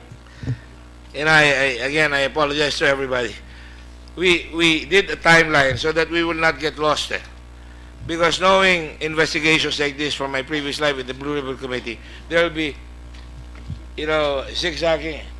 So when everybody understands where we're going here, everybody knows the timeline, then appropriate questions can be asked by everyone. Unfortunately, we were always at the bad time here. We were doing the budgets, we were doing the taxes. So, what I'm saying is, if you look at the Nouvelle 2014, and this is your CEO saying, on February 9, initial shipments of the vaccines arrived in the Philippines at the end of January. That is correct, Your Honor. Yes. Now, how did that happen? Is this medicine on the shelf? So this I mean, medicine... if I were going to buy it, I want fresh medicine, not something that will expire in 2017. May I provide... September, yes. So to provide clarification, Your Honor, Yes, please. we did import the product in January 2016, exactly as per the statement that you have here on the screen. Our understanding was that the Philippine government may want to prioritize the dengue vaccination program. We wanted to be ready to serve the needs of the public, which is why we imported in our warehouse and our own consignment. Should there be an order, we will deliver. Should there not be an order, we will not deliver. It is also to be noted that we did the exact same thing for the private market. you import the product before launching the product. So that's exactly what we did for both public and private markets. So you do not Expiry deny date, that just there to- were medicines delivered here that will expire as early as More than 18 September. months after importation, which is why we strictly complied with the regulation, and we strictly complied with the terms of reference of the procurement process, which requested 18 months of residual shelf life, i.e. 50% of total product shelf life. This is in accordance with these terms of reference of this procurement process that the doses were indeed delivered, Your Honor. Just to clarify, so the vaccines that you imported and brought into the country were either for the government and the private sector, either both? So no, there are two different presentations. Thank you for the question. One presentation is a so-called multi-dose presentation. This is for the public market. The other one is a monodose presentation, which is for the private market. Yes, my question is basic. You brought in the vaccines for the purpose of selling to both government and the private sector, is that right? Should there be orders? Yes. Yes. Should there be orders? So it's not simply for the for government. It was for either government or the private sector. We imported for both Yes, markets. yes. That's correct, Your Honor. Mr. Chairman, just one question.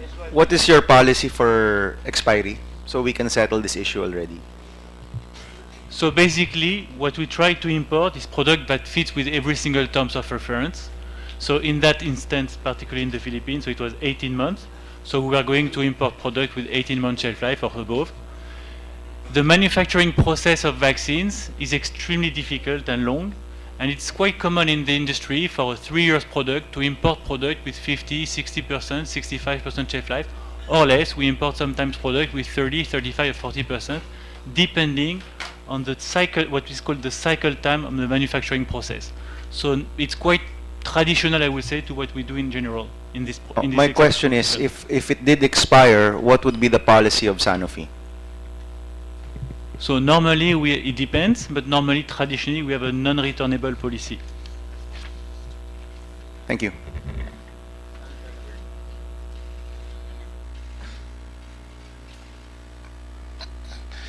All right.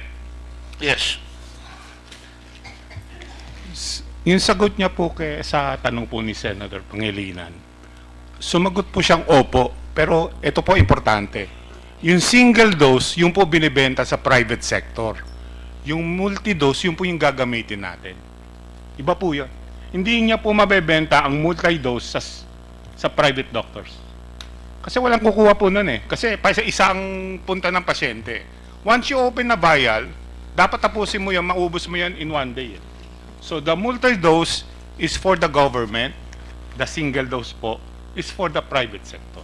Nagparating po siya ng pareho. Ang tanong po sa kanya, kailan niya pinarating? Hindi pa tayo nag-order. Mr. Chairman, may I ask WHO, why was the multi-dose the one that was recommended and not the single dose? WHO. No, there was no specific recommendation on the packaging. This is really a decision by the manufacturer. There's our recommendations only pertain to the product and not to the way it is being packaged or batched. May I ask, if there was a single dose, Secretary Garin, why was the multi-dose chosen over the single dose? Your Honor, in many of the vaccination programs of the Department of Health, they usually use multi-dose. Why? Is this the cost of implementation, the price? No, I wish to ask Secretary Garin because she made the decision to choose multi-dose. No? Your Honor, the answer that's being given to me by our directors is that the capacity for cold chain, in terms of storage, the single dose will occupy a lot in the vaccine refrigerators. But if it's multi-dose, mas marami po ang mailalagay dun sa mga cold chain facilities. Just to follow up, Mr. Chairman. Go ahead. Can you answer that? Can you respond to that statement that the vaccines that you brought in were of two types, multi-dose and single dose? Is that correct? So it's correct. It's the Yes, same okay, vaccine okay. in two different presentations. Yes, Your Honor. okay. So two different importations. One is multi-dose and one is single dose, right? Yes, Your Honor. And is it correct that this multi-dose was precisely meant for government and not for the private sector? Is that correct? We will sell the presentation to anybody that's asking for this specific presentation. So both presentations are registered, so licensed in the Philippines. The Philippines FDA had granted a registration for the multi-dose and a registration for the monodose. Depending on whatever customers do order, we will deliver the presentation of their choice, Your Honor. So you're saying that the multi-dose vaccine could also be purchased by the private sector? If requested, yes. And is it done? Or Has private sector purchased multi-doses in other, as if you will, Not in can you recall private sector purchasing multi-dose vaccines? not in the Philippines for dengue, but it has happened in other countries, yes, Your Honor. Yes. Once you purchase po multi-dose, kung ba nakalagay po doon 5 doses doon sa vial, hindi po lahat yon magko-correspond. Kasi meron kang, di ba, pag naglalagay po ko sa ringgilya, meron sobrang natatanggal. Actually, about 3 or 4 doses lang yung 5 dose. So what the EPA should do, sa amin po sa computation sa tama, you have the actual targets times wastage times reserve. I doubt kung alam ni Dr. Julius yun eh. That's making sure yung target mo, mabibigyan mo lahat. Kasi pag nag-compute lang kayo ng actual doses times target, sigurado because of actual wastage, magkukulang kayo. If you take a look at the slide, we did this last night in a rush. You can see that in 2009, nagsimulang magtayo ang Sanofi ng pabrikang nakakahalagang 300 million na euro. 2014 natapos yan. May kakayahang gumawa ng 100 milyon na doses ng Dengvaxia. Ayon sa Sanofi, to ensure rapid delivery to markets after authorizations are received, production is already underway at Noone with doses stockpiled for distribution. It is hoped that 22 million of these doses can be marketed before the end of 2015. At ganyan sumunod, nakalagay dito kay Dr. Julius Lecciones, sabi niya noong isang araw, expiration date of the 200,000 received is September 2017, then May 2018, then August 2018, which means that they're selling us product that was made 3 years ago, and that they're now bringing it here. Kaya sinasabi ni Secretary Green, may discount. That's what I'm trying to find out. Can I explain? Yung ba ang source ng discount? Yes. Did you raise your hand? I'm sorry, I could not be familiar because I don't understand Tagalog. Could you repeat in English? I apologize.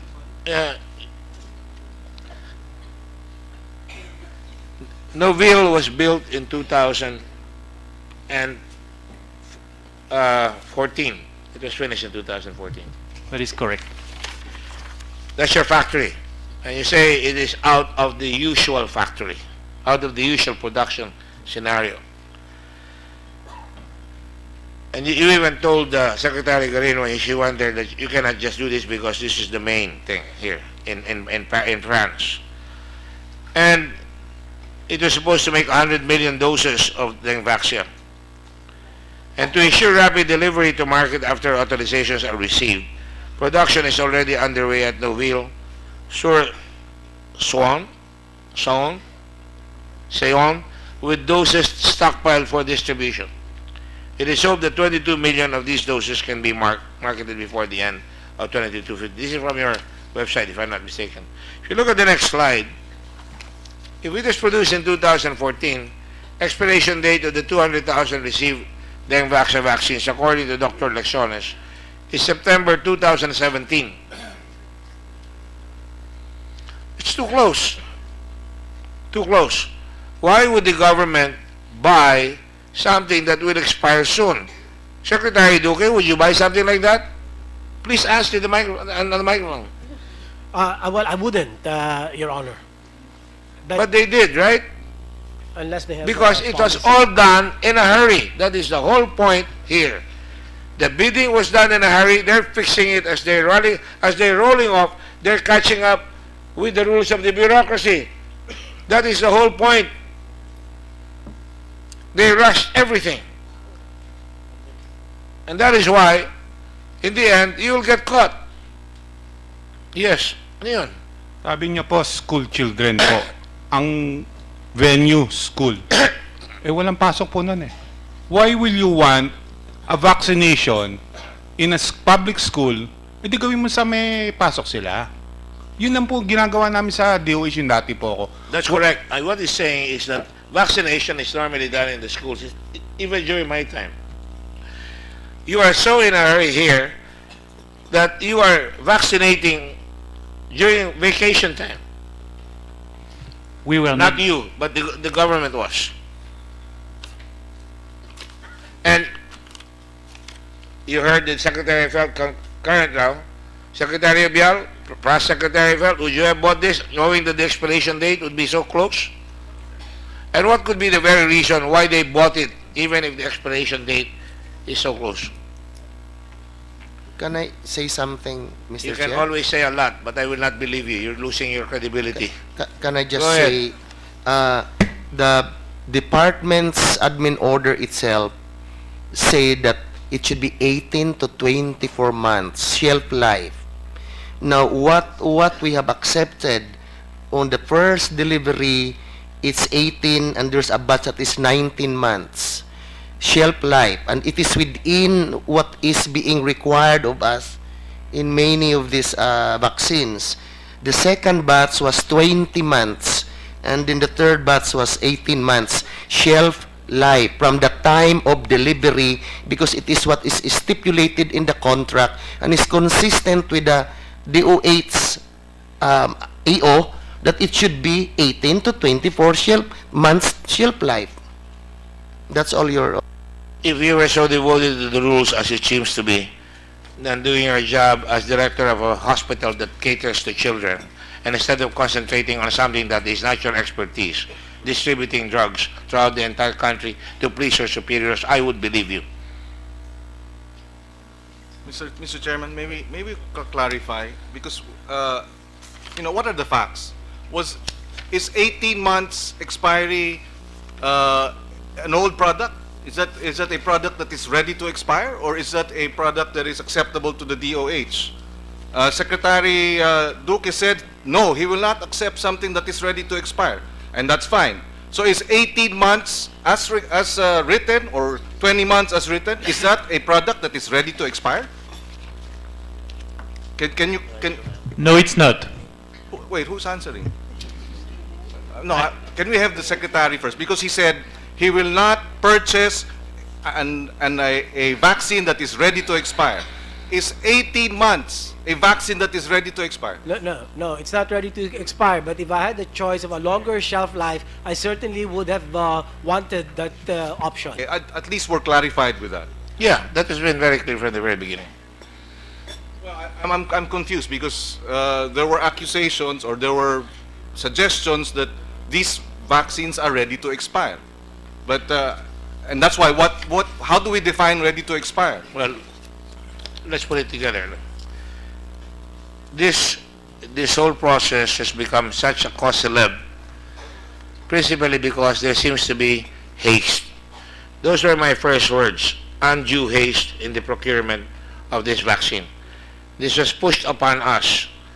And now let me get the gloves off, if I may. Dengue is not our priority. Even a high school student looking at the statistics will see that dengue is not the priority, especially hindi ho priority yan because hindi pa naman sigurado tayo doon sa science ng dengue. Ang priority natin, marami namamatay sa TB, marami namamatay sa pneumonia. Bakit natin bibilihin yan? Ayan o, halino-lino. Di ba dapat yan ang gagawin ng Department of Health? Yan ang dapat i-advise mo, Secretary Karin, sa Presidente? Na dapat bilhin yan. Pagkatapos ng pinilit yung bilhin yan, dahil nagpunta kayo doon sa Paris, at nagpunta ka doon sa Paris, nagkukukommit ka na doon na you're going to shorten the FDA process And that, is it not true also that you were Department of Health and at the same time FDA for 7 months? You were that? Your Honor, can I... Answer my question. Your Honor, when I was concurrent FDA and DOH, I had nothing to do with the approval of the vaccine. No, It that was is done not by my the question. Centers for Regulatory... My question is, you were DOH and at the same time, Your Honor, if I may be FDA. allowed to clarify, when I became concurrent FDA director, it was because we were receiving a lot of complaints na pati po yung school supplies, ballpen, lapis, papel, hinihingian ng FDA permit, nakatambak po sa port. I had to align many things because the concurrent director general at the time was also our chief legal, our chief head of facilities licensing. Bumagal po ang proseso. when I became chairman of Subic Bay, the law said I could be mayor and chairman for 1 year. I had the law. I remember Secretary de Law and Secretary de Law said, I cannot do that. I was even questioned at the Supreme Court. I had to relinquish one. I relinquished the mayorship in a very bad sense. You had for 7 months and you had no authority except you were losing pencils. Is that what you're trying to say here? Your Honor, I was not No, no, no. losing Listen. pencils. I was aligning many To my things in the mind- FDA to my because mind, FDA has to deliver. There's a highway of speed, unnecessary speed, because there was a desire to buy Dengvaxia at all costs. Even if a lot of the formulary said, the other day you heard them all say, it is not timely. It is not, it is premature. In other words, hinog sa pilit. In other words, hindi paluto, niluto ninyo yung proseso para umabot dito sa ganitong pagkakataon. Your Honor, inuulit ko po, wala pa akong kinalaman sa paglisensya ng Dengvaxia. At doon po sa katanungan, tama po kayo, marami po tayong problema sa cardiovascular diseases, stroke, neoplasms, mga cancer, pneumonia, diabetes. Kasabay po, nung pag-launch ng programa ito, nagkaroon po ng 4 na gamot na pinamigay na libre sa 4 million patients, yung DOH. Ito yung 3 gamot sa hypertension at 1 gamot sa diabetes. In the case of tuberculosis, Your Honor, nagkaroon po ng mas malaking budget at yung pong That ating is not mga... under investigation here right now. But That what is I'm because saying, you Your had Honor, sin is that- taxes.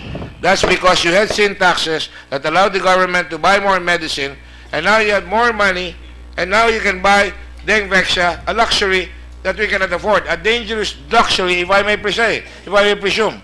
Your Honor, ang sinasabi ko lang And let po, us yung wait for the sinasabi... next 5 years, the next 20 years, when the people outside there in the provinces start dying on us or start going into catastrophic hospitalization. Napondohan po, Dengue Your Honor, is yung not mga problema a na cure. yan. Can somebody answer that for me? Is dengue a cure? Dengvaxia is Dengvaxia a cure? No, it's not a cure, it's not a drug. It's something to prevent a future illness, and the protection in this case is questionable in terms of efficacy. That's it. Tagalogin mo nga para maintindihan tayo ng nakikinig. Di ho ito isang klase ng gamot. Ito po ay bakuna na ang pakay po nito ay maibsan o maiwasan ang sakit na posibleng dumapo, ano ho. Pero ganun pa man, itong klaseng bakuna na ito, ang epekto ay hindi naman ganun siya kalakas, no? Hindi ganun. Hindi tayo nakakasiguro na makakapigil. Oo. In fact, Mr. Secretary, tanongin ko nga kayo, ang latest na nabasa namin sa Takeda, by 2022, they will have the vaccine and they will have, for the four types of dengue, and they will only have 2 doses. Kung naghintay tayo, baka sakaling may choices tayo. Life is about choices. You choose TB over dengue. Your Honor, I respectfully refute Secretary Duque. Pasensya na po, Secretary, but I have to speak up. Nung pong dinisisyonan itong dengue vaccine ng buong departamento, kasama po yung internal and external experts, it is not true that the efficacy and the safety was being questioned. Kaya nga po inaprobaran ng FDA. Ang tiningnan po namin, hindi lang po yung protection na sinabi na 65.5%, but what was very important for us was the 80.8% reduction in hospitalization and a 93.2% reduction in severity. Tinanong ko po sa WHO sa Geneva, hindi ko po sinasabi na hindi sila mga eksperto at nagkaroon po kami ng mga meeting sa kanilang technical experts. Again, it's just a technical guidance for us but they do not decide for us. Ang tinanong ko po, meron pong bakunang dalawa, yung pong sa Butantan at sa Takeda. And Your Honor, they told us that it is still being developed. At tinanong ko po, totoo po bang may 2-dose na dengue vaccine? Wala po silang sinasagot. Tinanong ko rin po, parating rin daw po ng 2019. And they told us, where Takeda is now was where Sanofi 5 years ago. Your Honor, last statement po, pasensya na lang po. Kung may mga taong namamatay, kung may nanay na hindi alam ang gagawin kasi wala pong gamot, mag-aatubili pa po kaming gamitin ang isang gamot, ang isang bakuna na pwedeng ibigay sa mga mayayaman at hindi pwedeng makamtan ng mahihirap. I respect Secretary Duque, but I stand by the decision of the Department of Health. FEC, yes, they're experts in their own fields. But during that time, and even until now, in aid of legislation po, Your Honor, tingnan po natin ang palagi pong paulit-ulit na conflict between FEC and the Department of Health dahil dun po sa batas na kasaad na dapat ang FEC pinapatawag ang departamento, ang mga internal and external experts, at in this case, we consulted with the medical societies, namely PISMID and PIDSP. With that, Your Honor, uulitin ko pong sabihin, I respect Secretary Duque, but we stand by the decision and the call of the time dahil maski po isang buhay at bawat batang namamatay sa dengue, hindi po namin natatanggap yon. Mr. Chair, just quick clarificatory, Mr. Chair. Secretary Garin, last time narinig ko rin yung statement na niyan. Nung nag-consult ho kayo dito sa internal Department of Health team nyo, is this a formal consultation? Yes, Your Honor. Yung pong pumasok ako, meron ng mga pag-uusap. I actually asked the Halstead theory. At in-open up ko rin po ito sa Geneva. I was with talks with Dr. Joaquin Hombach. Madam Secretary, itong consultation nyo inside, is this duly recorded and may mga transcripts or minutes? Your Honor, Because this is actually a very crucial statement. Your Honor, let dahil- me confer with the DOH because I will not recommend if there was no request from the program directors. May, after requesting, gumawa kayo ng consultation, itong consultation ba duly recorded? May minutes ba ho to?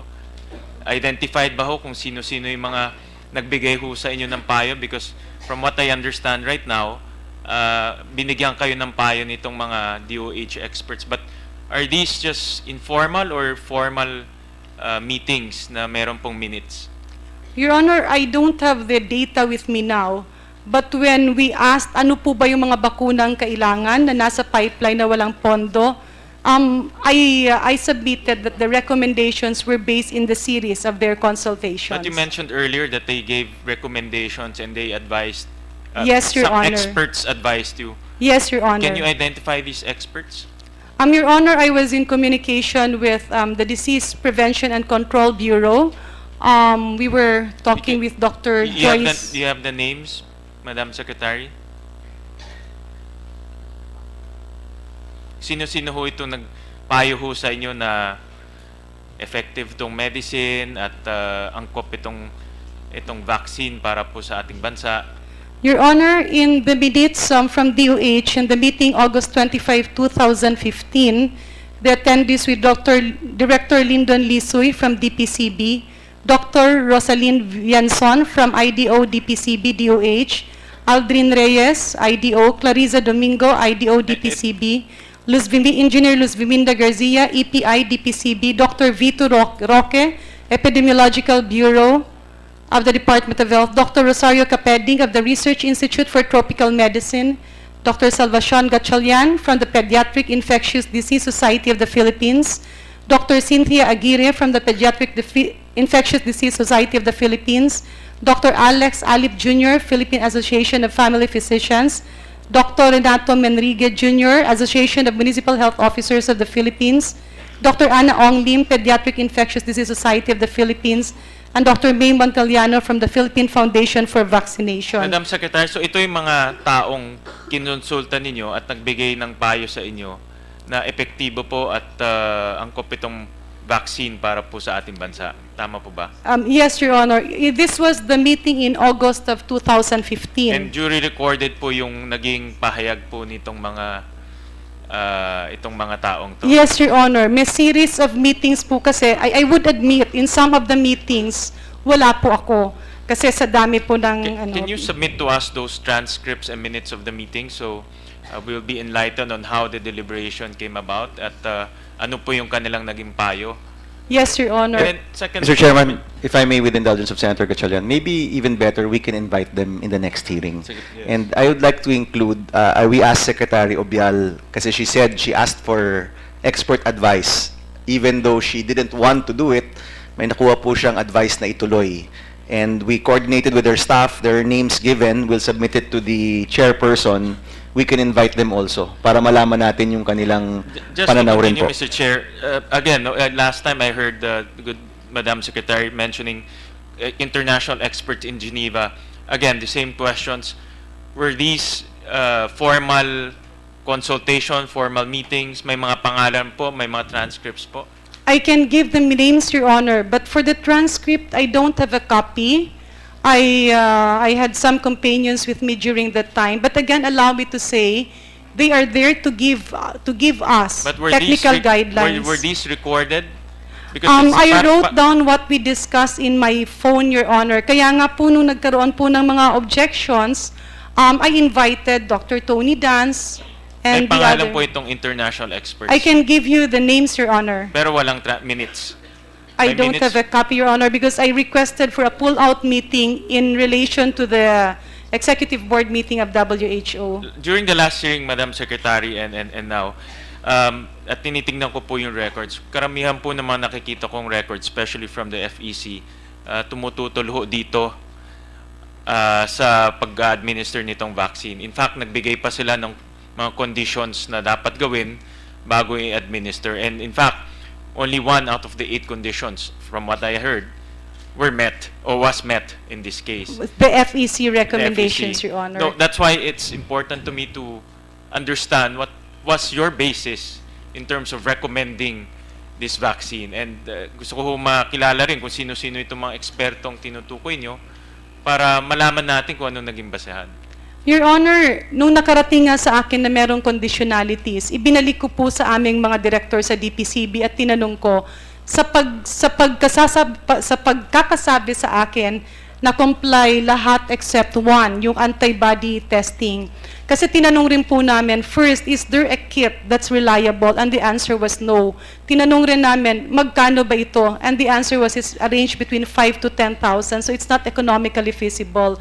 We again asked because while the program was implementing this, wala po ako dun sa lahat ng meeting, but based on my understanding, they were also under the technical guidance of WHO personnel and officials. And sinabi nga na, at even up to this point of time, there is no reliable antibody test kit that can determine whether a patient had a previous dengue infection or not. Kaya po doon po sa SAGE recommendation, linagay po yung serological markers as a basis of deciding whether to push Madam through. Secretary, just to conclude my my questioning, please submit to us 2 things. No, first, the internal discussion within DOH, because you referred that a couple of times. No, we want to know who are these people and also the minutes. And also yung international experts na mention nyo kanina in Geneva. In fact, you mentioned this a few times last time. Yes, Your Honor. And we want to understand and also identify kung sino-sino po ito mga I can give their names, Your Honor. to submit to the committee. Mhm. And Your Honor, if I may... Secretary Garin is ordered to submit to the committee the request of Secretary of Senator Gatchalian. In the meantime, just some housekeeping here. Attorney Dennis Santiago of Government Procurement Office has been subpoenaed, has been invited here twice, and he has not shown himself up. We will subpoena him, and if he fails to attend, we will put him in contempt. I will order his arrest. Your Honor. And I will just say this. The issues here are being complicated by procedural matters. These issues here are matters of life and death. May mamamatay na tao. Ang issue dito, yung cost ng gamot, napakataas. Ito ba talaga ang priority ng bayan natin na sinasabi natin kulang tayo sa pera at kailangan natin tugunan ang mga sakit ng tao. I think these are the things that we should really look into. Not just yung sinasabi na ito miracle drug na ito na pwede nating luhuran na ito at gawin lahat. Tingnan niyo ang sasabihin ko lang sa inyo. In 2012, ang namatay sa dengue rito out of 187,000 cases is 921. In 2013, 186,000 cases of dengue. Ang namatay, 591. In 2014, 113,485 ang cases. Ang namatay, 425. In 2015, 213,000 cases o 214,000 cases ng dengue. Ang namatay, 647. In 2016, nag-administer na tayo ng dengue shot.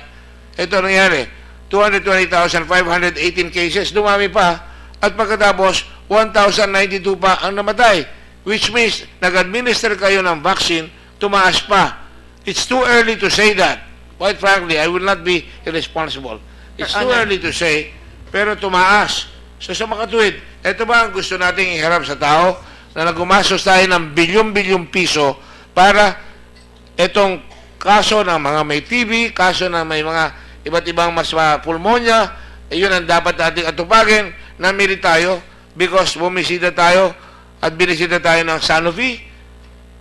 Teka muna. There's something wrong here. Your Honor. And I think that we should not quibble over this matter. Just one last final housekeeping. You have a board, Dr. Elecciones. I want you to produce copies of your minutes authorizing you to conduct this bidding. And by the way, you keep citing me rules. You cannot just cancel awards. Lalo na, wala ka pang approval ng formularyo, wala ka pa ni nagka-cancel ka. I'm going to check on that. I'm ordering the Blue Ribbon Committee to take over all, to take a look at all the minutes of the meeting of the PCMP para malaman natin kung merong authorization yung ginagawa ninyo yan. Mr. Chairman. Sir, In the meantime, yes, Dr. Alangsan. sir, I just wanted to point out your figures over here. Yes. The deaths that you're showing, they're not, majority of the deaths that you're showing are not in the age group covered by Dengvaxia. They're not in the age group covered by Dengvaxia. They are most children They are mostly under 9 years. before under 9. Yes. So, yan ang problema mo. Namamatay yung mga bata, di ba? Diba? Yun na nga. Tayo say. Have been prevented by Dengvaxia. So in other words, we're buying a drug that we do not want. We want a drug that will save the lives of our young people if at all we want to spend that much money. We're buying a drug that is telling us, you take it, but if you have no dengue and you take it, you cannot use it. If you have dengue, you're okay. If you have no dengue and you buy this, walang effect yung drug ninyo. Malino ba? Can I be as crystal as, can I be as clear as that? Kaya tayo may formularyo. Dr. Lecciones, you're a doctor. By the way, have you ever been a director of Sanofi in the Philippines? No, sir. Huh? No. Dr. Leachon tells me that you were a director of Sanofi. No. Oh, mag-away na kayo ngayon. Tony, I was never a director of Sanofi. And by the way, sis, Adventist. Sir, Adventist. Sanofi Adventist. Sanofi Adventist. I was director of Aventis before, but I left the company in 2000. And after that, in 2005, Sanofi merged with Aventis. You can see how frustrating this job is. But it was Mr. Tony Ertigango naman. works for Zwilling Foundation, and then he's part of this. And then you have Dr. Lecciones, who doesn't tell us that he was part of Adventist, which merged. And of course, I am part of Accra Law and Dolores of Accra here. So Secretary, sorry, Senator, that's fine with me. But you have to be transparent so that we will know what's going to happen here. What do we really want? Tinatanong ko, what is important to us? Save the lives of our children. Ito ba talaga ang dapat na maging priority? Yung muna ang sagutin natin. Ngayon, imbis na mawala yung programa, mawala yung problema, namumroblema pa tayo sa mga magkakasakit in the next 20 years. Now, Dr. Duque, Secretary Duque, ang Duque ng Department of Health, ano ba ang priority ninyo sa department ngayon? Anong sakit ang dapat natin labanan? Of course, HIV, AIDS. Tumataas ang HIV. Oh yes, it's escalating. Na-alarm kayo because that's a very, very popular disease. Yes, of course. But hindi ganyan karami mas marami man namamatay dyan kaysa sa pneumonia or diabetes? Hindi naman ho. Mababa. So, hindi ba dapat kung titignan natin yan, mako-concern tayo doon, but at the same time, titignan nyo ngayon kung ano talaga ang pumapatay sa mga kababayan natin Pilipino. Evidence-based po. Evidence-based po tayo kung ano talaga yung mga nakamamatay. Ano po. Pero may mga gamot naman yan, hindi naman lahat kasi pare-pareho interventions. Yes. Like, kanina lang for the record, Mr. Chairman, tinanong nyo ko, Secretary Duque, ito bang drug na ito ay a cure? Sabi niyo sa akin, sumagot ako hindi. Because number one, that is not a drug. Ang dengue vaccine is a vaccine. Kaya nililinaw ko po yun kasi nagre-react si Secretary Garin na sinasabi niya na mali ako, pero ang akin lang naman sinasabi na yung vaccine is meant to prevent dengue in the future, but of course, as we have seen the data, depending on the strain, variable yung protection na binibigay ng vaccine. In other words, binentahan ba ang Pangulo natin ng isang Secretary of Health na sinasabi niya, ito, cure? Because ang sabi ni Presidente kanina, marami namamatay, dapat kunin natin to. Yun ang binenta, makakagamot ito sa mga namamatay. Eh kung di mo sasabihan ng Pangulo ng tama, teka muna, magkakaroon tayo ng pagkakamaling malaki. Yes, Mr. President. I don't think I said I actually pointed out that we have in the table will show that there has been a decline in deaths due to the other interventions. This is not the cure, no? This is a prevention of getting the disease. There's a difference. That's why I asked that question, Mr. President. And then the other thing is, when you mention about all the other, the major causes of deaths, of course, there are those that can be handled with vaccines. There are those that need other treatments, as Secretary Duque said. It seems to give the impression that all of these others were neglected. And that is, they were neglected, handling the other causes of death. No, all I'm saying, Mr. President, is that there must be prioritization. Agreed. That's why I went back to the Secretary. Ano ba talaga ang priority natin in terms of public health? Because the Public Health Department is the sentinel, is supposed to protect the public from all these diseases, including road accidents, including, because they kill people, including all this. So, if that is our priority, then we put our money where that priority should be.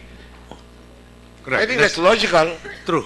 And if you can look at the chart on your left and on our right, a difference of the doubling that I was talking about is also still extant in this case.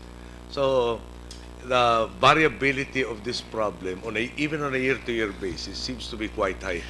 Well, let me add. There has to be something that has to be done with it. And Mr. President, let me add to what you also said. You said that in Region 8, ang dami-daming biglang nagkuhan. You cannot localize dengue because dengue shifts eh. It cannot be localized. So that is why we really have to find a solution and we have to ask our scientists kung ano talaga. If we don't ask the formulary, if we don't listen to their conditions, if we don't pay attention to the conditionalities of World Health Organization, then we'll be in trouble. We won't be having this discussion if if Secretary Garin and our cohorts there said, ito, susundin natin ito. Hindi natin sinunod eh. Tapos ngayon, nagsisisihan tayo.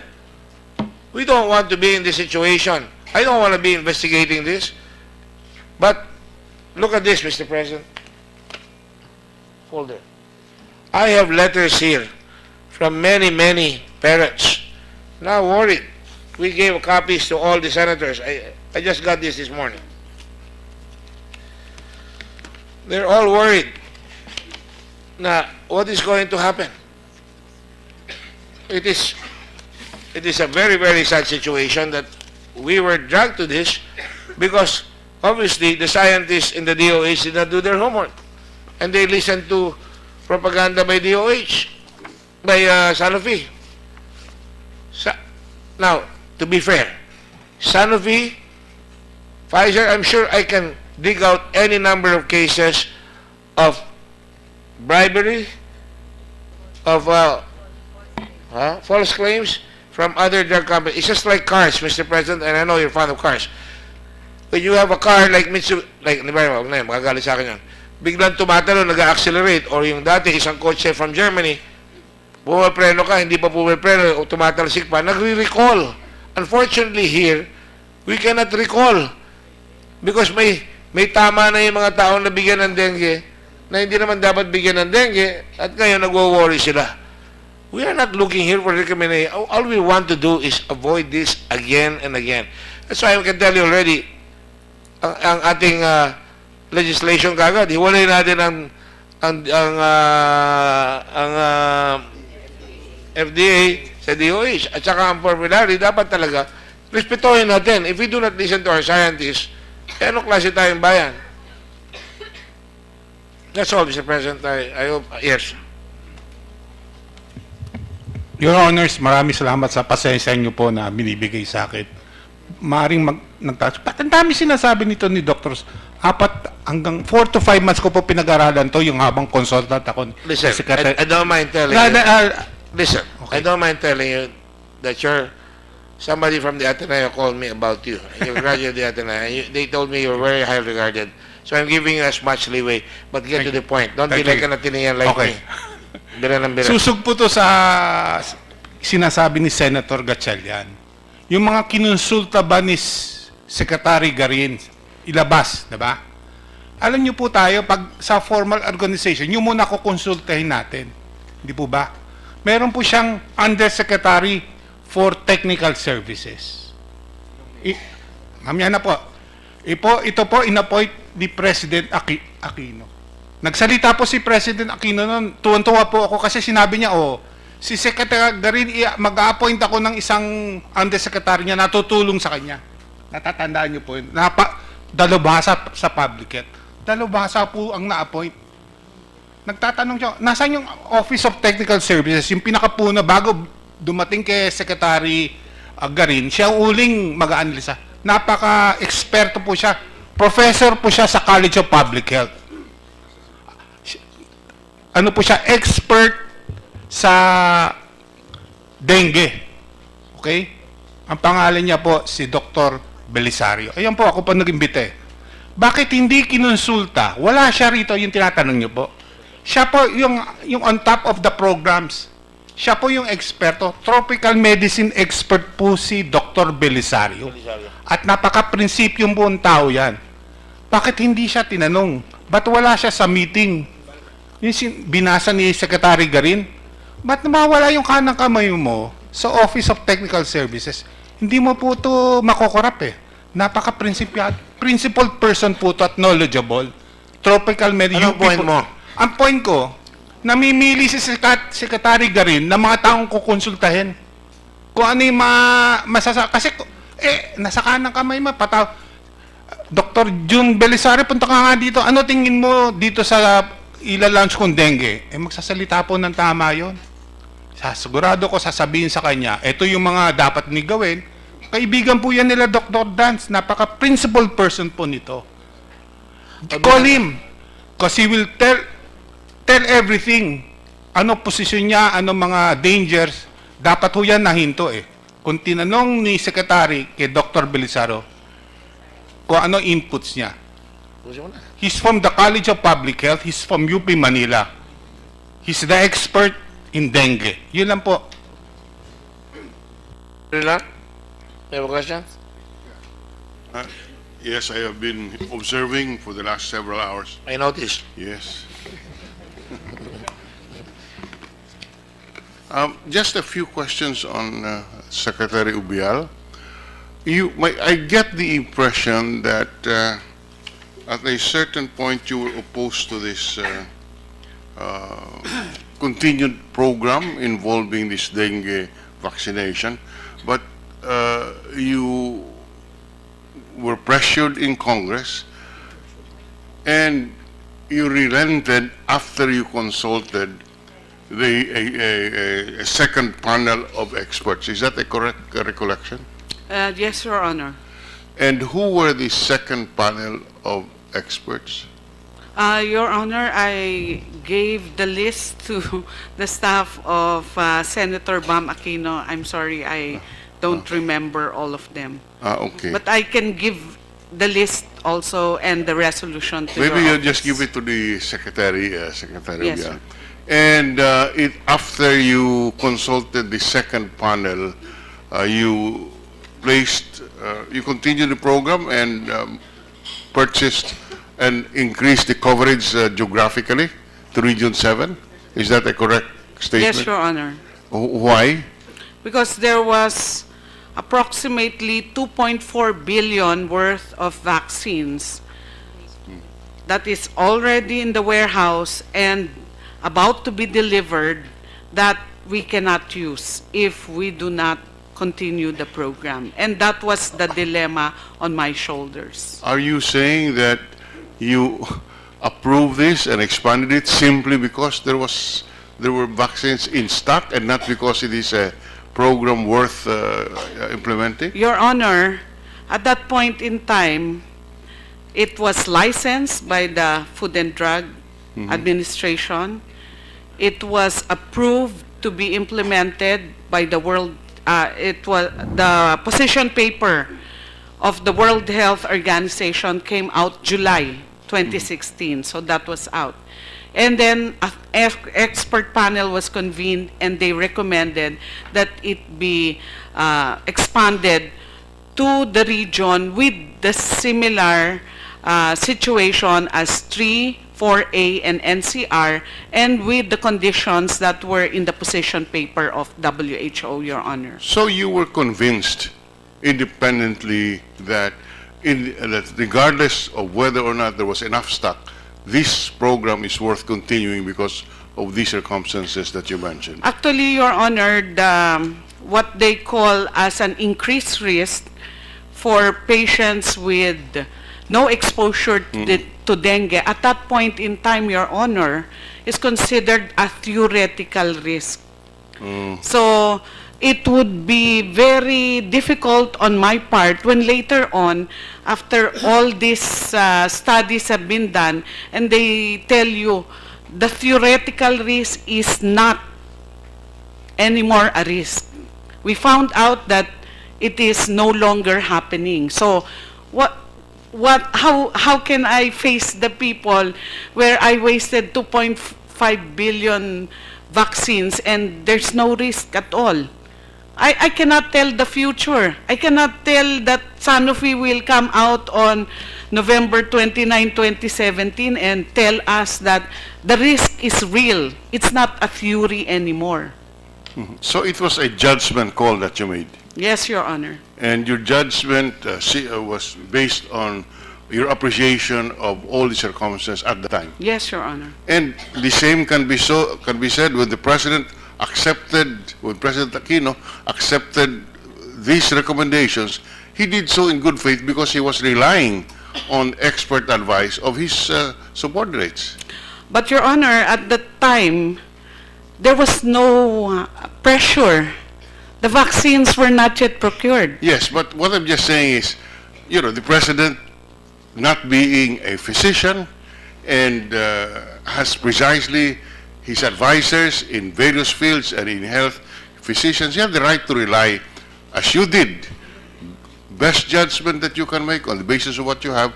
It was best that he relied on expert opinion.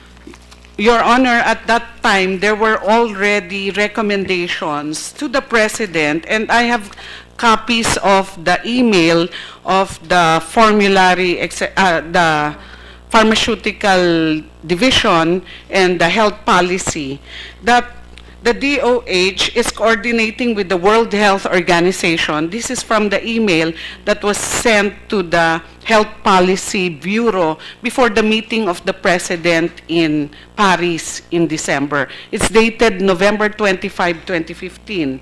The World Health Organization, the DOH is coordinating with the World Health Organization to get hold of interim recommendations of the Strategic Advisory Group of Experts on Immunization, which is looking judiciously at the clinical data available on the dengue vaccine. The WHO recommendations are expected to come out on the first quarter of 2016.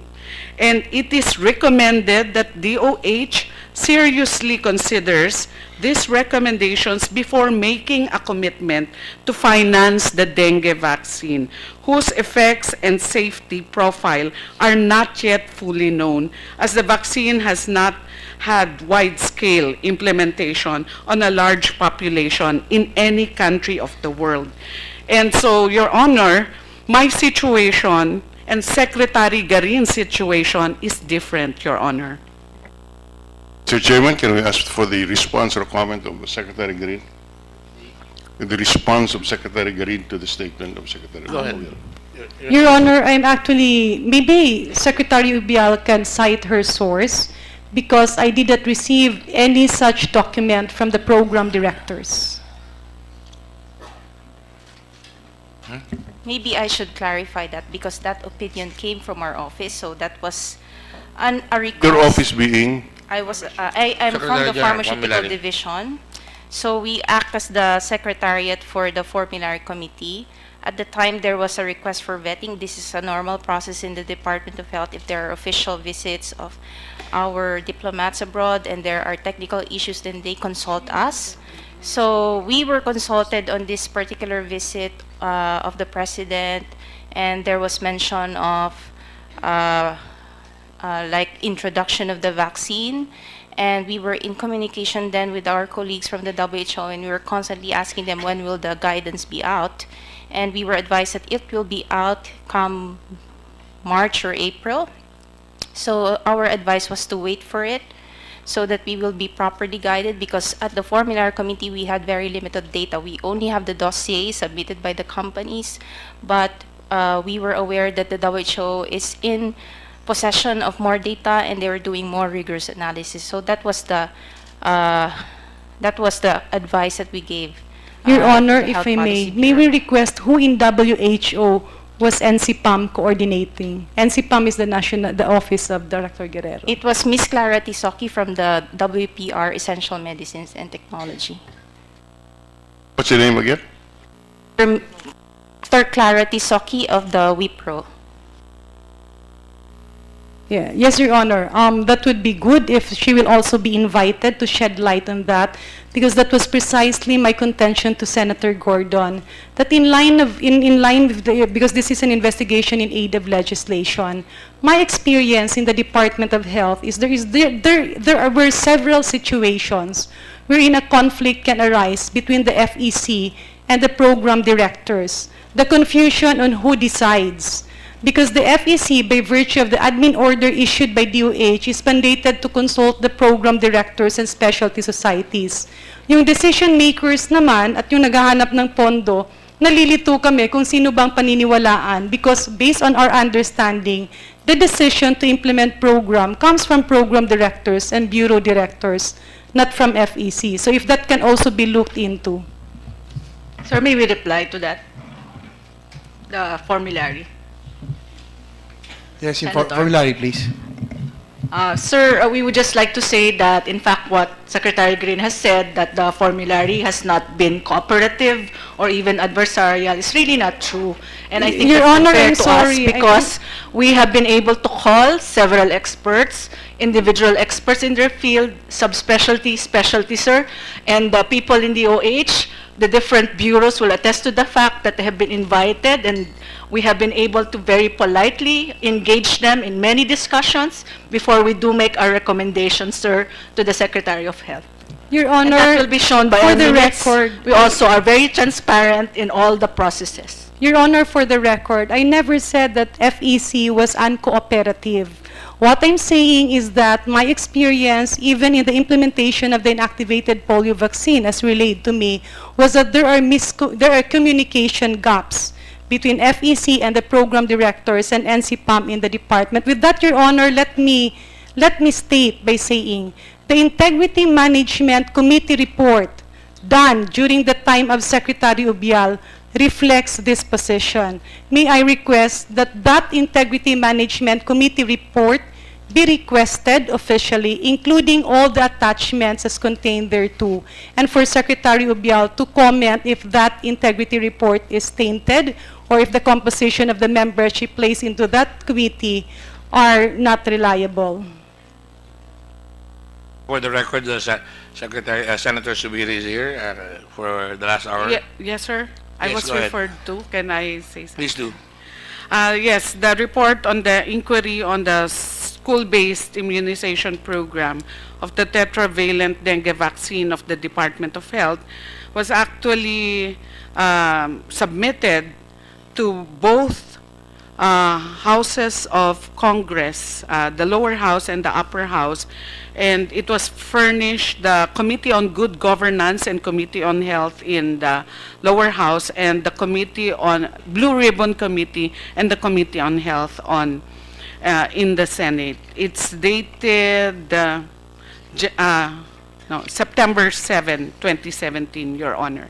And it was prompted, I actually organized that review based on the hearing in Congress on December 12, 2016, that people were commenting there were lapses in the Department of Health. So basically, the report only focused on 3 areas: the FEC process of exemption, the certification of product registration of FDA, and the procurement process undertaken by the PCMC for dengue vaccine. It did not cover other areas of this particular issue, Your Honor. Mr. Chairman, just one last point. Secretary Garin, for the record, how many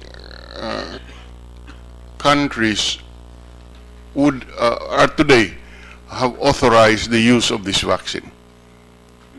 Your Honor, I'm not already updated. The last info that I had was, I think, 19. I'm updated with regards to what's happening in Brazil because I started to touch base with the regional government of Paraná, Brazil, who's implementing this program. Just the number of or which countries have allowed this vaccine to be used in their jurisdictions. Mexico is maybe, Your Honor, we can ask. Who can we ask? Maybe Sanofi, okay.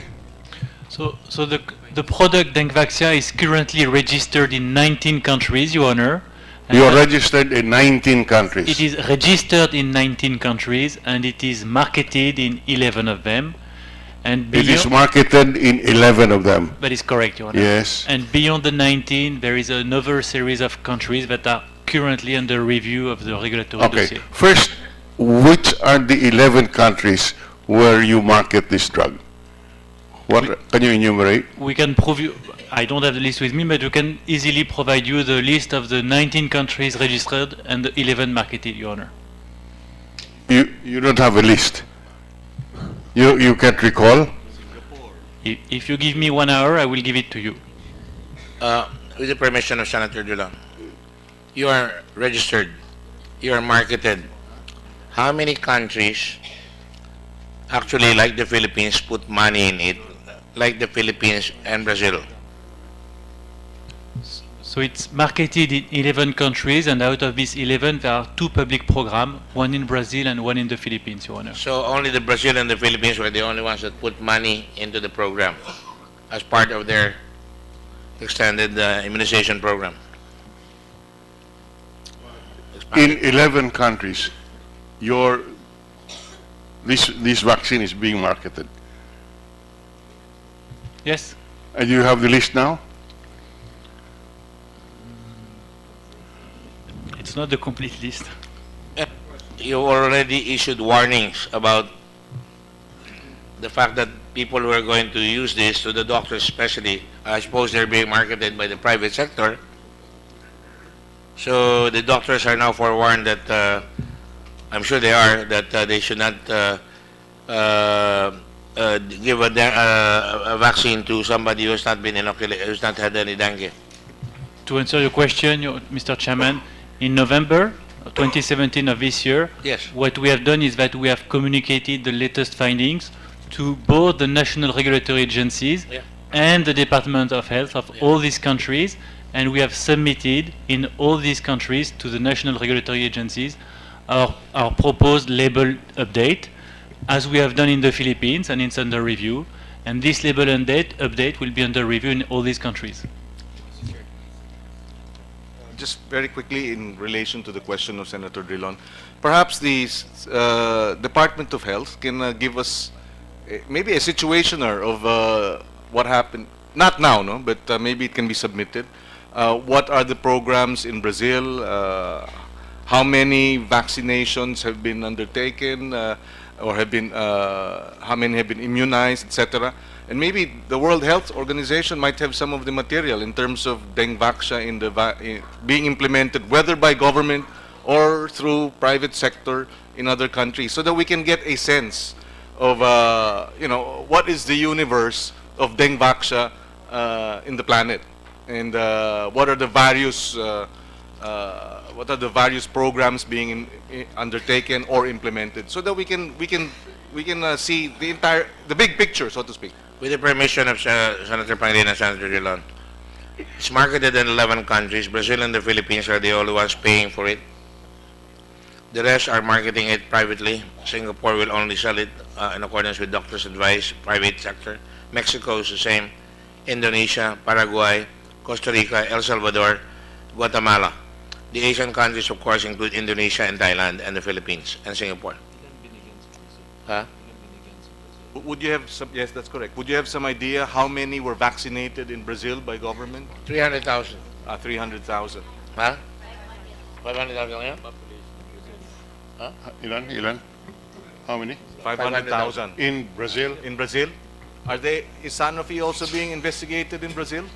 No, we're not. And actually, I thank you very much for this question. It's important to say that after the review of the exact same data, the public program in Brazil is ongoing and will keep ongoing after review of the exact same data and after confirmation of the exact same risk. After review of the data, the public health authorities have decided and considered, after review with all the international experts, that the benefits of keeping the vaccination running significantly outweigh the risk. Mr. Chairman, just a similar request that we asked from the Department of Health, perhaps Sanofi can also provide us material on precisely these programs. Let me complete the story. They have not stopped. The Minister of Health has not stopped in Brazil, but they have told them, do not inoculate those who have not been bitten by the virus. So they think that their target market is safe. And let me just say this again. Apparently, I don't know, this is from a layman's point of view, and you should not take it as gospel truth, obviously. But the snapshot that we showed a while ago, I think in Latin America, they have type 4 mostly. And Dengvaxia was really made for type 4. That's what we're looking at. Am I correct, Mr. Lansang? Yes, Doctor, the epidemiology in Latin America is quite different from the Philippines. And the Brazil mass vaccination includes not just 9-year-old children, but also older people, including adults, where the risk of seronegative, where the probability of seronegative people will be much, much lower. Yeah. Your Honor. Sa atin, ang kwan lang, yung mga grade 4 students, basically. Your Honor, just to touch on the serotyping, because earlier Secretary Duque mentioned na sa atin po kasi sa Pilipinas, karamihan type 2. That question was also put forwarded by yours truly to the directors and the DOH. And what I was informed by the Epidemiological Bureau Office was that kung ngayon marami ang type 2, by natural immunity, marami ang naproproteksyonan ng type 2. So in the succeeding years, kung ano hindi dominant nung previous year, yun yung tatama sa mga Pilipino because the 4 serotypes are circulating in the Philippines. Okay. Dr. Wong? The serotypes will actually vary from year to year. I think in the slides that I presented at the last hearing, I showed how Yeah. the serotypes changed over the years. That's actually where I picked it up. Your graphics. Your Honor, that's a figure that we posted to the directors in the department at tinanong ko, pag ganito ba ibig sabihin hindi natin kailangan kasi mababa ang efficacy niya for type 2? The answer given to us was, kung marami ang na-infect na Pilipino sa type 2, ibig sabihin mas marami na ang may antibodies, natural antibodies circulating. So the next year, mas less ang protection mo dun sa hindi pa nag-occur. So that was also one of the considerations in requesting for the funding of this program. Ibig sabihin, sa succeeding years, kasi if you look at the graph over the years in the Philippines, umiiba-iba siya. Kasi the 4 types are present all throughout.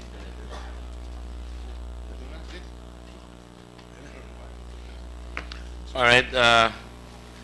Just so the parents of the children who were affected, nasa may copy? I don't want them to say that we did not read the letters.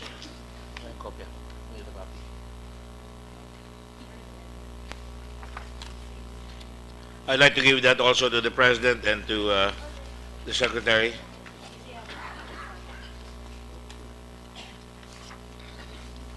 Ito.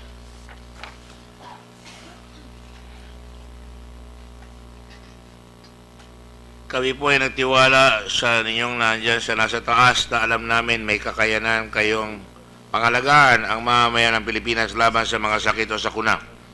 Pero dahil sa kabayaan ninyo o ng ililan, kasama na ang aking anak na babae at mga pamangkin ko sa mga nanganganib ng buhay, kaya ninyo po bang bayaran ang mga buhay nila? I'm just giving an example. Mga ngiti, lungkot at alala kung sakaling pumanaw sila o sadyang wala kayong pakialam sa mga buhay ng mga Pilipino. Lunas po ang hanapin ninyo at hindi puro bangayan at turuan. Card was given by a health worker in Barangay Kanyogan, Pasig City after their children got the vaccine. And this is Andrew Oledan. And this is Hannah Lea, Pasay City. Ang anak ko po ay isang grade 6 PD plus na kompleto niya po yung dengue vaccine dahil sa pag-alala niya ay magkaroon ng dengue kaya nagmadali ako ang i-avail ng anak ko dahil sa pagtitiwala ko sa gobyerno. Ngayon hindi ko maipaliwanag ang nararamdaman ko, nilagay niya sa kapahamakan ng buhay ng anak ko. Last week galing siya sa jamboree at nagkalagnat. Buti kong marami kaming pera na dalhin kaagad sa ospital anak ko dahil sa perwisyo na ginawa niya. Paano namin ma-assure tuwing punta sa ospital, asikasuhin kaagad kami dito dahil sa isa sa nabakunahan. Salamat po. These are just some sample letters and I'll give it to the Secretary. Para yung pong hindi natin nabasa, marami ho yan, John Paul Rafael. Si John Paul Rafael yung namatay ito eh. No? So, I'll give it to the Secretary of Health. Mr. Chairman. Kindly, pakikon lang ho na talagang be more aggressive because dadami yan and sabi nyo, makakover sila ng PhilHealth kahit hindi sila covered basta sa public hospital, libre sila sa PhilHealth. Tama po yun. At Pero meron kayong hangganan, di ba? 15,000 ba? Ang payment sa mild dengue is 8 to 10,000 8 to 10,000 per case. Paano kung tatagal na sa hospital? Kung 16,000, kung tatagal naman ay ang policy po ng ang DOH at saka ng PhilHealth, no balance billing. So, bilang na ho yan na tatagal ng more than 4, 5, 7 days. So, hindi ho natin problemahin yan. At may sasagot ho yan. At gaya ng nabanggit ko kanina, when I did my math, it looks like we are expecting mga 2,000 hospitalizations, and a given worst case scenario of a severe dengue for all, multiply that by 16,000, that's about 32 million. I think that's a very manageable amount. All right, just assure the public, please. Yes, we will do that. In fact, that's part of our risk communication to the different target individuals or segments of the population. Mr. Chairman. I want to do. One quick. Yes. Yes, Secretary, just on this, no. I think yung isang problema mo kasi, yung 800,000 na mga bata at yung mga magulang, hindi nila alam kung seronegative ba sila o seropositive. So in short, marami nag-i-email, nangangamba, kasi ang narinig nila, posible na mas maging severe kung magka-dengue yung anak nila. Totoo naman, posible. Is there scientifically, is it possible na gusto kong patest yung anak ko kung ako ba ay kasama sa 90% na hindi mamemerwisyo o kasama ako sa 10% na mamemerwisyo? Para lang ho, natutukay talaga natin. And I think it will help a lot of parents have their peace of mind na hindi ho kasama yung anak ko dun sa posibleng magkaroon ng severe dengue. Is that possible? I think our specialists, our scientists will be in a better position to answer that. Kasi ngayon, sandali lang ho, no?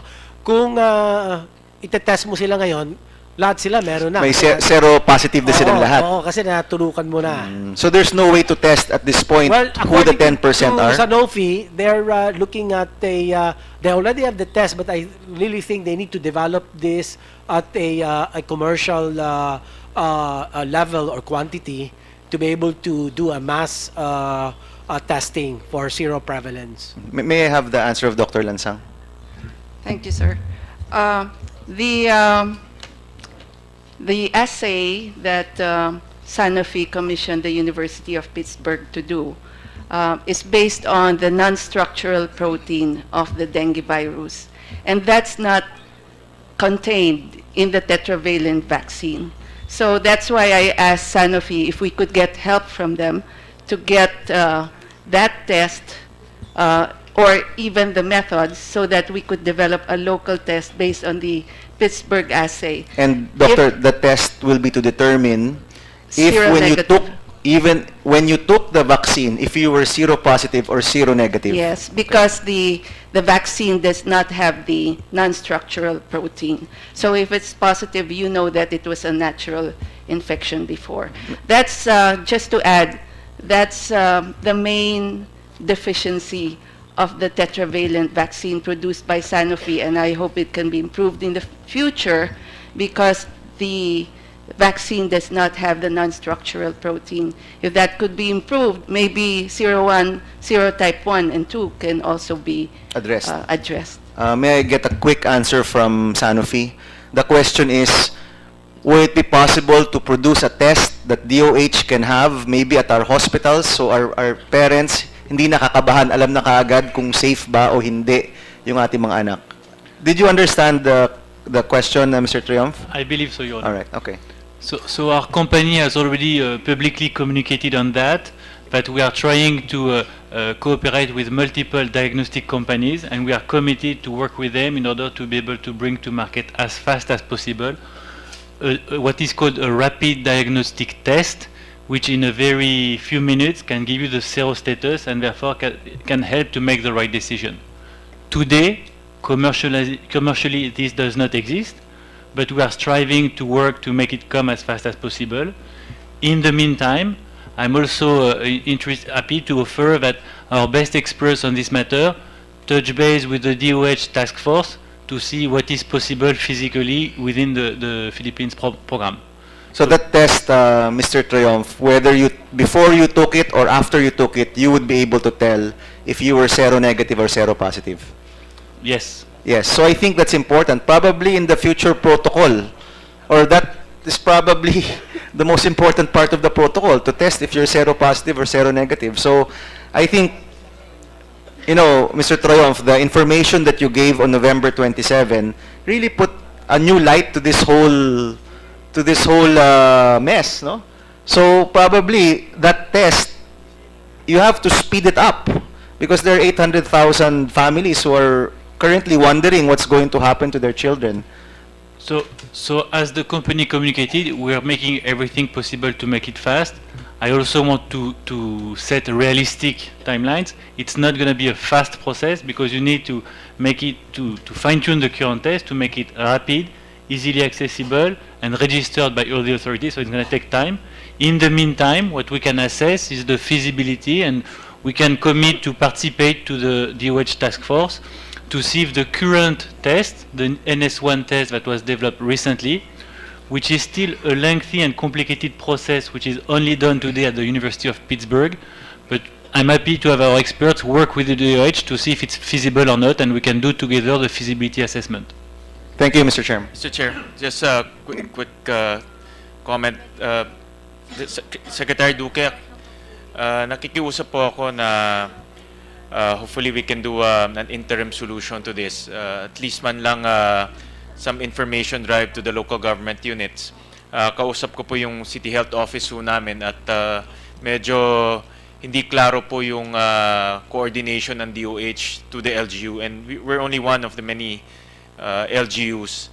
And every day ho, out of the 24, every day ho in 24,000 batang tinurukan nitong vaccine, yung magulang ho nila pumupunta sa health centers, pumupunta ho sa health office, and medyo malabo pa ho kung ano yung gagawin ng aming local government units. And I think we have to do this very fast. Kaya nakukuusap po ako na bilisan ho natin yung interim solution ho natin at para po hindi naman magkaroon ng panic sa ating mga magulang. Yung aking pong pinakita kanina, ito ho ang mga ilang pangunahin na mga gagawin natin on the ground. Bibigyan natin ng ID lahat ng 830,000 vaccinees. Para sa ganon, malaman lahat yung mga information, kasi hindi mo nga naman malalaman kung sino yung magkakaroon ng severe dengue dito. Dahil nga wala naman tayong ginawang prior zero prevalence testing, no? So ito ho at saka baller para ma-identify, numbered siya para matukoy at magawan po natin ng long-term surveillance and monitoring for adverse events following immunization. So ito ang atin bahagi ng atin heightened surveillance strategy. So, pasensya na po kasi ang gusto po namin mangyari ay sabay-sabay na namin pagbaba. Matapos po ang imprenta nito, mas maganda hong sabay-sabay natin na ibibigay sa mga lokal na pamahalaan. Sir, pag-uusap ko lang naman is mabilisan because Yes. on the ground, meron ho talagang panic at marami pong alinlangan sa isip at puso ng ating mga magulang. Naintindihan po namin kasi nga ang feedback, pati yung mga health workers ay may mga threat na sila daw ay kakasuhan. So pati yun po ay magiging bahagi ng ating overall risk communication strategy. So health workers, yung ating pong mga magulang, first and foremost, yung mga kanilang mga guro, at mga LGUs ho, at lahat po ng mga kasama po sa atin programa. Finally, we have Mr. Dennis Santiago here. Where have you been? Good afternoon, Mr. Chair. I would like to apologize for, I just stepped out of the room, Mr. Chair, because I have to also coordinate with the staff regarding the meeting. We have a technical working group meeting. I was here also last December 11, Mr. Chair, and I was here since this morning, Mr. Chair. All right. Would you please address the issue? Can PCMC, I'm sorry. Can PCMC conduct a bidding by themselves even without the memorandum of agreement as well as the purchase request, no? Can they do that? Mr. Chair, I believe I heard that there was a requirement that for every medicine that will be purchased by the DOH, it should be under the Philippine Drug Formulary.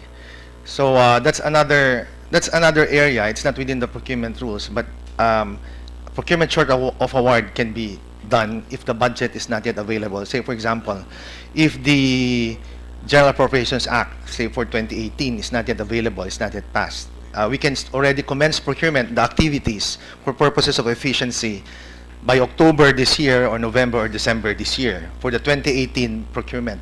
So long as those projects are within the National Expenditure And there's a Program. reason for that, right? Yes, sir.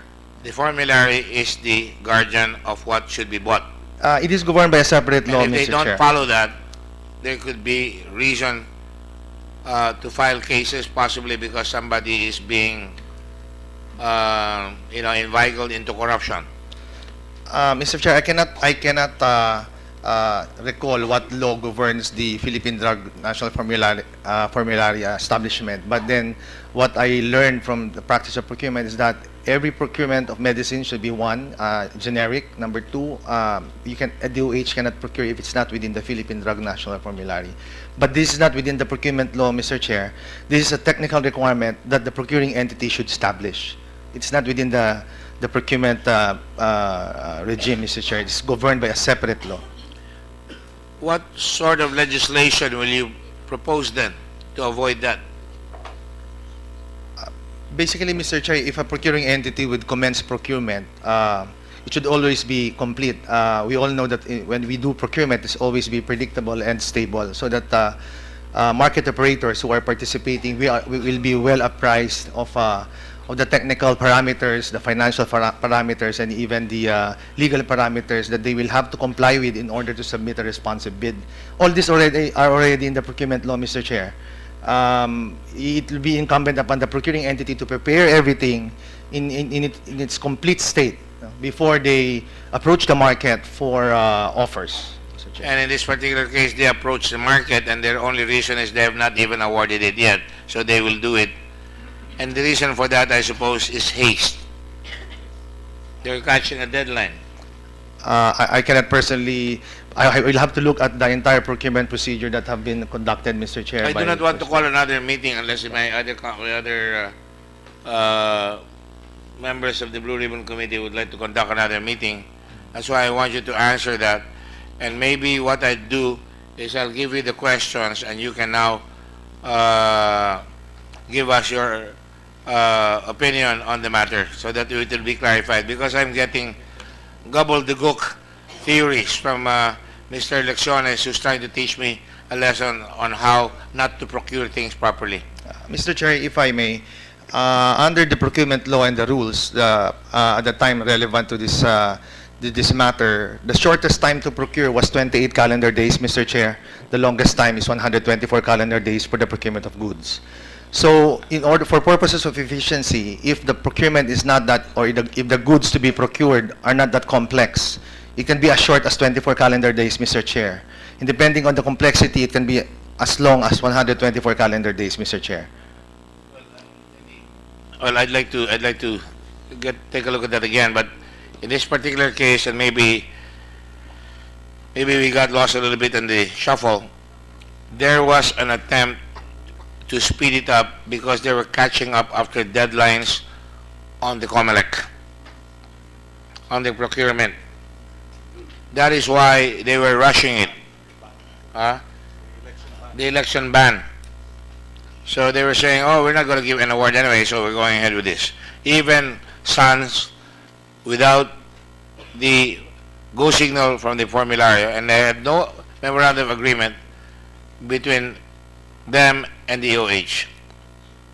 So I'm saying they cannot do that. Am I correct? If an agency of government will procure for another agency of government, I think the link, Mr. Chair, will be really the memorandum of agreement that should recite or the contents or the And in this parameters of particular case, they engagement. got that 1 month after. Hindi pwede yan, di ba? There should be that memorandum of agreement or that contract between the two agencies, Mr. Chair. So, there you go, Dr. Lecciones. Clarification.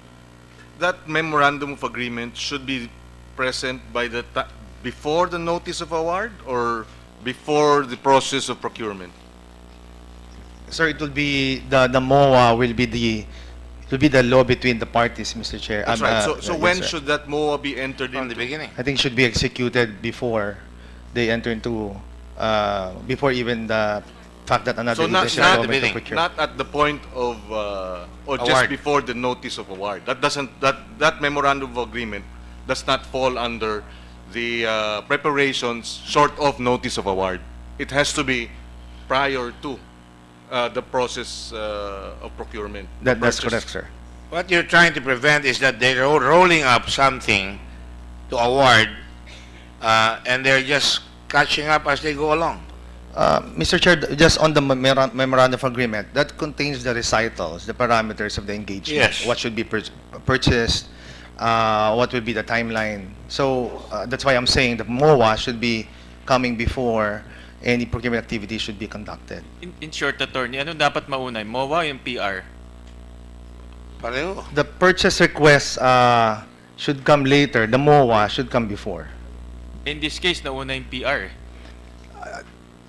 Ganito po, sir, kasi minsan ho yung procurement request or yung purchase request, I mean, it's within the agency, they do that. Now, the agency would decide whether they want another agency to buy for them or they will buy it on their own. Hindi nga, simple lang. Anong dapat mauna? In this particular case, anong dapat mauna? PR o MOA? Sir, I don't know the entire facts, sir, but that's why I'm getting bits and pieces of information. But then There was a MOA between DOH and PCMP on February 19. The PR was done January 20. PR is the request, the trigger, and therefore you cannot approach the market without the clarity of the MOA. Is that correct? Yes, sir. Otherwise, everybody would be grouping. May I know, sir, who issued the purchase request? Who?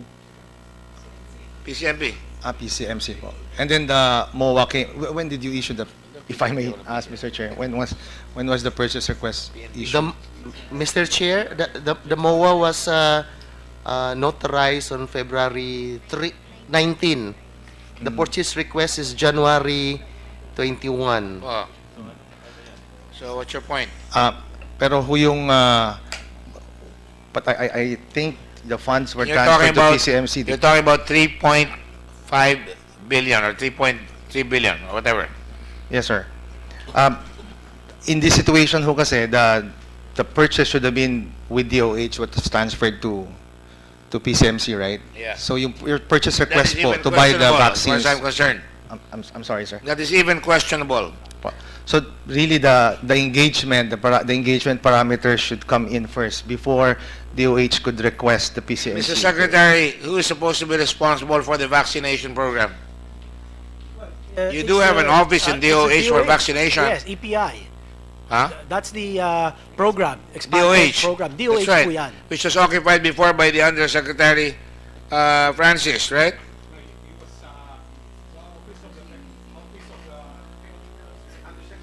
Technical Services is the head of the... Precisely. So why, in God's name, would you want to transfer it to PCMC? What would be the purpose? Malleable? Viable? Maybe Well, I'll leave it at that. It's already obvious that it's not done right. Now, I'll go now to Pauline before I close. In fairness to Dr. Pauline, I have a great deal of respect for Dr. Pauline. She was not confirmed, and I'm not a member of the Commission on Appointments. I'm afraid that during the course of our deliberation, she could not answer because I think she was under severe pressure. I don't know whether it's coming from congressmen, senators, or from other people. But the point is we missed a good public servant here. You may not agree with her because sometimes direct, but can't argue with what she's done. 32 years in the public service is something that you don't poo-poo. And I raise her here. And if you may not agree with it, just say so. But as far as I'm concerned, I hope one of the reasons why she was not confirmed was because of this. Would you like to say something about that? Yes, sir. I'm very positive about that. Positive about what? That my confirmation was Prejudiced by this particular issue. That I strongly and openly opposed at the start, and then when I was health secretary, I tried to do damage control. But again, during budget hearings, I was pressured to expand to other areas. And let me note that in the last budget hearing, and this is documented in Congress, that one of the representatives that asked me to buy more dengue vaccine and put it in the 2018 budget is no other than Oscar Garin Jr., Your Honor. Thank you, sir. Your Honor, kindly, yeah, Your Honor, I'm sorry, but Oscar Richard Garin Jr. yung ano po, Your Honor, yung, sorry, I was, Well, that extends the hearing now. ano, Yes. Your Honor, sorry, I did not hear I that. did not know that. Can I quote the minutes of that particular hearing, Your Honor? Please go ahead. And Your Honor, can I have a copy of those minutes? Yes, of course. This is the minutes from the Committee on Appropriations dated August 14, 2017. Representative Garin, it is several pages, but the last page is actually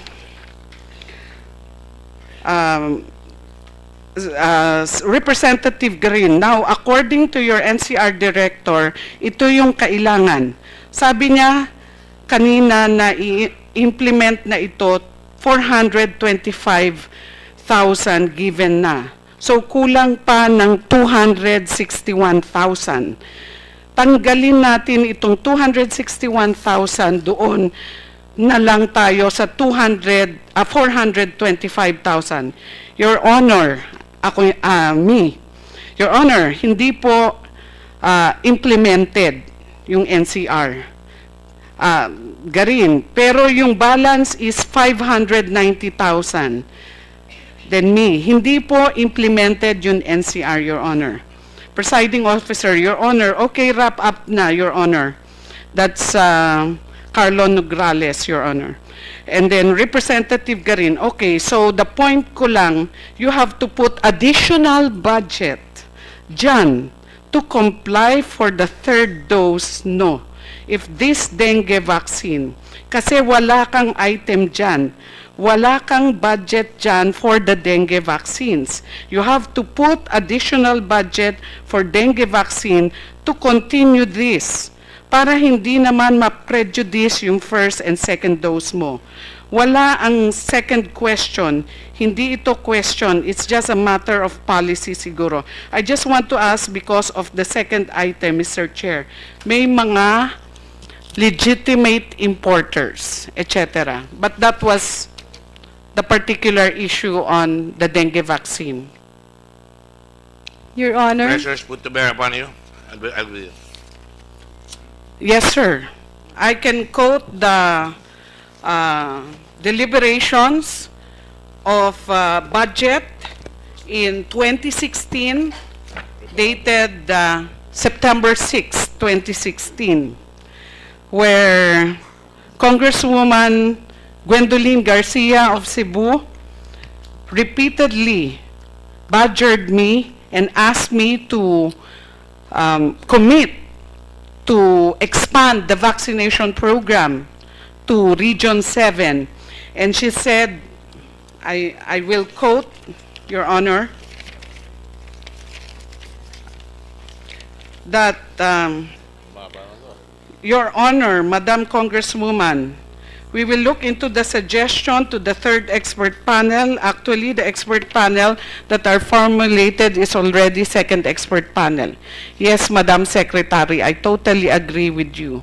But it is already been done by the RLGU. I hope, Madam Secretary, that you will again look into this program because contrary to my former seatmate, I will not demand that you here now say yes, but I will certainly very active again in the plenary, even in the plenary to fight for this Region 7 poor school children that need this vaccine. Thank you, Madam Secretary. That doesn't sound like pressure. That sounds like a congresswoman fighting for her constituency. There's Dengue vaccine. Your Honor, there was particular time in the budget hearing that it took us 1 hour of exchanges, and I will submit that. And then at the end of that 1 hour exchanges, Exchanges of? questions and badgering me and trying to make me commit to expand the implementation of the dengue vaccine to Region 7, that they will defer the budget of the Department of Health if I do not do that. By the way, why originally it was Region 3, Region 4, Mr. President? Region 4A, 3, Region 4, and NCR. NCR. How did it get to Region 7? That was through the insistence of the member Representative Garcia, Your Honor. Your Honor. Yes. Please. Your Honor, before I left the Department of Health, there were actually claimors. Why only NCR, Region 3 and Region 4A? Binugbog po ako noon ng mga tawag, especially from Region 6 na taga-Region 6 ka pa naman, taga-Region 8 ka pa naman. Bakit wala yung bakuna dito sa amin? All the decisions were based on the program. However, when the epidemiological data came later, Region 7 showed a high incidence. Kaya po nalagay siya sa pipeline.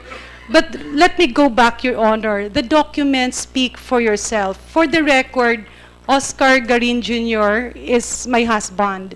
At hindi po siya member ng Commission on Appointments. Listening to the minutes kanina, what I was hearing was that he was concerned with nabakunahan ng first dose, nabakunahan ng second dose, paano yung third dose? And he was probably conferring with the regional director of NCR, who happened to be a former regional director of Region 6. My point here, Your Honor, is, sino po ba kami para impluwensyahan ang Commission on Appointments? It's an independent body that should not be dragged in pointing accusations to the Department of Health. I came from Congress for 9 years. It is but natural for us to request for the needs of our constituents. That is not threatening. Your Honor, I would respect the personal views of Secretary Ubial, but coming from Senate and then from the Cabinet, we always serve at the disposal of our people and our superiors and whoever appointed us. When President Aquino made me acting secretary, I had one word for him and I asked, Sir, bakit po ako? At pangalawa, hanggang kailan po ako? Ilang buwan po ako? I was ready to go down anytime because yan po ang totoo eh. You serve at the pleasure of the President. If the Commission on Appointments rejects me, I would accept that with whole heart. Kasi baka po iba ang pakay ng Diyos sa akin. When I left government service, it opened me to a lot of horizons. Can I realized... Can we get to the point, Ms. Gorin? Because, My point here, Your Honor, is the documents speak for itself. Hindi po yan pressure, hindi po siya pinilit, at wala po kaming kinalaman sa Commission on Appointments. Well, put it this way. I just wanted to close this in a positive note because I thought that there was a lady here who served 32 years in public health, and I thought that she would probably have been treated fairly by retaining her, or maybe, but that was not to be. And while we were in the course of the budget hearings, I remember, and during the first hearings here, I noticed a reticence or some pressure, and this is precisely what I'm trying to avoid here. Pressure, pressure, pressure. Pressure to buy the medicine. Pressure to sell it at all costs in violation of all bidding. Pressure from Sanofi to be able to make its annual earnings so that they can have bonuses for their past CEOs. And I'm being very liberal with my language because that's the business language that I know of the whole world. CEOs do get bonuses when they sell product, in spite of whatever happens. I see pressure when I see people who work for other companies. Now, I don't know if they're masquerading working for the government. And, favoring them. To my mind, we have to stop this. Somebody said the other day, you cannot mix politics with health. We cannot mix politics with health, and I believe it was you who said that. And I respect that. And on that note, I will... Oh, you want to continue? No, just I can go until... no, just a manifestation, because my understanding is you don't intend to call another hearing. Well, because there were some. I was going to ask for okay. the delivery of documents, but I will consult you after this so we can conduct another hearing maybe in January. Yes. Is that your pleasure? No, just well, the panel of experts that Secretary Ubial mentioned and relied on to pursue the vaccination. If they cannot be invited, maybe they can submit their sworn statements so that we can see the other side. I think the appropriate question to make right now is, you agree that we should separate FDA and the formulary from any sort of pressure whatsoever from the OH. That's okay, right? Second, I think there should be... Wow, how do I put this? It's hard because the standards upon which we get our medicine must be measured in terms of what is the actual challenge, not just of the time, but of the future. And I don't know how to... I'll have to think about that, and I'm sure my colleagues here will think about it. But there are other things that we have to put into the table when it comes to remedial legislation. Certainly, before any product comes in, we have to take a look at the record. Remember ZTE? They had records in other countries, and we found that out here. Sanofi had records in other countries, and there are many corporations that have records in other countries. Where do we lay the standard upon which we say stop? Or for that matter, protecting our presidents from meeting with these people without being given the proper heads up on the background of the companies they're going to be meeting. I do not want to see our presidents being exposed to that, and I do not want to see our country being exposed to being beaten about by wealthy countries, especially from Europe or from even the United States. We would like to do the Sunshine Act, patterned after the Sunshine Act of Ted Kennedy, where, as I said, you require pharma companies to publish their research beneficiaries, because there are people who are benefiting from research from the pharma companies. Or for that matter, maybe some time separation between getting into office and accepting of an office in public service. I guess there are many things we'll have to do, and I guess we'll have to write it down, and I hope my colleagues will not give me a bad time when I submit this, and they will sign it as quickly as we can so we can discuss it on the floor. As it is, I have about 4 or 5 reports in the Blue Ribbon Committee on the floor already, and we want to push it. But that's the nature of the beast. It's a slow-moving beast. You have a question? Sir, I'd just like to apologize to Dr. Lecciones. I used to work also in the pharma industry. This is not in the interest of maligning him. That's between the two of you. Yes, sir. But I'd just like to put on record, sir, we're all here, sir, to work together, and perhaps one of the biggest problems here... It is a fact that he worked for Adventist, right? Yes, sir. Yes, sir. Yeah. Adventist, I'm sorry. I told you I'm very bad at names. Yes, sir. I also disclosed Thank you, that... Freddy. Sir, Okay. sir, I used also to work with Pfizer. The reason why we disclose, because major problem, sir, here is the conflict of interest, and all of these things we are working together for patient safety and crafting the law, the FDA Act, Autonomous Agency, and the Sunshine Act as the full disclosure. Sir, yun yung suggestion namin, sir. But on the record, sir, I'd like to apologize to Dr. Leccion. That's between the two of you. But to my mind, everybody should have transparency. When they appear, when they accept a job, there should be transparency. So if you want to apologize to him, that's your business. As far as I'm concerned. And Mr. Dance? Mr. Chairman, since this might be Dr. the last, Dance, I'm sorry. this might be the last hearing. Would you like to conduct another hearing? No, Are you satisfied? But I'm hoping we can address. For the record, I got into this because of our own scientists. I have a great respect for scientists. I've always thought that presidents should look to the academic community for advice, because that way they will be better off. And I'm sure a lot of them do. But I think we really should put together a group. Eddie Angar and I have talked about it. We should always talk to people from the academe and get the advice, and from the preferred sectors. Yes. That's why when you guys told us, I came out with and I studied it, I came out with the privilege speech and the resolution. So what is your point now? Yes, I'm hoping that the Blue Ribbon Committee can address an issue which we haven't discussed a lot today, and that's the patient's right to know. I think that's a major problem in this program, was that patients did not know the risks, and that's their right to know. That is the whole crux of the problem. I think we will address that, and thank you for reminding us. That is correct.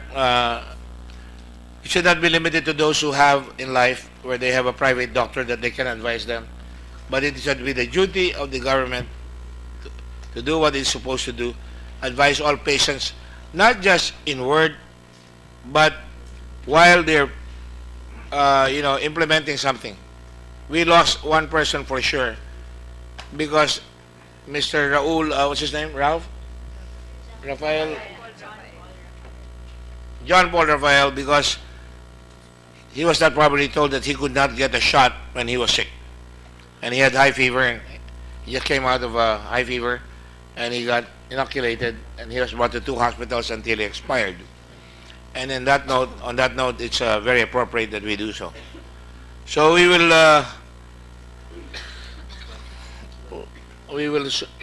I will suspend, and I will announce whether there will be an adjournment, because I remember that there were some issues put to bear here in the last hearing that talked about, and I was approached by several personalities about equipment not being delivered, about health centers not being finished, and that was part of the program that was submitted. So let me look into that, and let me call it again with the help of Senator Harrison. I'd like to thank Senator Harrison for his patience, and all the senators here. I'd like to thank WHO. I hope that we can see you more and in an active role here, maybe guide us on legislation as well. I'd like to thank all of you who came down here. I know that it's not easy to wait here for so long. And most of all, I'd like to thank our staff.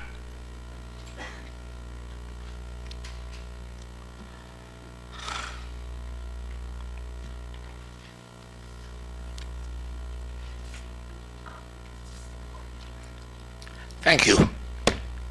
Thank you. Merry Christmas. Thank you, Mr. President.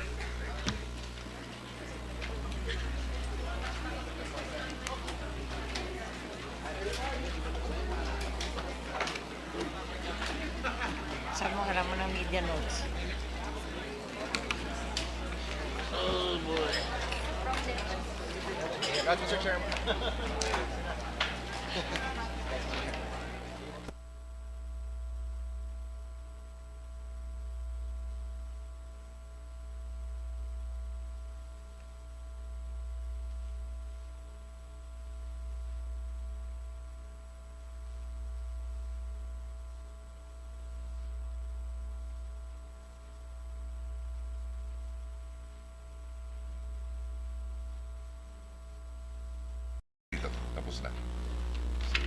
The Manila City Health Office has already been called. Are there any others who have not been called? Yes, the lady over there from the formulary, Dr. Cecilia Lazarte. Thank you.